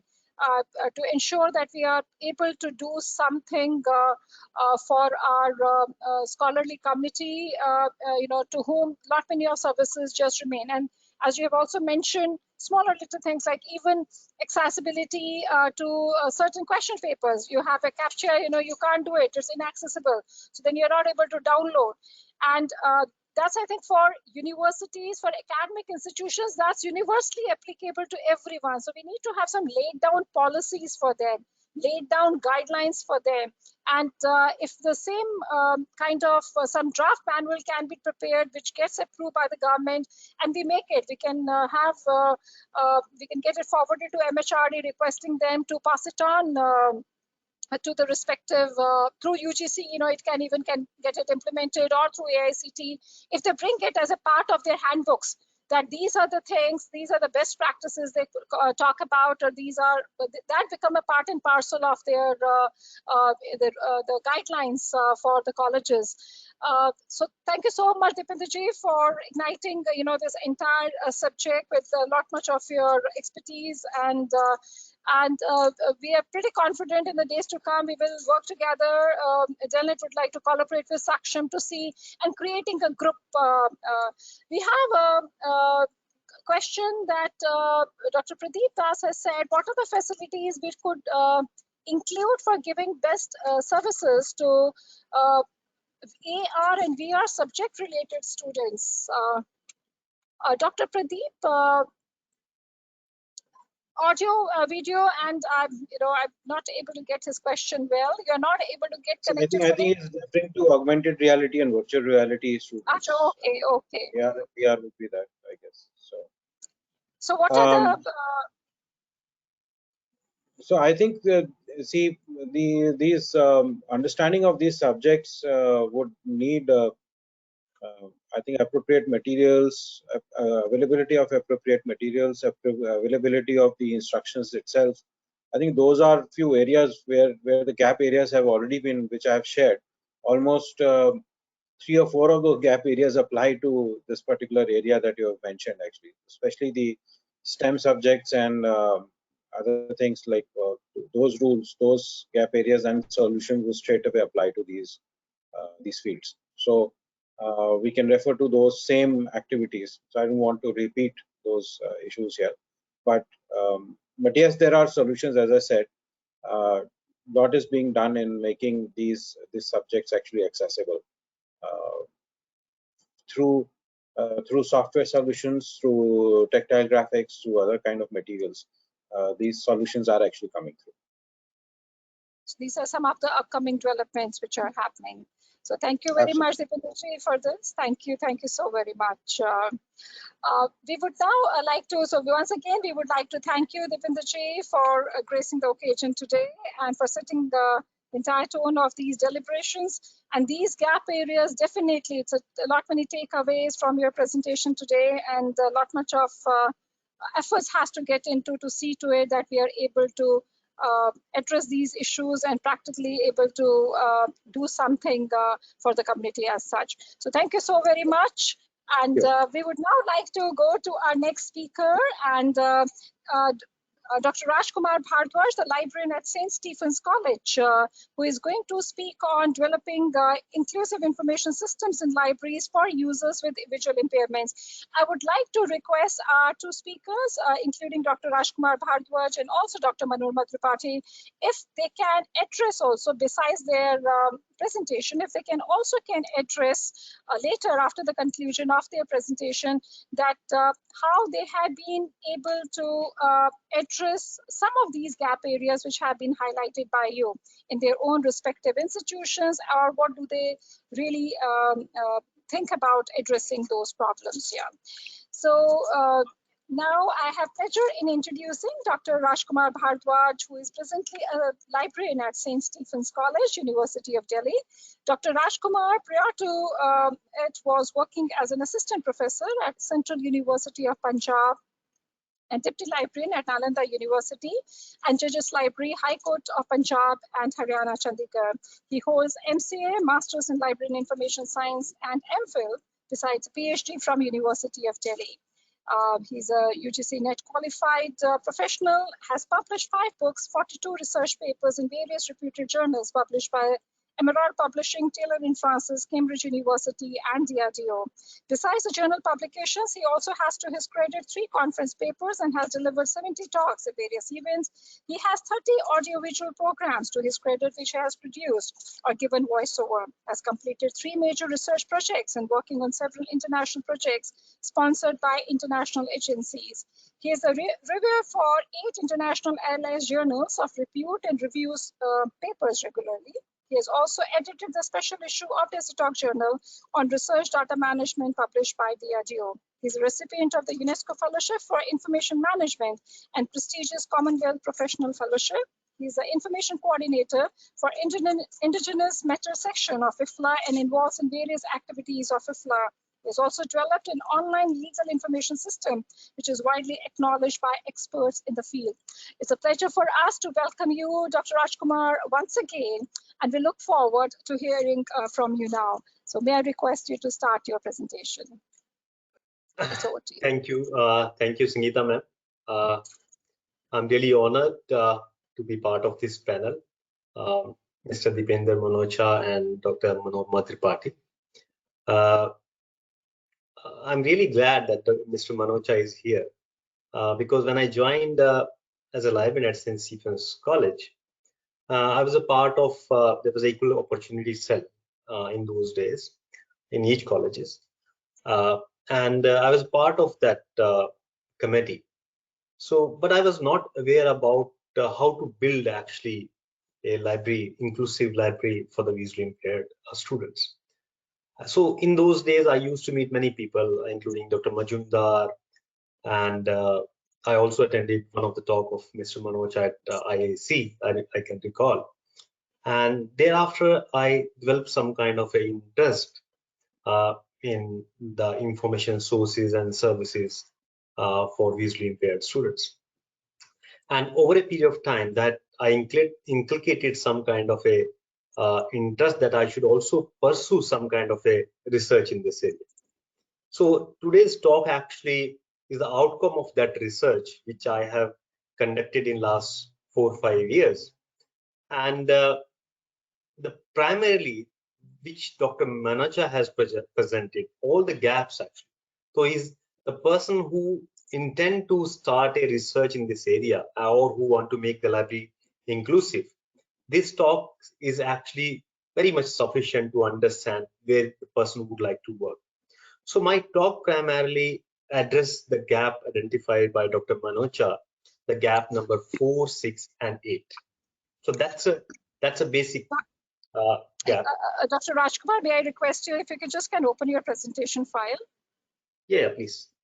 So that's mainly actually my presentation is to address the gap number 4, 6, 7, and 8. 4, 7, and 8. So I basically worked on a gap number 4, and that is basically developing an inclusive information system for user with visual impairment. So what I did after, when I was a part of enabling unit, we did some kind of a research at St. Stephen's College. We did with the help of visually impaired students, and thereafter I conducted a thorough research. A survey was conducted in the 4 major universities in Delhi. So that's the outcome, what we learned. So I deliberately made this presentation not to just speak my thoughts, but also targeting that you should also take away something, how to make the library more inclusive. Because the challenge with the library is not just the resources or the staff. The main problem is that how to start making the library inclusive. Making the library inclusive is not just that you are procuring the assistive technologies or the software, any kind of the software which are useful to the visually impaired students, but you need to think from a different dimensions to make it more inclusive. So the address, actually what we did, I published this is only some of the data and some of the concept I'm presenting here, but those who would like to understand it thoroughly, what I did in this area, they can find out. There are some paper in about 4 or 5 papers, one in library high tech, another is information discovery and delivery, and there are a couple of others also in public domain, and you can find out what we did in this area. But what I intend to do is that you should take away something from this presentation, that how to begin.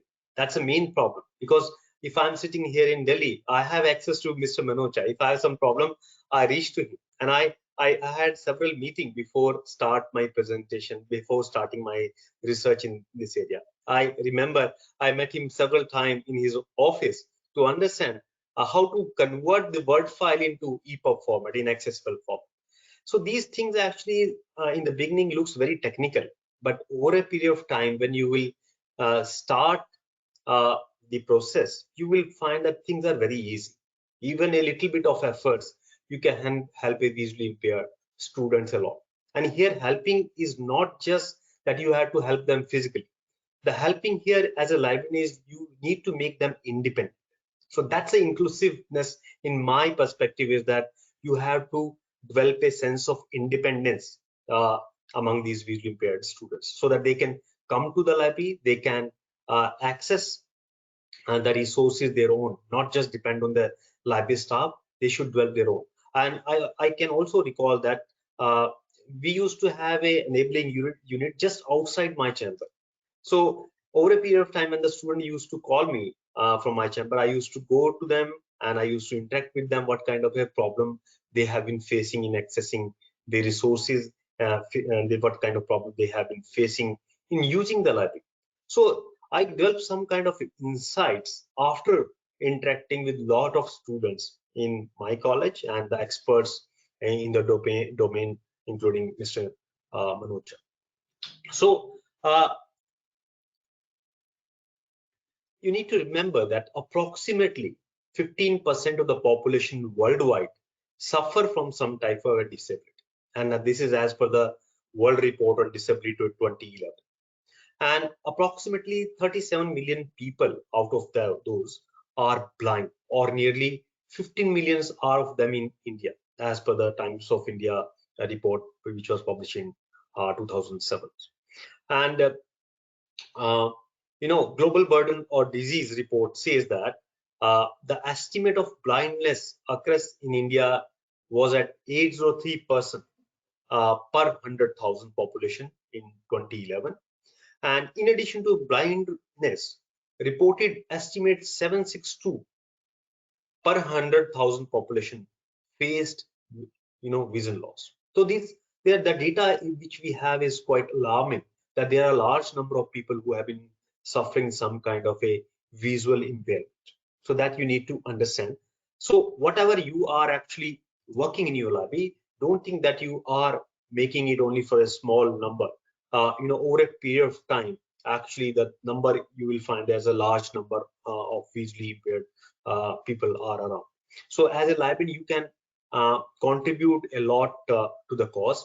And whenever you do something as a librarian, I keep one thing in mind, that my mind, that I have to make the system more societal friendly, which has some kind of a social and practical implication. And with this vision, what we did, we created an information system which is useful to the large number of students, not just the students which are studying in our college, but the students which are studying in other colleges also.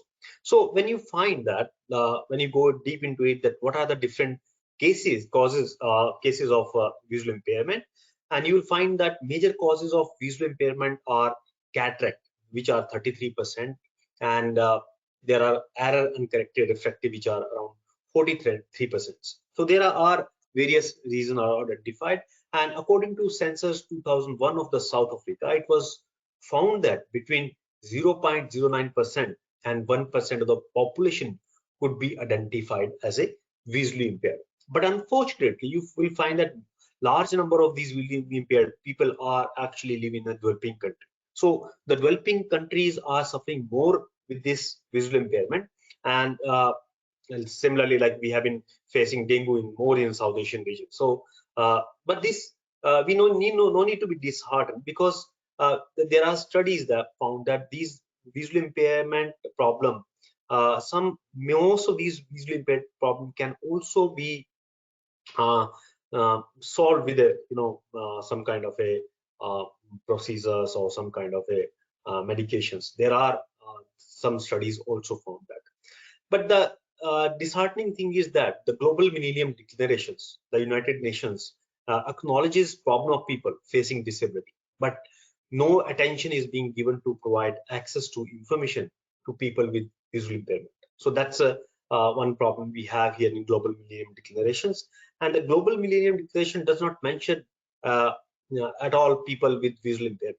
So that's also one of the concern we have in Global Millennium Declaration. And therefore, library professional dealing with visually impaired students must have a sense of empathy, because they are also the stakeholder in the institution. And as per the actually recent regulations, it is mandatory for the institution, it is mandatory for the librarian also to develop a library which is user friendly to all the visually impaired students in your institution. So even if you have one visually impaired student in your institutions, you have to mold your library as per the requirement of the persons. So to identify the gap and to fill that gap, which was identified by Mr. Manocha, gap number 4, you will find that there are problems not just in e-resources which are not up to the standard.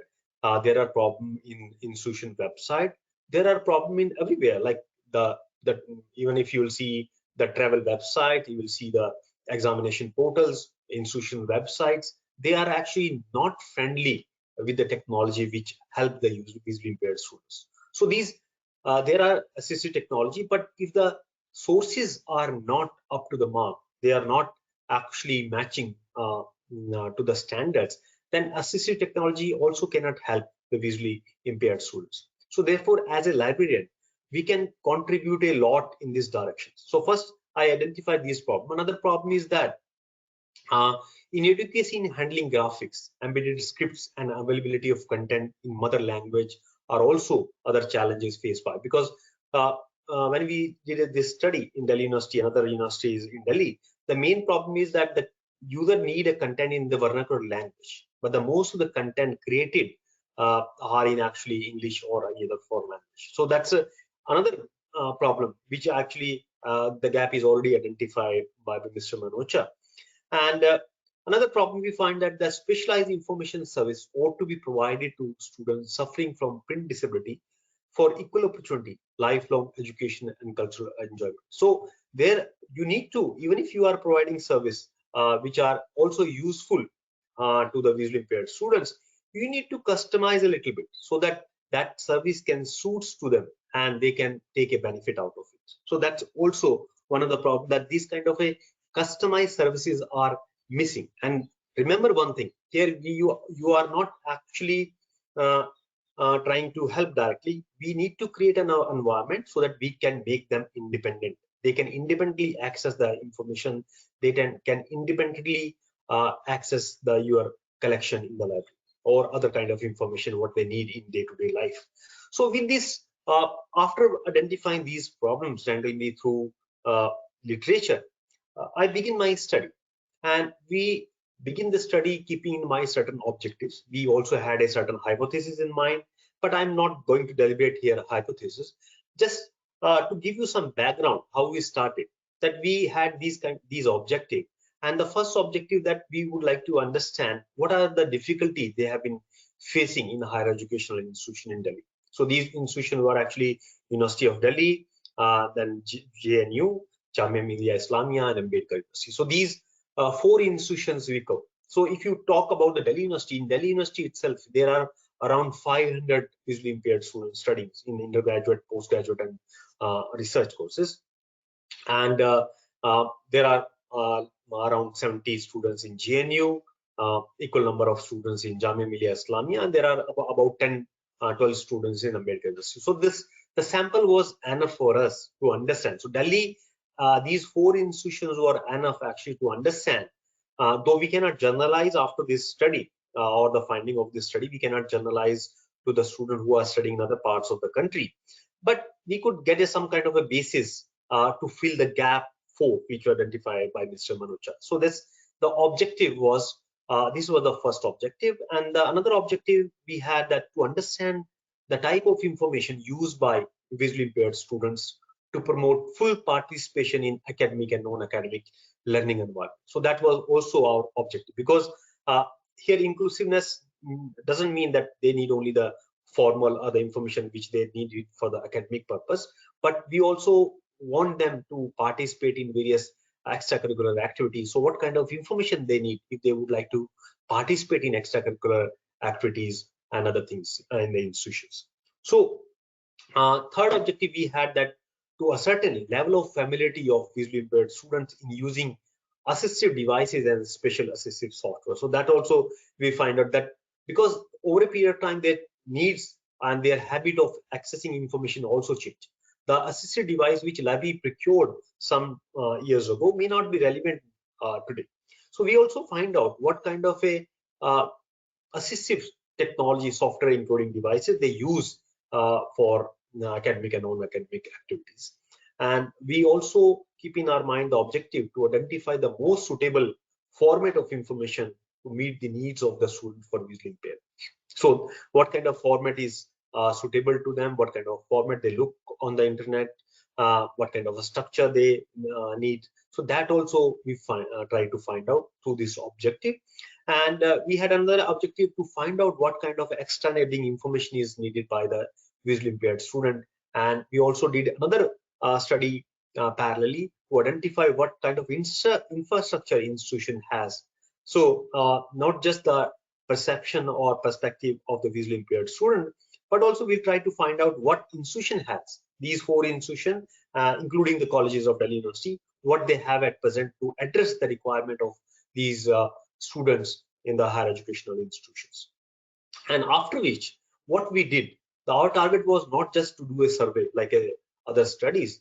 We tend to give actually solution to the students studying in these 4 institutions, that this is the system actually we would like to develop. So therefore we also keep one objective, that what kind of a requirement they have, if they need a solution, so what they need in that solution, what kind of information they want, and if they need information, if we ascertain the information, how they would like to access that information through that system. So we develop a kind of a model for these higher education institutions, which can be actually populated through the crowdsourcing or kind of other collaboration by the higher educational institution or the library. So that's an objective we had in our mind. And but what kind of a methodology we followed is that we created a stratified sample sampling technique, and the questionnaire was prepared for this. In that questionnaire, we had 33 questions, and that was conducted on 604 respondents, out of which we received 316 responses. And mainly highest was from the University of Delhi, Jamia Millia Islamia, JNU also was the second in the responses, and simultaneously we received the library responses also. But that was not enough actually. Survey was not enough. We were also scanned the literature published in this area, the libraries in the Western world, how they perceive this problem of fulfilling the information needs of visually impaired students. So we did a lot of literature review also, and the literature review found that the assistive technology can be broadly categorized into two categories. That's a low-tech and high-tech assistive technology. So in the low-tech, we say that the student which they use in getting the material for the study and the learning, and the high-tech we classified it that the which they use is for the mobility, like the map, Google Map, or the other kind of a mobility aids they use for traveling from one place to another, for commuting they use. So this is how we categorize this, and these technologies improve people's functions ability and help in their rehabilitation. Thus, developer of these devices must design suitable to the needs of individual users. However, customized assistive technology can be more effective, enabling users to use them as per their strength and weakness. So there are technology available, but if you customize these technology as per the requirement of the visually impaired student, then it can be more suit to them, and it can attenuate visually impaired students' problem and can also enhance their functional capacity to work independently. And therefore, assistive technology enhance communication ability of the visually impaired, and assistive technology can also help to control their learning and promote independence and improve academic performance. So that we found that through the literature, we ascertain this. But we also ascertain that if you want to develop some kind of a solution, you need to keep in mind one thing, that it has to be context centric. Okay, so it has to be centric to the visually impaired students. It has to be matching their requirement. So that we have to focus on inclusiveness, not just the product, but also the services, but also the environment, and but also the processes. So that even if we are going to develop give a solution to them, we need to focus on these four pillars: product, service, environment, and processes, keeping in view the intended activity and the context. So, and we also studied various models of assistive technology development, such as HART model, human activity assistive technology model. We also studied other model like a comprehensive assistive technology model, and the person matching technology model. So after studying these models, we found that the principle of assistive technology can be the process is a person-centered rather than technology-centered. So here, when you are actually developing a solution for them, you cannot focus on the results of the technology. You have to focus on that how many people are coming forward to use that technology. So here, technology is not focused. The results are not focused. Here, the focus is how many people are taking up that technology to get the information or to create the solutions. And the assistive technology outcome must enable people to participate and outcome, and must encourage people in participation rather than focus on results of the events. Service delivery must be evidence informed, and all the process of assistive technology service delivery should be ethical and sustainable. So these are the principles. Keeping these principles in our mind, we move forward to give them a solutions. And we also realize that the Convention of the Right of Person with Disability also endorses right to assistive technology for people living with disability, so that disability divide can be eradicated in the society. So having assistive technology in the institution, that you are not actually giving some kind of a benefit to them. It's basically their right. So you have to procure assistive tools and technologies in your library because it's their right. Like other people have a right to have a books in the library, visually impaired students have a right of assistive technology that you need to procure for them. But the main problem is that the assistive technology which we have in our libraries are when they be procured, hardly we consult them. So that's also one of the problem we have in higher education institutions. So assistive technology, another problem is that not well designed, not very effective in learning. Other problem is that web designers do not show interest in design system friendly to make people with visual impairment, because if they will make it user friendly with the visual impaired student, that will cost more, and the institutions or the are not coming forward to pay that extra cost to make their resources friendly with visually impaired students. That's another challenge actually we have been facing. So because people want to make things more cost effective, and if they have to make the compatible to the visually impaired student, the developer charge more money. So that's another problem. So when you evaluate this assistive technology, you need to evaluate on the basis of functionality, on the basis of daily living aids, on the basis of instructions, and on the basis of mobility aids. So that can be a criteria if you really tend to evaluate the technology which you are either procuring or which is already in practice in your institutions. So as far as the visually impaired students and higher education is concerned, visually impaired people have the same information need as sighted people. However, visually impaired people look for alternative formats, and younger participants prefer the talking book format or to the braille book. So we cannot say that braille book will not be used, because we have a heterogeneous group who have a different varied information needs. So some people may use braille books, some people may talking books. Nowadays more people are coming forward for the talking book, but it doesn't mean that you will obsolete or you will discard the braille books. That we have actually experienced in our library in the college, that many people still use braille books. So you need to think from a different perspective and different dimensions to address their requirement. And the author also, which actually given this inference, advocated that problem of visually impaired student can be minimized by building a collection of talking books in the library, having books in accessible format, and educating in braille. So that's another thing that you need to remember in as far as the higher education and visually impaired student is concerned. A major concern for inclusive access is integration of assistive technology.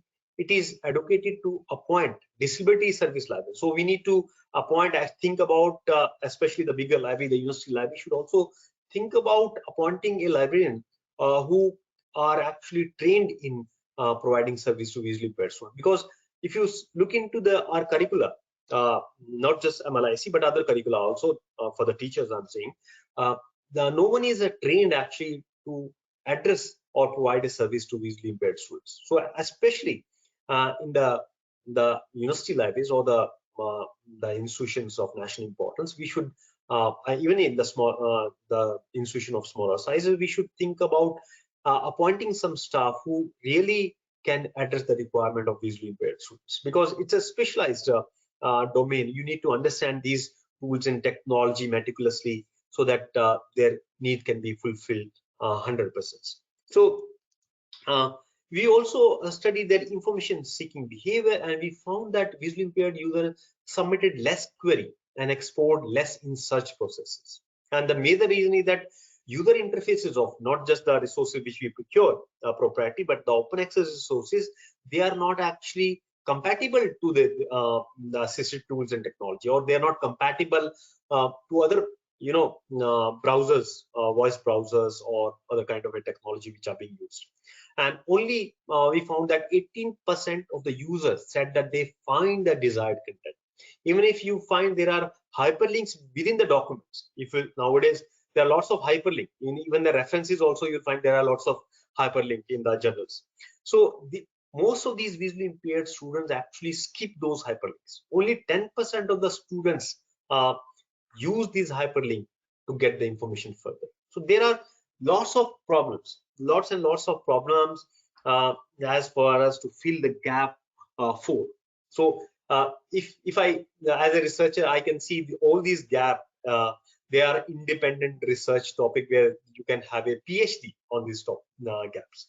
Okay, so learning experience will promote self-efficacy, autonomy, self-regulations, independence, knowledge retentions, and this will encourage them to learn, unlearn, and relearn. In fact, United Nations Declaration of Human Rights enunciated that right to information access and emphasize on great importance to libraries in the society that equitable access to information can be provided.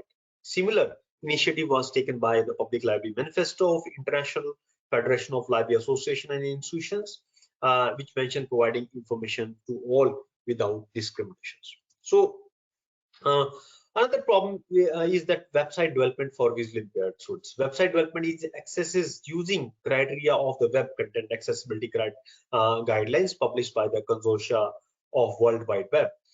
So we found that these guidelines, which was a guideline WCAG guideline 1.0, which was more actually technology oriented. So now we have another guideline which is WebCAG 2.0, which is technology neutral. So when you are actually developing the website, you also refer to these guidelines so that we can have a robust information system in our institutions. Other thing is that accessibility also need to comply with reasonably similar regulations adopted and framed by each country. So there are lots of problems as far as the websites development is concerned. Many things I've already described. I will not go into detail, but e-accessibility for visually impaired students is concerned. Web accessibility can be explained wherein people understand, where people navigate, relate, communicate, and contribute to the web. Web accessibility also offer possibility of exceptional access to information and a platform to interact for people with a disability. So there are RFID technology can be used to assist people with visual impairment in identifying product. Beside this, RFID can be used to detect user-object interaction and help visually impaired people. It is expected that QR code will be used highly in future to help visually impaired people because of low cost and availability of reading devices. While using the NFC technology, a person need only approximation of the FC tag. So there are technology coming up to make things accessible. Like we have now the voice browsers, and but these major feature of this web browser is that it converts web-based pages into the voice XMLs. Voice browser also developed using existing web browser and augment the existing technology. And the IBM has developed a web voice browser and also implemented a plugin for the Microsoft Internet Explorer so that multimedia content can be read. Apart from that, initiative of voice browser is Google Firefox browser extension, which also support Windows, OS, and Linux platform. Another solutions to voice browser is Web Anywhere, and there are solutions. So there are technologies coming up to help these people, but technology developed by these corporate giant is one aspect, but our contribution as a librarian is another aspect. So where we can contribute, how we can contribute, that you need to understand. So you need to understand these things properly. But where we can really work is that when you are actually adding content to your library, you need to remember that that content should follow the universal design, the standard format, or the technology which you are procuring also adhere to the guidelines of the universal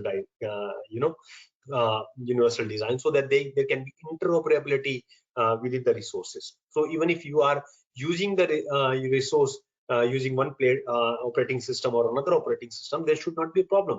One browser, another browser, that should not be a problem. So one way is that in collection development, librarian can play a really major role to help the visually impaired student or fill the gap number 4. Another thing is, whenever you are procuring any kind of a devices, that also you need to keep in mind that you need to consult the visually impaired student properly, which match to their requirement. And other thing is that also follow the guidelines, so that these are one thing. Then also when you are actually making the discovery system, these discovery system should also follow the structure, because that accessibility technology, accessibility guidelines, or the screen reading or the voice browser, they also follow certain pattern of accessing the information. So those product and services should follow those patterns. So that also you need to remember. So now you come to the evaluating the accessibility. You need to periodic evaluation of accessibility for visually impaired students is really imperative, and evaluation of accessibility also help in knowing their problem in accessing the resources. Checklists help in designing accessible spaces, and you can also refer the existing checklists like IFLA checklist can be used for training library manpower and upgrading their skills. IFLA checklist plays a great role to increase awareness about making the library accessible and changes that will be required. So there are already guidelines exist in the public domain that you can refer to evaluate the accessibility of your library. Now come to the point is, how you will, what kind of information you need. If you divide the whole, whole process of getting the informations, you will find there are process of used by visually impaired students of accessing the print informations, prints information through touch. There is one. Another process is that they print information through auditory they need, and other thing is that they also need electronic accessing electronic information through the assistive technology. Then they need electronic information, the auditory form, like the electronic information will be pronounced in the audio. And then there are other solutions. Then you need a print informations through the magnification process, and sometimes the electronic information also through the magnifications. Okay, sometimes electronic information through the touch. Okay, so and there are other solutions like auditory into the text. So there are different ways of accessing the information. So as a library information science professionals, you need to understand all these processes, because unless you will understand these processes, you cannot provide a solution to them. So library services focus on touch screen solution. I will briefly highlight that touchscreen technology empowers and offers several opportunities to users, such as cost-effective solutions based on off-the-shelf commercial hardware, and a solution that can be used in a varied environment and setting. So this is considered as a very cost-effective solutions. And for this suitable format also, you need to remember that major reason has been non-availability of standard format for visually impaired students, because nearly 7% of the world publication are accessible in suitable format for blind or have any kind of a print disability. And the recent development in the area have been encouraging. More than 121 countries have come forward and amended their copyright laws so that print disabled individual and organization working with them can be empowered to convert hard copy material into accessible format. Because of this, you will see the 2012 onwards, there are major things happen in 2012 when the Author Guild and Hathi Trust judgment came from the United States Courts of Appeal for second circuits. And after the judgment, there were lots of development has happened. Even in India, the Copyright Amendment Act 2012 came into existence. So actually there were a lot of efforts before 2010 also, but the major happening start after 2012, and the Marrakesh Treaty really facilitate access to published work for persons who are blind, visually impaired, or otherwise print disabled. So here Marrakesh Treaty says that you can disseminate the content through cross boundaries. One of the highlight of the Marrakesh Treaty is that Marrakesh Treaty also address the requirement of those who cannot hold the book or who cannot access the book through another kind of a disability. So through the Marrakesh Treaty, a lot of things become smooth, and here actually library role it came into existence when the library, because libraries are one institution which can play a major role in disseminating and converting the content into the suitable format. There are other institutions also, but the library is one major institution because we are the repository of the information. And copyright laws and the Marrakesh Treaty says it makes it obligatory for the countries to allow copyright print publication to be converted into accessible format for visual dysfunctions are shared around the world without seeking the permission of the copyright holder. So that's the provision we have in the regulations or laws which came into existence after 2012.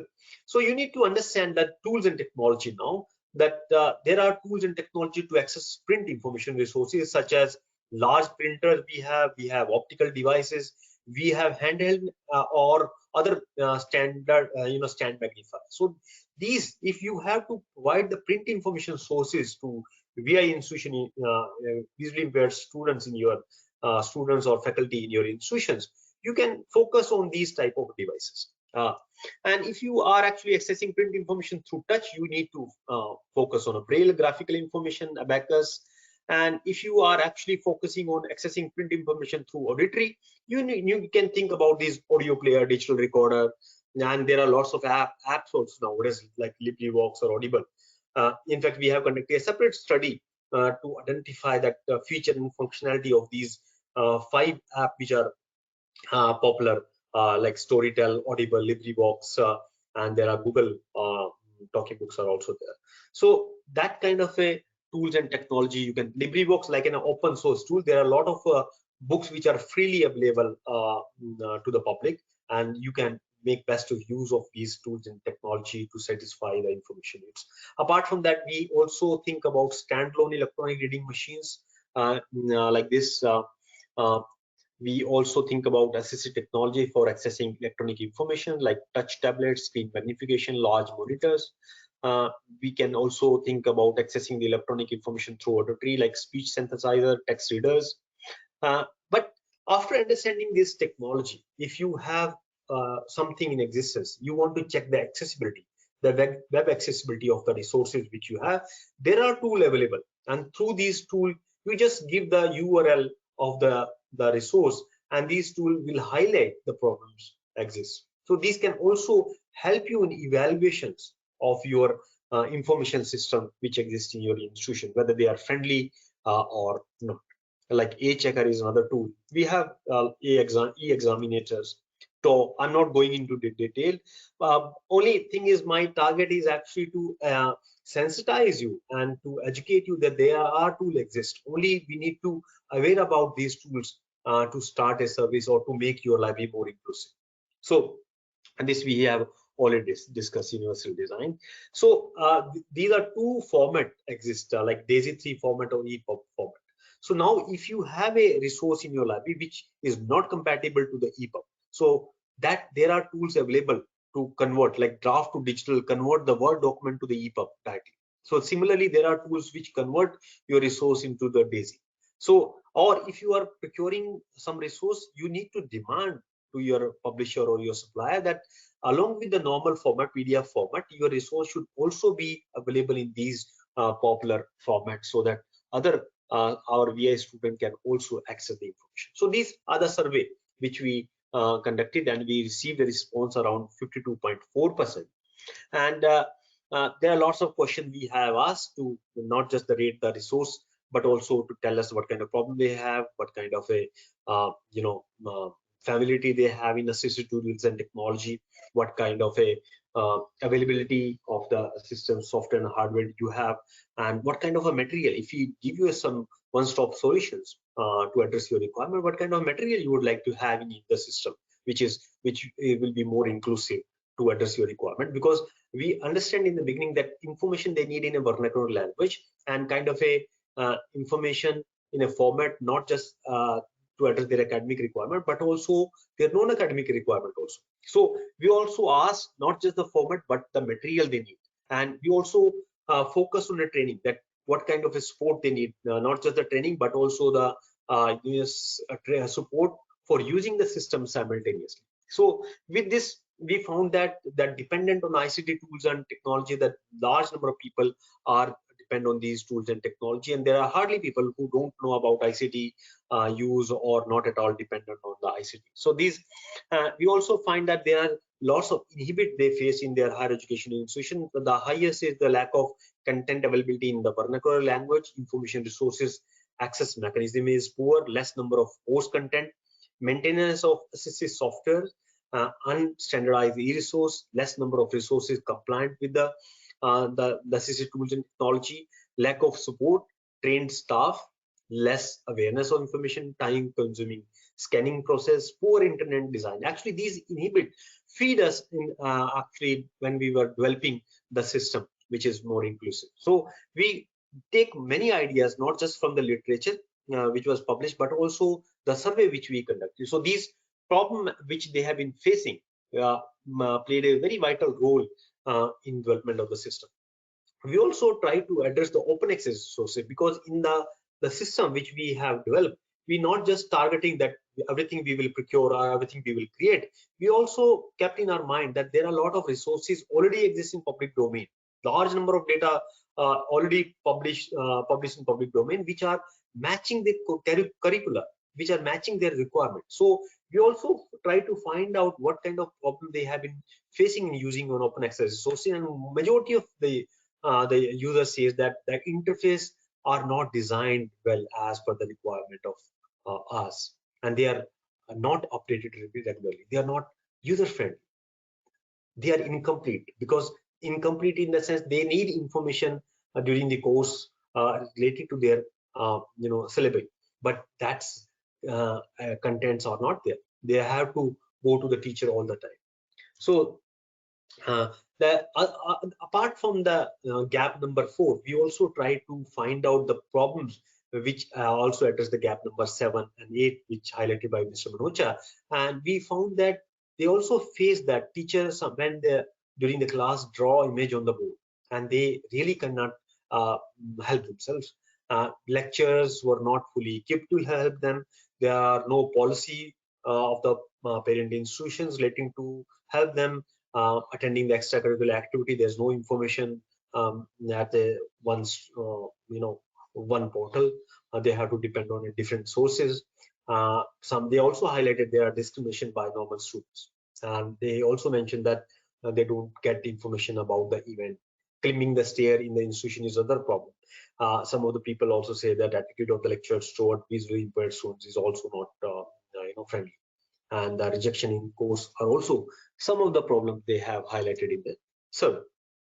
And we also found that procurement of assistant devices and software, and study that only 132 out of 316 responses revealed that their library consult them while procuring assistive tools and technology, and 58% of the libraries, they says that their library never consulted them when they have to procure assistive tools and technology. So that's also some of the I should say complaint, or kind of a data they have revealed to us. We also find that what are the reason of choosing Scribe and impact of the ICT, and they says that they are not happy with the assistive technology.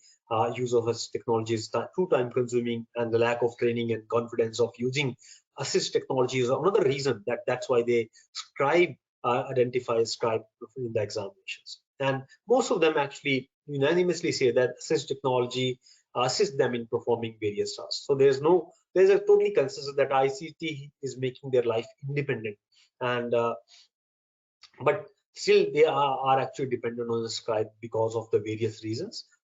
Because of the assistive technology, they are not happy, or they are time consuming. So that's also we kept in our mind, that what kind of assistive technology we are developing an inclusive information system, but what kind of a technology also we need to think about, which is more simple, which is more straightforward to the requirement of the users.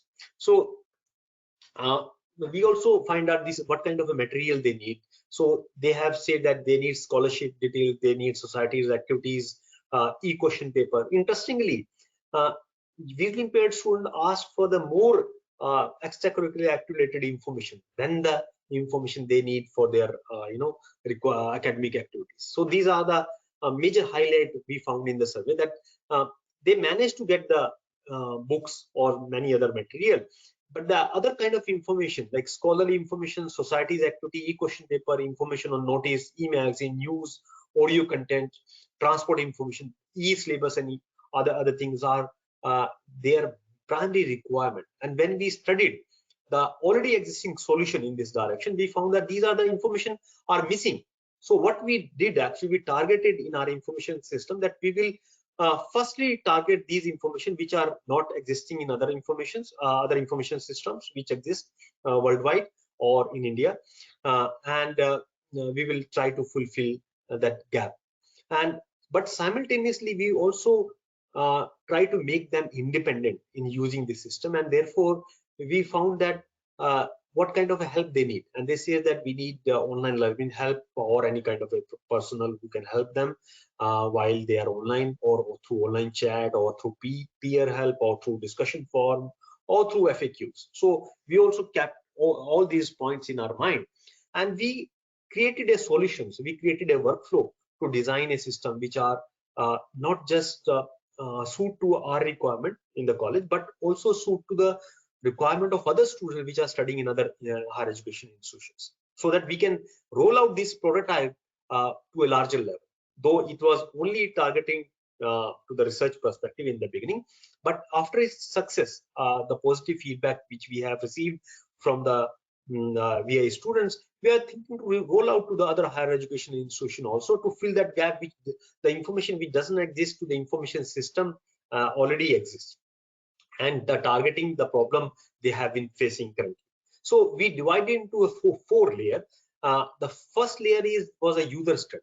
The another was the content creation. Then we had divided into knowledge organization. Then we divided the fourth layer, that's called the services. And then you will see the data goes from one module to another module. So we also the layers also overlap. We also got an understanding from the literature review. We also got an understanding from the survey. We also address the copyright issue content creation and making the content accessible.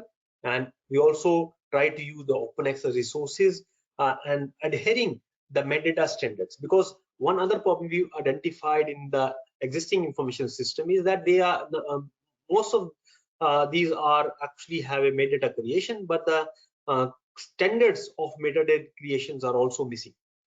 So that also we try to address through the knowledge organization there, and user interface and user query are also developed, and help services are also incorporated into the system, keeping in view the problem they have identified. And we come up with the 6th module here in this system. We call it ISVI. It's called the Information System for Visually Impaired, which is currently online. And we divide into 6 different modules. One module is called the User Management module, where we have focusing on the user profile creations, approval of the user profile management, productions module, retrieval module, content contribution module, database module, and services module, and we also have a admin module. So this is a kind of a collaborative venture we have developed, which many of our institutions can, if they are coming forward, can collaborate and can create a solution for our visually impaired students. But the beauty of this information system is that it's independent in to a screen readers. So when the user will type anything, they don't need to have a screen reading software into their computer or into their mobile. The system itself will pronounce the text which they are actually searching for, or the results which they are coming. So we have embedded a system, screen reader into it, so that they no need to have a licensed screen readers to get the information or to access the information through these information systems. And this is, we also design some kind of a logo, and we also keep in mind the all kind of a standards while designing this prototype solutions. And this is the layers which we have already discussed. And this is different organization we have given that which can participate and can validate the user who are going to participate. These are the content you can see. So the search interface, we have a 2 type of search here, like basic and advanced, and that can also be used by the but the beauty of another beauty of this system is that there are a lot of filtering techniques we have added into it, so that user no need to roam on the page. Through the filtering, they can easily get the content. And if they would like to share the content, like only the metadata on the content of their social media profile, that's also possible. They can directly send the content to their email.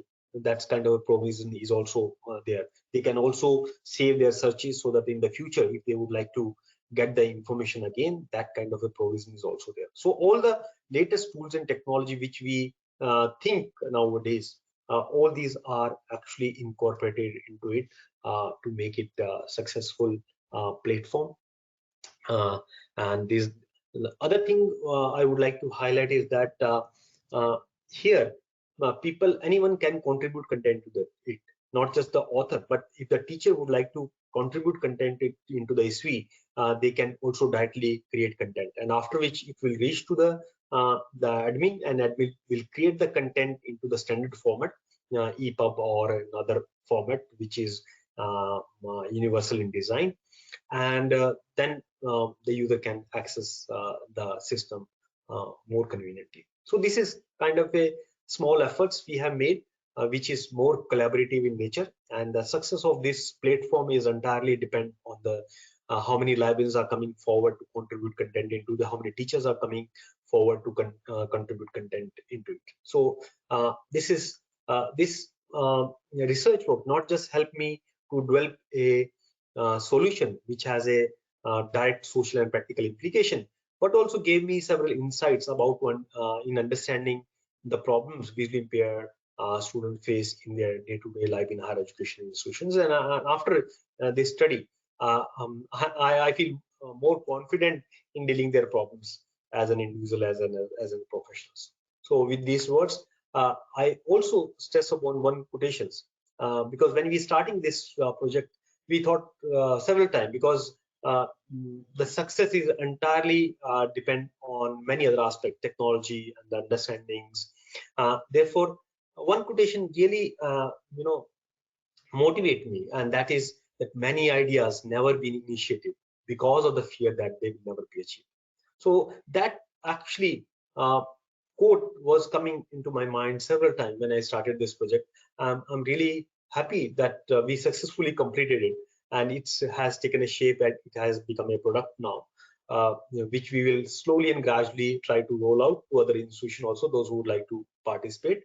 So thank you very much. And with small efforts, many things, small things make perfection, and perfection is not a small thing. So there are a lot of shortcomings into the system, but we are thinking that with little effort, small things make perfections, and perfection is not a small things. So we will try keep adding new ideas into it to take it to the perfection level.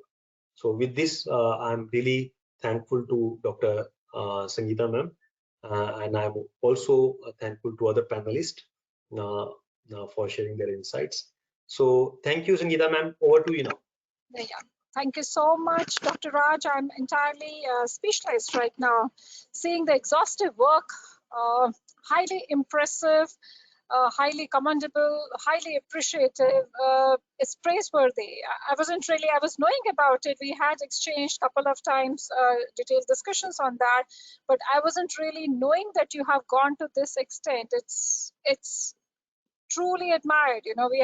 We salute the spirits behind this, because the country really needs professionals like you. It's not just simply running the service. You have on a very strong base you have built up this entire thing. It's not just simply doing the things. It seems so, it's very much visible that you have put in your heart, mind and soul in doing what you are doing and what you have done. I greatly appreciate, and we hope and pray that, and I'm pretty confident that this talk of yours would inspire many more to get network for a cause, to bring in the change that we always desire to see around in the society. And there would be many more who would like to come forward, joining you, joining Mr. Dipendra Manochaji's in making the society more inclusive society, building up what we always would like to do. I'm deeply impressed. It's not only me, I think each each one of us. I could see that the attendees, everyone has been listening to you, because not much of passion which has gone into this work, and that gets reflected. And it was not just simply showing you the surveys. We could know the reason now very well. You know, it was very, very sensibly you have taken up the work step by step, knowing the ground realities. Where do we stand and from where are you starting off? And that's, we are indeed deeply happy to see that we have a young, enterprising, and a very genuine professional who is wanting to do something for a sector. And that's, I think, the title of our conference, the Future Ready Libraries, Thinking the Unthinkable. And the reason why we have opted for this, because we had felt that there is not much ground to cover, not much to do, but you have shown us a way ahead. You have shown us that how. It's not just simply doing the surveys and seeing what is not there, because that reflects that, yes, facilities are not there, but yes, you have shown how you have used all those, you know, your knowledge you have been able to know that, yes, these are the gap areas, these are the things not happening, and you have shown that, yes, how one can achieve that also. I think this is a session your talk has given. I've been just writing it because there are many things on which we may like to take the things forward now for all the professionals. And as we were discussing in the earlier tutorial, that there is a need for a policy document to be there on disaster management.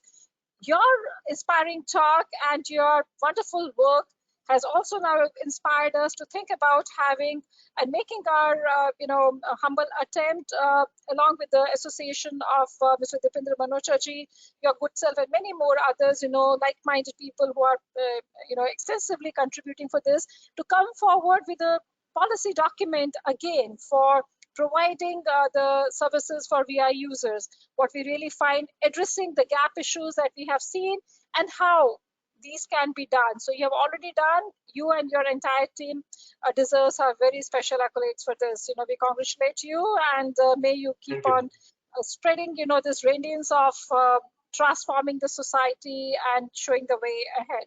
Thank you so much, Raj. It was truly appreciative of your presence and sharing so much of exhaustive. I didn't look at the time because I was just wanting, everyone has been really wanting to listen more and more from you. And it was truly a great pleasure for us. Thank you. This is like, discovering something which we were not knowing about it. And seeing is believing. We have seen that how you are doing it, and we wish you the very best also. And we would also like to see to it that collectively as a profession, as professionals together, we can contribute in our ways and make it as a kind of a national document, national policy for our VI users across academic institutions, so that there can be a kind of a better days that we expect, them, and wherein the librarians and library professionals can play an important role. So thank you so very much, Raj, once again. Truly appreciative of this. So after this exhaustive deliberations of Dr. Rajkumar, we would now like to take you to Dr. Manorma Tripathi ji, and that's how we have kept the presentation the last, because it's a case study. Ma'am, anyone has any questions? I was thinking that since it's 3:45, I was thinking we will have that, and then we can have together kind of a session. Otherwise, if you feel like, because as we are already at 3:45, I thought let's have a session and then to do. But let me quickly ask. That's perfect. No problems. That's perfect. No problems, Raj. No problems at all. We will just quickly make the floor open. Let's quickly make the floor. You have to be visible now, Raj, because I'm keeping the floor open for questions. So please kindly switch on your webcam. Quickly, switch on the webcam, because the question is going to come to you. So any questions for Dr. Rajkumar, please kindly let us know. This is a feedback input from Vinay Shaligram, who has said, really great work, sir. Salute to you and your team. And this is for you, Dr. Raj. Any question? Dr. Pradeep Das. Okay, Dr. Pradeep has posted the message. Thank you so much for being the one who always raise the hands. You're the first one, Dr. Pradeep, and I've unmuted you. Unmute and ask the question yourself if you wish to do that. Otherwise, I'll read your question from the chat box. Dr. Pradeep, I believe you have some issue with your connectivity. And here comes a question for you, Dr. Raj, and the question from Dr. Pradeep Das is, if we focus on human library for visually impaired user, what are the constraints to be analyzed for implementing such human library? And what are the barriers we can have to face? How to overcome those? Yeah, actually, I think it's a slightly out of the out of track questions related to the topic. But yeah, the human library is also is a good initiative, because here the inclusiveness means not just providing the services to the visually impaired students. You have to engage them in varied activities. So even if you are taking the initiative through human libraries or any kind of a conversation, whether it's a formal or informal, that's actually adding value to your library services. And I can recall that JNU has been doing a fantastic job in this direction of organizing informal discussions with the visually impaired students on a periodic basis. So yes, it's a welcome that even if you are trying to start a service as a human library, that will also enrich your library services as far as the visually impaired students are concerned. So please go ahead if you are thinking in this direction. Thank you, Dr. Raj. Everyone, each one of us are in great appreciation of you and your work. And there is an appreciation coming for you from Papinder Karnagi from Mumbai saying thank you and appreciation for the commendable work, Dr. Rajkumar. So this is, there is one more question coming in. We would like to know how one can contribute to ISBI and what restrictions apply for copyright rule. Papinder, because of Dr. Raj has already spoken about the Marrakesh Treaty and other things, and we can always, I think we have our other speaker, distinguished speaker, very experienced speaker, who is contributing immensely for our VIS users at GNU, significantly contributing in bridging up the gap.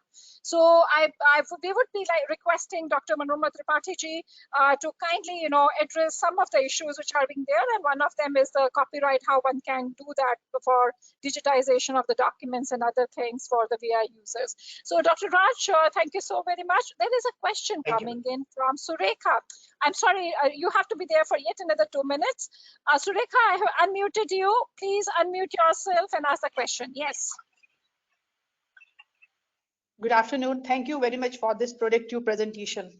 Very nice and very nicely presented before us. Sir, I just want to ask you, since you indicated about the survey of disabled students, I have been visiting this orphan homes, especially the who are taking care of disabled students. They are studying in various classes, they are doing various courses, but they lack the facilities. We as a learned people and facilitators, how we can contribute to the society? Sir, I just want your recommendation. Ma'am, I think I'm not in a position to recommend anything. Whatever we can do for the, not just the disabled, but anyone, in the society, that's a service. In fact, there's a, the people says the personality of the person is judged by how you deal with the weaker section of the society. So even if you are dealing in a person in a more empathic or compassionate way, that is also a contribution to other inclusiveness. So in fact, that's when we are actually training the librarians how to deal with the visually impaired or any other kind of a disability, person having any kind of disability, sense of empathy is very important. So if you have a sense of, someone has a sense of empathy and compassion, that is also kind of a contributions we can give to uplift the society. Everybody doesn't need any kind of a gift or any kind of a help. Sometimes talking to a person is also a contribution. So my foremost recommendation is, as a library, that we need to have a sense of empathy and compassion for all type of user, not just a disabled user. And Other thing is, yeah, we need to have a kind of a sense which gives us and inculcate some kind of a confidence, especially if you are working in undergraduate library, because I'm working in undergraduate library. So my motto to deal with the first year undergraduate student is approach is same as I deal with a faculty member. So that's another way we can do. So these are my two recommendations. But as far as the helping them monetary, it depends on a person to person how you would like to help the people. Thank you. Thank you. Thank you Thank you very very much, Thank you. Rebecca. Thank you. Yet another appreciation coming for you. Everyone is in a great appreciation and deeply impressed, greatly impressed with your wonderful work, Dr. Raj. And this is from Alovi Zimomi saying, commendable work, sir. It is inspirational indeed. And truly, truly, all of us feels the same way. Thank you very much, Raj. Thank you. Looking forward to many more occasions to hear and to work on with you, with your mission and the vision, and we, all of us, all we, the library and information science professionals, are with you in this very, very noble work that you are doing.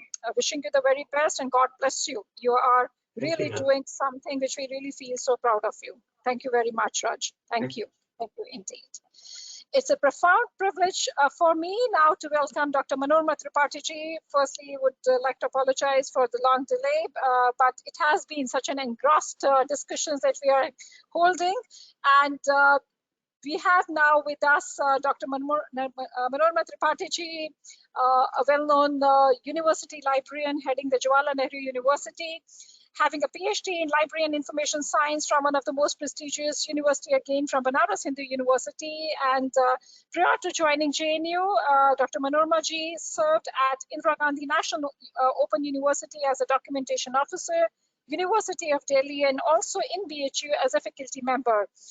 Dr. Tripathi is a recipient of the Best Paper Award from Raja Ram Mohan Roy Library Foundation, has published over 70 research papers in national and international scholarly journals and conference volumes. She has done several presentations, delivered talks at CEC, UGC, refresher and orientation programs, has been visiting many countries for participating in international conferences. Her areas of research includes information-seeking behavior of researchers, innovative library services, and scientometrics. Great honor and pleasure in welcoming you. Thank you so much for agreeing to speak at this occasion of NACLIN 2021. And we greatly admire the wonderful work being done. We still remember more than 20 years ago in the number of our visually impaired students at JNU library who have been availing to the Delnet services and the work being done at the JNU library. This is something which is being quoted everywhere. And so we are deeply, deeply and greatly admire the work which is being done under your advice and your guidance, and we really look forward to hearing from you. And we would also like to welcome our research scholars from JNU who have also joined us. A very hearty welcome.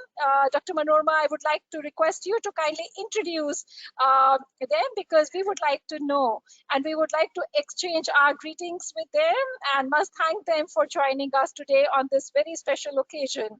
And it is a pleasure and would be a pleasure also to hear from them. So it's over to you, Dr. Manorma.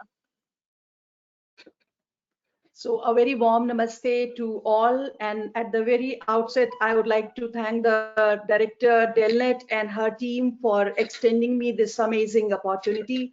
And I'm very happy to share time and space with all of you. Madam, my screen is showing, no? Yes, yes. You just kindly put it in the display mode, yeah. In the, not display, this is in that screen, fuller screen.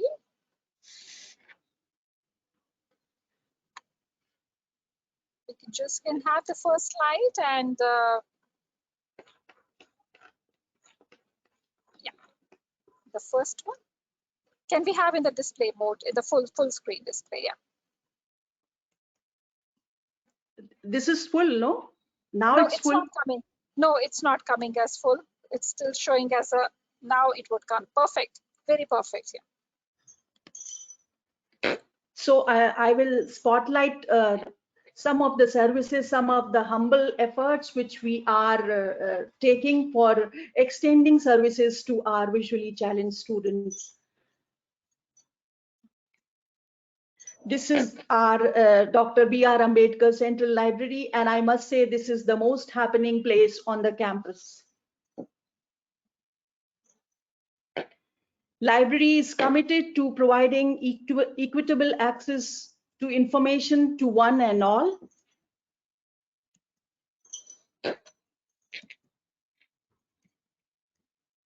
Deepak ji ये वो नहीं हो रहा है, ये आगे नहीं बढ़ रहा है क्यों?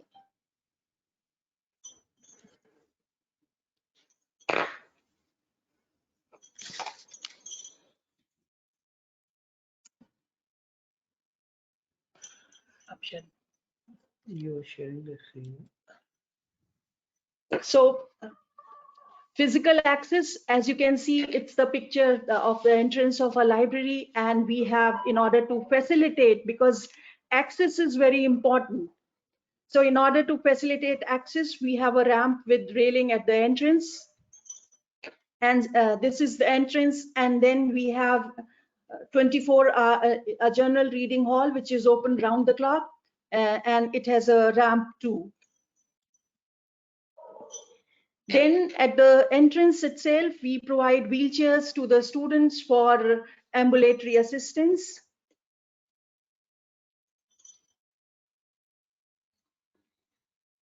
And then as one enters, one finds circulation and issue return counter and reference desk right at the entrance.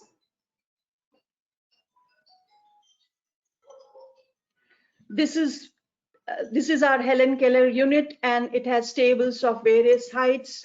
And as you can see, we have plugins boards on the top. Initially, we had it below the table, but in order to facilitate the students, so we got installed on the top as well.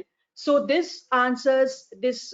I specifically point out because this caters to the gap number 2. That means, as Mr. Minot, first speaker pointed out, that we need to make adjustment accommodations and configurations, because when we had these plugging boards beneath the tables, students at times faced problems. So when we got them installed at the top, I think students were facilitated. So that is, I mean to say that we try to address and plug most of the gaps in varying degree.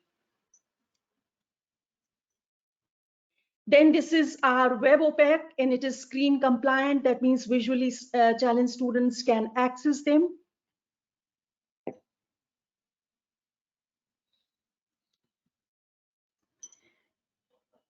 This is our website, which is accessible to the students as well, to the visually challenged students, and they don't have a problem in accessing the contents. Then our online resources are also accessible to the students through a single sign-on facility.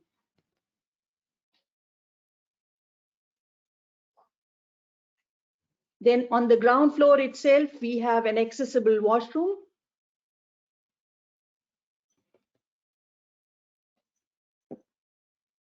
This is our Helen Keller unit. And this Helen Keller unit is equipped with 20 terminals, and these 20 terminals are loaded with specialized software like Kurzweil, JAWS, and these software help the students in accessing print resources, because Kurzweil students can scan, and Kurzweil, what does it do? It scans and reads the text simultaneously. So this is how students are helped. A student walks in and he needs a particular book, so he can put it on scanner, and scanner, it will scan, and Kurzweil this will read. That means scanning and reading is done simultaneously.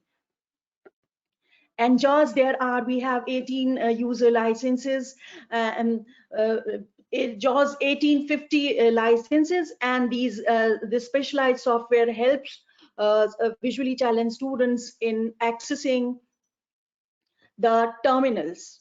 Then we have headphones, which facilitate students in listening to the audio files. We have 20 HP flatbed scanners and then LexCam scanners. We have in the Helen Keller unit 2 refreshable Braille displays, 2 Braille embossers, and then Braille translators. We have Hindi scanning software.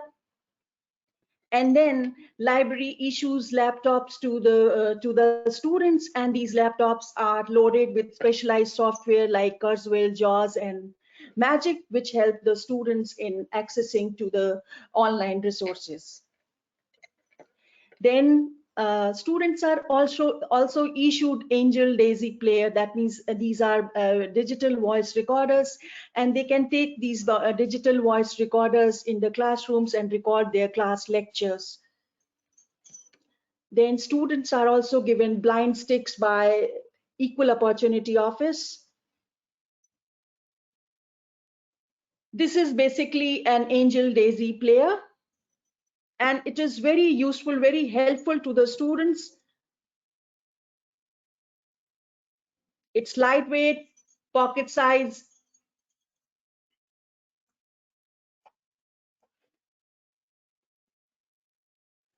It is a portable and powerful player which supports different formats, files of different formats. And it's important because it integrates functions such as universal storage, voice recording, and voice repeating into one single unit. And it supports 7 different languages like Hindi, English, Bengali, and so on and so forth. And by converting print or electronic text to speech, these assistive technologies help the students to access and use resources. We have Braille embosser. This is a picture of our Helen Keller unit.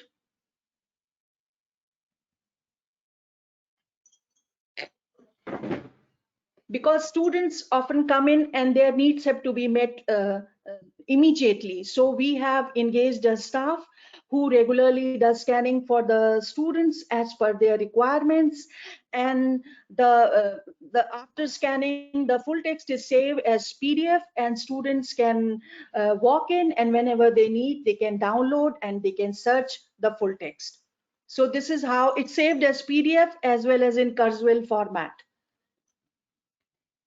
So this is how it helps, and this is how we address to the gap number 1, 2, where it was highlighted that faculty and library staff should be sensitized to the needs of the students. So here we have a staff who is engaged on a regular basis to address to the needs of the students and help them in accessing various online resources, as well as in accessing different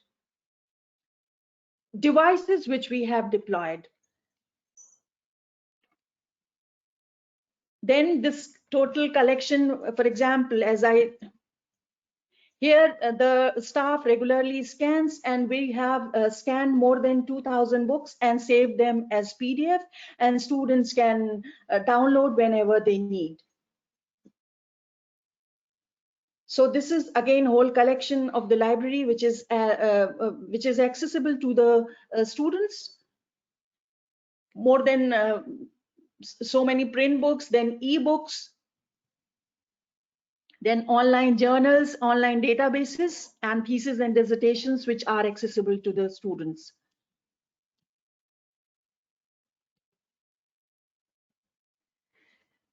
So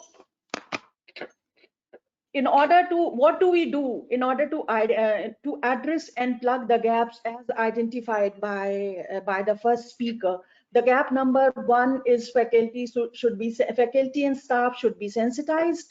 So we do train our staff, we do train our library staff how to address to their needs. The staff can only extend services if the staff is well aware of the different devices and different tools which are to be used. So yes, we do it. We train our staff, we train them how to extend services to the students.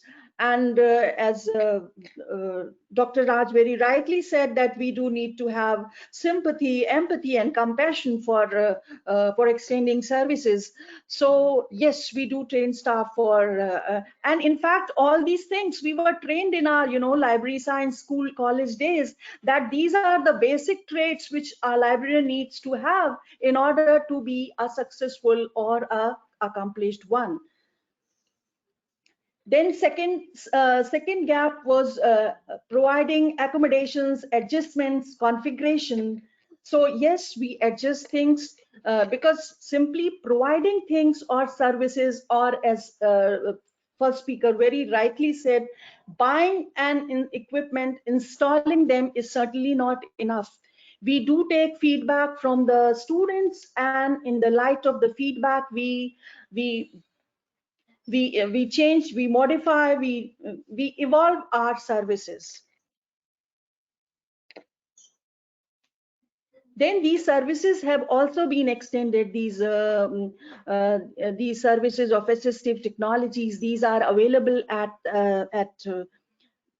our central library, and these are also available. These have been deployed in various schools and centers, like we have systems at School of Social Sciences. We have these systems at School of Environmental Sciences and at various centers where these where systems are installed, where terminals are installed, and all these terminals are loaded with specialized software. So here we in Helen Keller Unit 2, we have these 20 terminals which are loaded with these specialized software like Kurzweil and JAWS, and there are many other things which we are offering. These are some of the modest efforts which we have taken in order to help our students, but simply providing or installing these services is not enough. We need to listen to the perception. We need to have, we need to know what the people for whom the services are intended perceive about about these services. It's very important for all of us to know their perception as well. So for listening to the feedback, to the perception of the students for whom we have deployed these services is very important. So we have with us two of our students.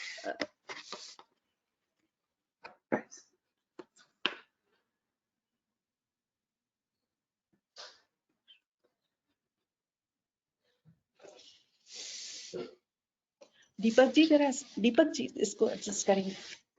So we have with me Prince, who is pursuing a PhD program, and he's going to talk about, he has been using the services in our Helen Keller unit, and he's going to spotlight what he feels, what are our services, and he will also throw light that he has come from Delhi University, and now how does he, where does he, how does he feel about our services. So over to you now. Prince is going to spotlight some of the services which he has used in our Helen Keller unit. Manoj, firstly, we would like to welcome Mr. Prince on behalf of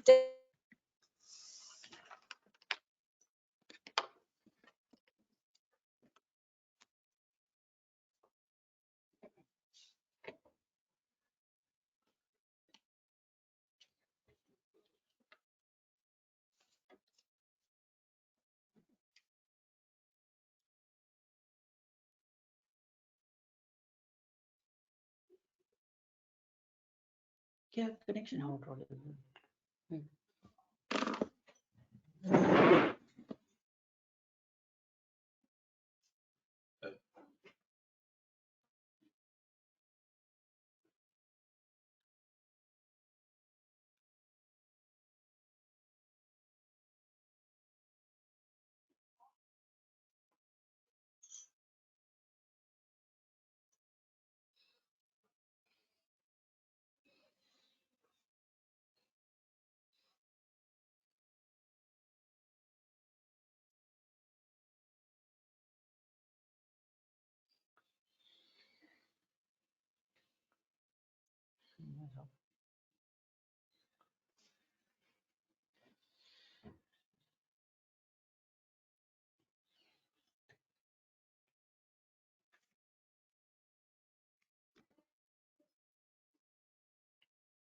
connection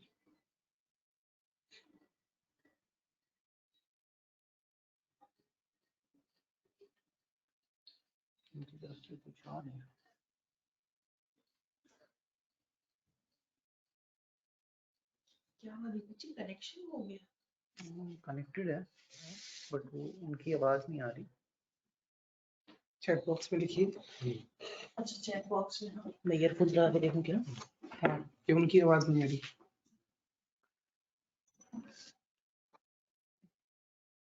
नहीं speaker on है कोई issue नहीं है लेकिन वहीं से connection down है हमारा ठीक है हमारी स्क्रीन भी चल रही है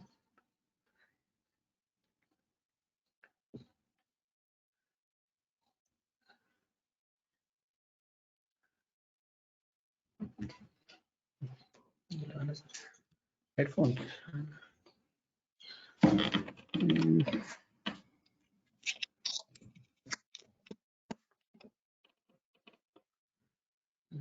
नहीं आ रही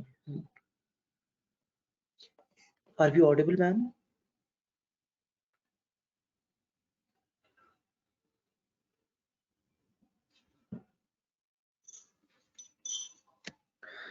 ma'am is here but we are not able to hear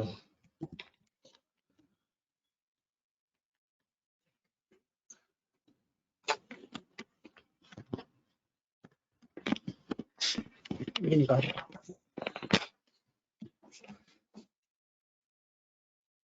दोबारा कनेक्ट करें actually ma'am is here on screen but we are not able to hear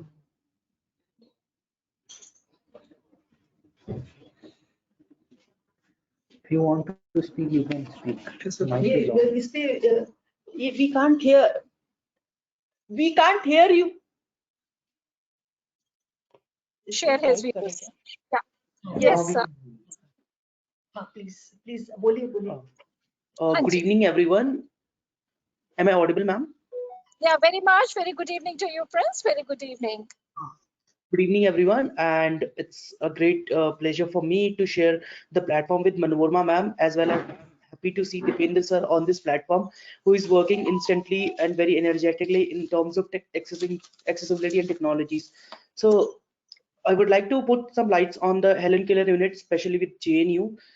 It's the best place for the academics and as well as for the studies, as most of the things ma'am have already mentioned what all facilities does JNU and especially the Helen Keller unit provides. So I like to put some emphasis upon that only. So most of the softwares which are coming in the market, we generally have meetings with our Deepak sir and Manorma ma'am like within 2 or 3 months and we tell them ma'am we need softwares we need this so apart from the bureaucratic procedures within 5-6 months we get access to that so that's for sure we get that even there are some students one of the student who is pursuing mathematics masters in mathematics he has also got all the expensive softwares installed in his laptops or which is being provided by the JNU or all the appropriate things which is which needs to get access for him.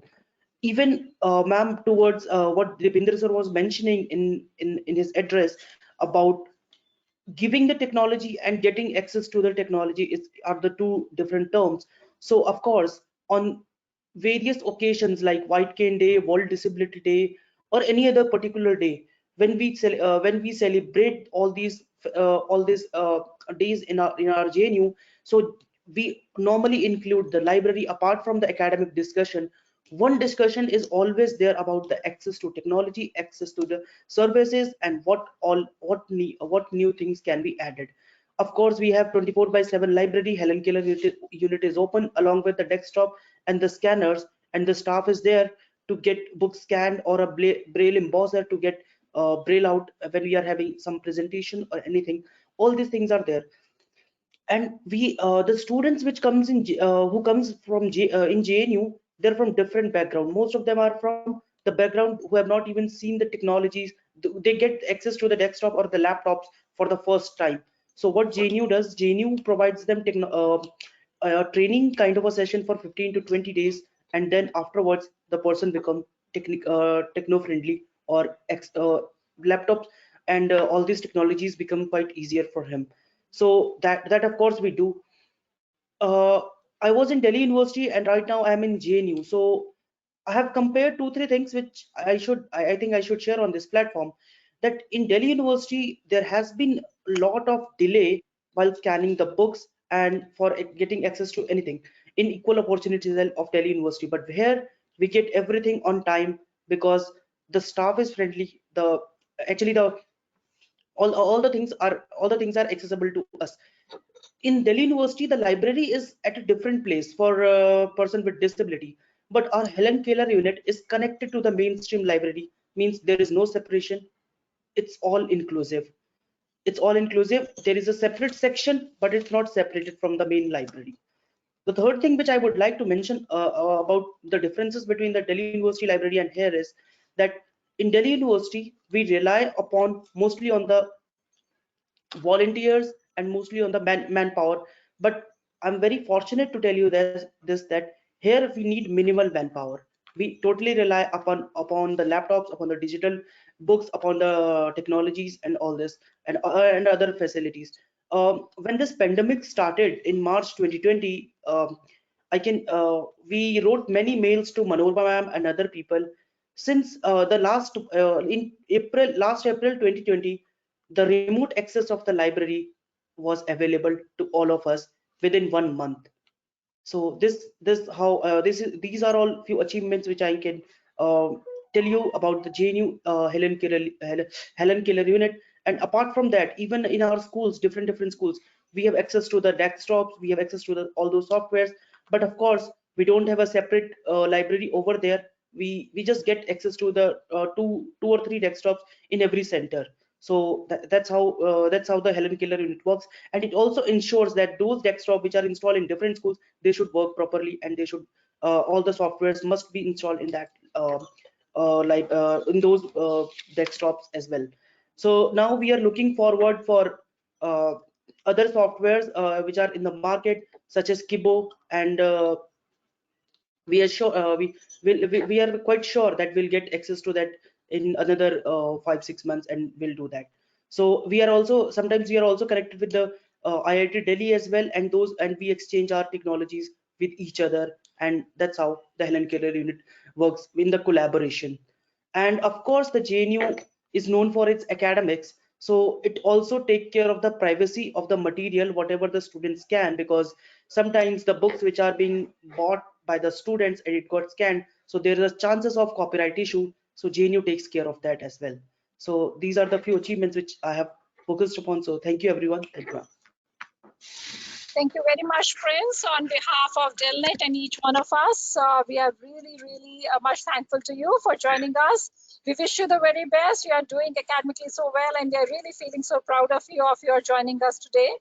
And you are in the best of the facilities at JNU. And from Delnet, we can assure you we are working on creating a very major big portal for our users and researchers and scholars. And we do hope that you are using Delnet services too at the same time. And Dr. Manorma ji and our library colleagues are helping you out in doing that. So we are always at your service, and will be very happy to be of any assistance to you in your scholarly work. And wishing you the very best. Very pleased to have you with us today, and thank you very much, Prince. Wishing you the very best, and very proud of your work. Thank you so much indeed. Thank you Manorma ji for making it possible for us to have Prince with us.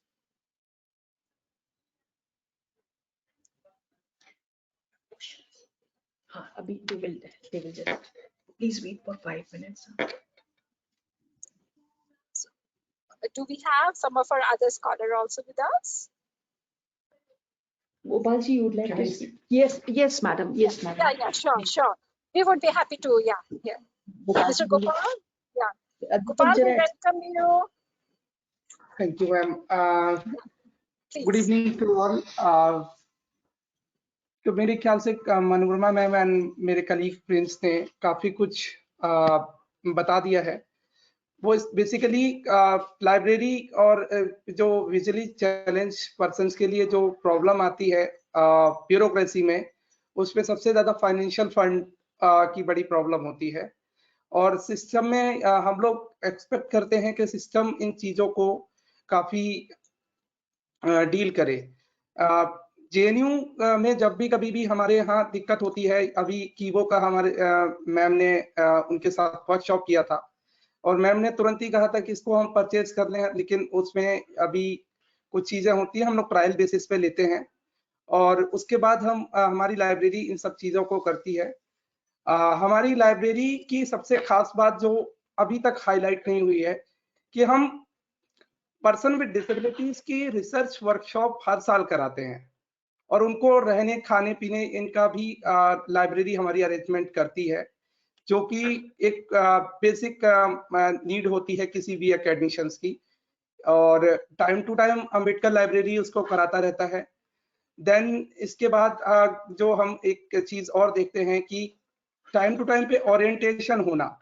I don't think कि ये most of library में मैंने scene किया है, चाहे Delhi university हो या कहीं पे भी, बट जेएनयू अपना टाइम टू टाइम, चाहे न्यू स्टूडेंट जब भी आते हैं, वो अपना ओरिएंटेशन जरूर प्रोवाइड कराते हैं कि हमारी लाइब्रेरी में आपको क्या क्या फैसिलिटी मिलेगी।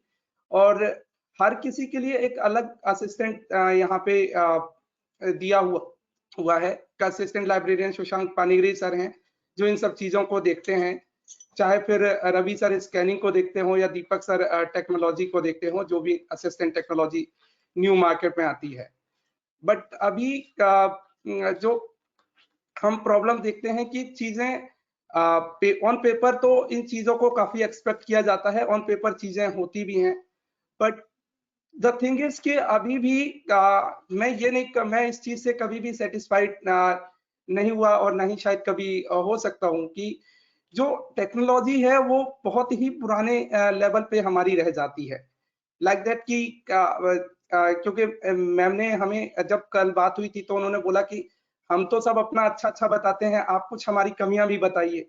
तो ये हमारी लाइब्रेरी का जिस तरीके से इंक्लूजन है, मैम इस चीज को जिस तरीके से प्रमोट कर रही है, और उन्होंने हमें बिल्कुल भी नहीं बोला कि आपको क्या बोलना है, बट तो उन्होंने बताया कि आप हमें बताइए कि हमारी कमियां क्या हैं। तो मैं आपके और डेलनेट की फैसिलिटी जैसे कि सभी के लिए है, और जेएनयू में अगर हमें कभी जरूरत होती है तो हम डेलनेट से मंगा के स्कैन भी कराते हैं। बट द थिंग इज कि जो लैपटॉप या एंजल या जो भी चीजें दी जाती हैं, उसमें प्रॉब्लम ये आती है कि वो उनकी एक लाइफ होती है, उस लाइफ के बाद उस चीजों को किस तरीके से बदला जाए और किस तरीके से उनमें इम्प्रूवमेंट लेके आई जाए, उसमें कहीं ना कहीं फाइनेंशियल बर्डन जो है शायद लाइब्रेरी को मुझे नजर आता है, क्योंकि वो लाइब्रेरी उसको जल्दी चेंज नहीं कर पाता। और उसमें क्या कर सकते हैं हम, इस बारे में भी लाइब्रेरी को सोचना होगा और चीजें इनको कोलैबोरेट करके इन पे देखा जा सकता है। देन हम एक पॉइंट और भी यहाँ पे देखते हैं कि जो जैसे हमारे प्रिंस ने बताया कि लाइब्रेरी का जो किसी तरह से सेपरेट नहीं है हमारी लाइब्रेरी। मुझे लगता है कि हमारे और कॉलेजेस में भी इस तरीके का जो हम देखते हैं, चाहे दिल्ली यूनिवर्सिटी हो या जेएनयू में तो सेपरेट नहीं है, इनमें भी हम कहीं ना कहीं कोशिश कर सकते हैं जिससे कि हमें ज्यादा से ज्यादा जो लोगों के बीच में रहने का मौका मिले, ताकि ज्यादा से ज्यादा लोग अवेयर हो सके। यहाँ पे टीचर्स भी लाइब्रेरी से कम्युनिकेट करते हैं, जब वो लेक्चर देते हैं, अगर वो पीडीएफ उनके पास नहीं होती तो वो स्टूडेंट को नहीं बोलते कि आप जाइए और किताब को स्कैन कराइए। उनको पता होता है कि लाइब्रेरी हमेशा ओरिएंटेशन कराता है, टीचर्स को अवेयर करता है, तो टीचर्स भी आके, या जो लेक्चरर होते हैं वो आके उसको बोलते हैं, मैम को या जो स्कैन करता है उनको बोलते हैं कि हमारी बुक स्कैन करिए, देन स्टूडेंट्स को मेल कर दीजिए। तो अभी कोविड के टाइम में आपको ये जानकर बड़ी हैरानी होगी कि हमारे यहाँ से 3 स्टूडेंट जो वीआई हैं, उन्होंने पीएचडी थीसिस सबमिट की, और कोविड के टाइम पे ये काम कर पाना आप समझ सकते हैं कितनी बड़ी बात है। बट क्योंकि हम ये कर पाए, क्योंकि हमारी लाइब्रेरियन मैम और साथ में जो हमारे जो असिस्टेंट टेक्नोलॉजी को जो देखते हैं और स्कैनिंग जो देखते हैं, उन्होंने काफी अच्छा काम किया। तो ये सारी चीजें हैं। और लाइब्रेरी इन द लास्ट, हमारे कोविड से पहले बात हुई थी कि फील्ड ट्रिप ले जाने की, तो उसको भी हम कोविड आ गया तो हम ले जा नहीं पाए, बट लाइब्रेरी इन सब चीजों को हमारी अलाउ करती है। तो बेसिकली इन द एंड मैं यही कहूंगा कि लास्ट में हम अगर कुछ फाइनेंशियल इश्यूज और ब्यूरोक्रेसी को अच्छे से अगर ट्रेन करें तो मुझे लगता है, और जेएनयू का जिस तरीके से ट्रेनिंग सेशन चलता है, तो मुझे लगता है जेएनयू और जेएनयू के साथ और यूनिवर्सिटीज को भी साथ में आके अगर वर्क करें तो हम बेहतर गोल अचीव कर सकते हैं। Thank you everyone. Thank you Gopal, thank you very much. आपने बहुत हमारे साथ जुड़ पाए, हमें बहुत ढेर सारी खुशी है, और बहुत आपने बहुत अच्छी बातें आपने कहा है कि जो एक इंक्लूसिव, जैसे यहाँ जेएनयू के अंदर है, बाकी भी जो कॉलेजेस हैं, यूनिवर्सिटीज है, ना खाली दिल्ली में, पूरी इंडिया के अंदर जो है, उनको ये सीख लेना चाहिए यहाँ से कि जब हम इंक्लूजन की बात कर रहे हैं, ऐसा नहीं है कि एक अलग सेटअप बना रखा है और एक अलग से कुछ फैसिलिटी डेवलप करी है। No, should be a part and parcel of the main central activities, जहां पर जितना जो सपोर्ट सिस्टम है, जो फैसिलिटीज है, वहीं से दी जाए। आपने बहुत सारी बातों की ऐसी चर्चा की जिसपे हम चाहेंगे कि बहुत डिटेल डिस्कशंस हो, और जल्द ही कुछ हम करेंगे डिटेल के अंदर। हम चाहेंगे कि फिर हम आपसे फिर दोबारा जुड़े, और बहुत सारा शुक्रिया हम सब की तरफ से, ढेर सारी शुभकामनाएं आशीष आपको, और आप आगे बढ़ते रहें, काम करते रहें, और बहुत आगे बढ़े लाइफ के अंदर, यही हमारी दुआ ऊपर वाले से। Thank you very much. It's a really proud privilege for us, Gopal, to have you with us today. I'm very, very much thankful to Manorma ji for making it possible for us to get connected with both you and also with Prince. God bless you and keep on doing. You are doing exceedingly well, and you will move ahead and go ahead in life there. Wishing you the very best. Wishing you the very best, Gopal. God bless you. God bless you. Thank you, Manorma ji. Thank you so much. Thank you. So you have to stay tuned in, Manorma ji, because हमें मालूम है कि there will be lot many of our attendees who may like to ask questions to you. Thank you so much for it's a memorable. It's not only a presentation. This is what we have experienced interacting with you is something that we are going to treasure and cherish. And we at Delnet are really committed to ensure that we are able to provide more proactive support and to bridge up those gaps which we are finding it around in providing this. And we are determined to start working on it and would be seeking your advice and support. We are now keeping the floor open for questions, requesting our attendees, you want to ask and make the best use of the best of our experts who are there online with us. And the floor is open to ask any questions to any of our distinguished speaker of the session, including Mr. Dipendra Manocha ji, Dr. Rajkumar, and Madam Dr. Manora Tripathi ji, and also our two young bright students, Mr. Prince and Gopal. If you want to ask any question, please come forward, raise your digital hand, and we will be very, very happy to get you connected. So I request you, if you have any questions that you may like to say, please do kindly ask us and make the best use of this occasion of NACLIN. I would just request you, Manorma ji, to give me 2 minutes, because I will just sift through our attendees to see if anyone wants to ask. Yes, I could see we have Dr. Vinod Bihari Das, the former university librarian at Jadavpur University, and now being the consultant. Dr. Das, could you please unmute yourself? Dr. BB Das, could you please unmute yourself? Dr. Das, I request you, please unmute yourself. This is for Dr. Vinod Bihari Das, who would like to ask a question, former university librarian at Jadavpur University, Kolkata. Could you please unmute yourself? I think he's having some difficulty. If you have, if you may like to pose a question on the chat box, Dr. Das, please feel free enough to do that. We'll be happy to take the question through the chat box. Because it seems there is some issue, you're not able to unmute yourself. And in the meantime, quickly going through the list of our attendees. It's a huge listing, and it's taken me a little time in glancing through. If someone may like to ask, it has truly been. We have Mr. Vijay Satau, who may like to say something. Mr. Vijay Satau, please unmute. Yes, you are connected, Mr. Vijay. Good afternoon, madam. Very good afternoon, please.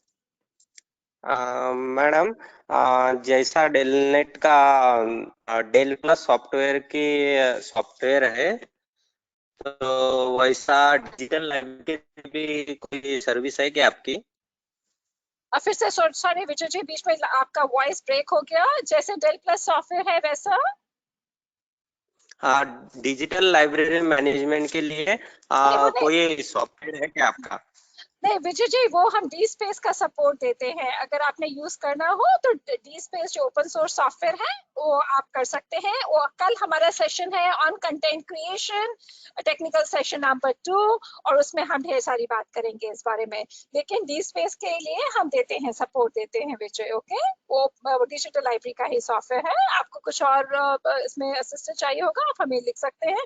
कल session join करिए content management का, morning से ही join करना, और उसमें बहुत सारी deliberations होंगी। Okay Okay, madam. Thank you. right, Victor, right. If any question specific to the session, it has been a memorable session of NACLIN. Please do come forward in asking the question. I'm just glancing through the list of our attendees to see alphabetical listing. If you have any questions, we don't want to keep any question unanswered because we don't want to miss out this wonderful opportunity of having such a vast, experts with such a vast experience. It seems so that there are no further questions being coming up. It's okay. This is okay. This is Dr. Papinder Kaur Nagi. This is for you, Manorma ji, and she is wanting to know about the copyright rule for digitization for our VI students. Could you please answer that? Yeah. You see, as per the latest Copyright Amendment 2012, the Copyright Act, latest Amendment 2012, it permits photocopying and digitizing any book, and a library staff can make 3 copies of a book which is within copyright. And so because these books are intended for use by visually challenged students. So in response to your query, yes, the law, the act does permit libraries to make 3 copies of any book, or to digitize and make 3 copies and maintain for visually challenged students. So the law, the act does permit.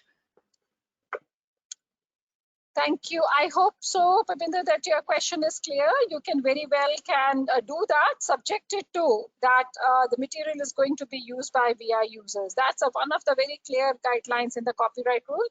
As long as you are doing that and the direct user is a VI user, you can very well do. Amita Pradhan is wanting to know how the funds are managed. What would be the budget of HKU?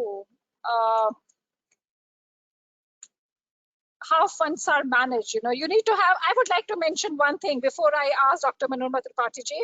I have recently, last year, it was, yes, in 2020, 2019, I had supervised one IGNOU student who did the work for visually impaired. It was a survey being done across the central universities in Delhi.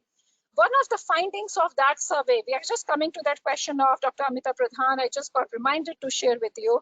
One of the interesting findings of the study was that other than JNU, in none of the central universities in Delhi, including Jamia, including Delhi University, and even some of the other, even the state universities, there is no separate budget allocation for visually impaired, for any resource purchase, whether it's an e-resource or a print or anything that you talk about, other than JNU. JNU was the only one who has a separate budget allocation for purchasing, buying, for visually impaired. And that's something to underline, because the other universities, therein comes that question, even that how do you manage? You do have a budget allocation done, and you do at the onset of the year, that how much are you going to spend, and you earmark certain budget, for those services. I think the other universities must take a cue from JNU. Lot many best practices what JNU Healthcare Center has adopted over the years, and they're doing significant work. What is we could notice even from our students, and that's being well known across the country. The work is a commendable work, and the other universities must really follow and try to see. Other things also have been there, which is more or less, even JNU has got a separate policy these are the findings I'm sharing it with you of that research work which was done by this young student, saying that a separate policy for providing library services and development of study material for visually impaired students, whereas other universities have no such laid down policy. Because policies, as we have been discussing, policies keep you disciplined. Policies tells you what are the don'ts, and what are the don'ts. So we could see that JNU has got, not only for budget allocation, also you have got a separate policy for providing a library services and development of the study material. So like digitization, converting them, checking, and all those kind of things as per the needs and requirements. So as a policy matter, this is being in part and parcel of the JNU. So we greatly admire and appreciate, Manorma ji, the wonderful work that you are doing it, and for the entire community as such. And there are not many takeaways for others to emulate and to follow the practices which are being done. So we congratulate you, and we are much grateful to you for joining us today. And also to our young bright students, both to Prince and to Gopal for joining us today. So it's time for me now to convey our sincere thanks, and I would like to request Dipender ji to be there online, because we would like to present you this memento as a token of our very warm, sincere thanks. Dipender ji, if you may kindly be there online.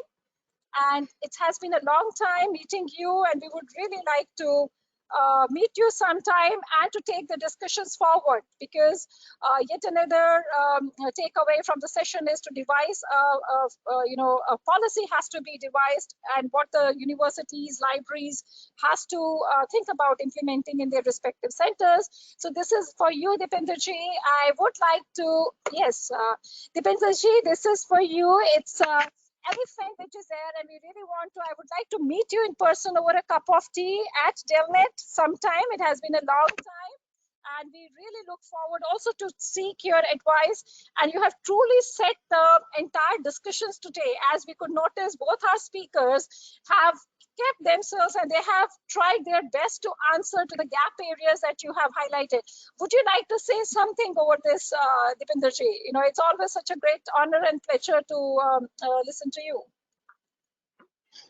No, I must thank and appreciate, especially both Stephens College and JNU have been doing commendable work in this area. They have shown the path.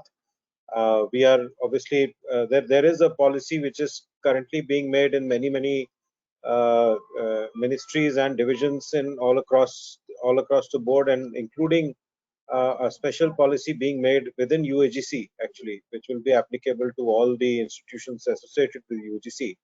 And these kind of model implementations are going to play a key role in showing the way of how those policies are created and how we are able to manage things. And there needs to be needs to be synergy between what efforts we all are doing, and Delnet has got a huge role to play in creating those synergies. And I certainly would love to have that cup of tea with you on and seeing how Delnet can actually help us taking this energy, bringing this energy between all these efforts, commendable efforts, how we can sort of synergize and make it available to replicate this, because as we say, 1 + 1 = 11. So how can we actually replicate this and take this to facilitate these things to several other people? Thank you. Thank you so much, Dipender ji. Indeed, much grateful to you, and always is such a delight to get connected with you. And we really are keen enough to do and contribute. And enough has been said. We have been deliberating for long, but practically to get into doing something which is much visible to our community, which can be seen that yes, the strong work across the countries, because when we think about Delnet, we have 7,300 institutions, and as you have rightly said, to replicate that. So if we are able to firstly zero on and finalize and freeze that, that this is the policy, this is the work to be done. As we could notice, we have very nice, good, presentation by Dr. Rajkumar, even to talk about these websites, our library websites, how many of them have got a compliance, how many of our VI users are able to reach out to that. So and this the dependency should not be there, to make them independent, to make them self-reliant on their own selves, to manage. That should be our motto to do it. It's not that to provide a helping hand. No, we really want to see to it that they are as independent, and to access to information without any obstacles, no dependency, whether it's of a technology dependency or some human, to be there. No. So we are pretty confident in the days to come. We are going to work together. All entire profession, library professionals are really wanting to contribute in this way, and to see to it that there has to be some policies in place which also makes it's easier for them to implement those. Because if policies are there, as you have said, that the government is already doing, UGC may be doing that shortly. We may have to approach AICT, we may have to approach NAC, for example, for that, because college is being accredited through them. So, but firstly, there is a need to, to decide that what all, and what is the thing right now. So we'll be very happy to conduct some kind of a groundwork in that, making some kind of an exhaustive survey of the institutions, whether they are the universities, colleges, R&D organizations, any special institutions, what is happening right now? How many of the websites do have a compliance? How many of them are, having the voice browsers, what has been shown by Dr. Rajkumar? Not many of our professionals are even aware about it. So sensitizing them is one, and practically doing something which is deliverable is yet another on which we have to, keep ourselves focused. Thank you so much, and for contributing in such a rich manner, which you always do, Dipinderji. Remain indebted to you for your time, efforts in being there, and you are the one who is an inspirational role model for all of us to keep on significantly contributing to the society in the best of our capacities. And we really always look forward to your advice, guidance, and we would be approaching you. And I look forward to meeting you in person over a cup of tea sometimes very, very soon. Sure. Thank you very much, Dipinderji. Thanks, Atan. Thank you indeed. We are much thankful and much appreciation to Dr. Rajkumar for a wonderful work. And Raj, this is for you. This is, it's a memento from Delnet with great appreciation and blessings to you for the wonderful work that you are doing it. And may you get stronger and stronger in your determination, in your vision and mission, and the wonderful work that you are doing. We are indeed feeling so very proud of you. And thank you so much for sharing all your insights and the wonderful work that you are doing. We are able to see them today through this platform. I think, we were all waiting for NACLIN to happen to know about it. And you have given us a chance to have you here and to know about your wonderful work. May God bless you. Keep on doing good. You are doing really wonderful work. And we are much, much happy to have gotten insights about it. And thank you so very much, Raj. Thank you. It's a proud privilege for me to present this memento to Dr. Manurma Ji. Pleasure. Thank you so very much. And I really look forward to seeing you also. We are in the same campus. Do come over someday. Otherwise, I come down to the Central Library, and it has been a long time, and it's a pleasure. And for our two young bright students, are they there, Manurma? They are there? Madam, they have just walked out. They have just walked out. And they have just walked out. I would be sending, a small mementos for both of them as a token of our warm appreciations and blessings to both of them. And do please convey also our very, very special appreciation for both of them for joining in. It has truly been a great honor and pleasure for us to have each one of you, our attendees from all across our library and information science professionals. Not many takeaways for this entire day, two deliberations, two tutorials that we have conducted. And both in the tutorials, we have been able to do that. We have to cover a lot much of ground. The library and information science professionals have to do a lot to contribute. One is for disaster risk management, need to have a policy in place, which will be a guiding thing for the institutions to follow. And yet also important thing is in order to create the inclusive libraries, through the libraries which are inclusive in nature, we have to really come together and do this work that everyone is waiting. Everyone is looking at the library and information science professionals to take that role, to come forward and bring those changes that are being well awaited for quite a long time. So the wonderful deliberations that all our distinguished expert speakers have said today, including Mr. Manocha, Dr. Rajkumar, and Dr. Manurma Tripathi has really inspired us to think about it straight away. The thinking has been started to see to it. Let's come together, have yet another brainstorming session, and seeing to it that we are able to come out with some strong policy decisions, which will be the guiding light for each one of us library professionals to take our libraries to the next step of making it more inclusive in nature. My very special thanks and appreciation for our two young bright students of JNU, and convey our appreciation to them, both to Prince as well as to Gopal, and we'll be sending them from Delhi a small token of our very warm appreciation for their joining us today and speaking, about practically what are the things that they foresee, what are the things that you see around happening. And we really look forward to many more deliberations on the same topic in the days to come. We are definitely at Delnet, we are going to work on it. So thank you very much for giving us such a wonderful day to cherish for long, to work on. And it's something that we have been really wanting to get certain inputs, and you have set the ball rolling by being so participative in the deliberations today. Thank you so very much. It has been a memorable day, and thank you very much. With this, we conclude the first day of the 24th National Convention on Knowledge, Library and Information Networking, NACLIN 2021.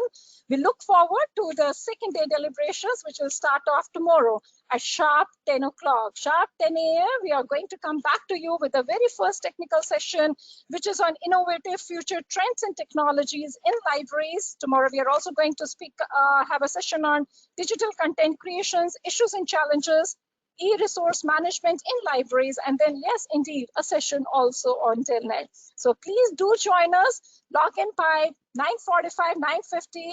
As soon as you get into the library, please get connected with us and try to be there well before 10 o'clock. We would appreciate and eagerly look forward to having you and welcoming you back again tomorrow morning. Thank you so very much for joining us today and for being such a wonderful colleagues, interactive colleagues, engaging colleagues, and we truly value and greatly admire your presentation. Each one of you has immensely contributed to NACLIN 2021 deliberations, which we will always greatly value.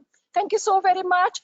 Stay blessed, stay happy, stay connected, and let's look forward to welcome you again tomorrow morning. God bless you all. Have a very good evening. Thank you very much. Thank you one and all, and for being a part of 24th National Convention on Knowledge, Library and Information Networking, NACLIN 2021.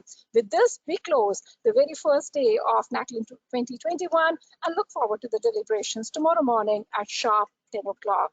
Please do kindly join us. Till then, do take care, stay happy, stay blessed, and do take care of yourself. Thank you very much, one and all. Thank you.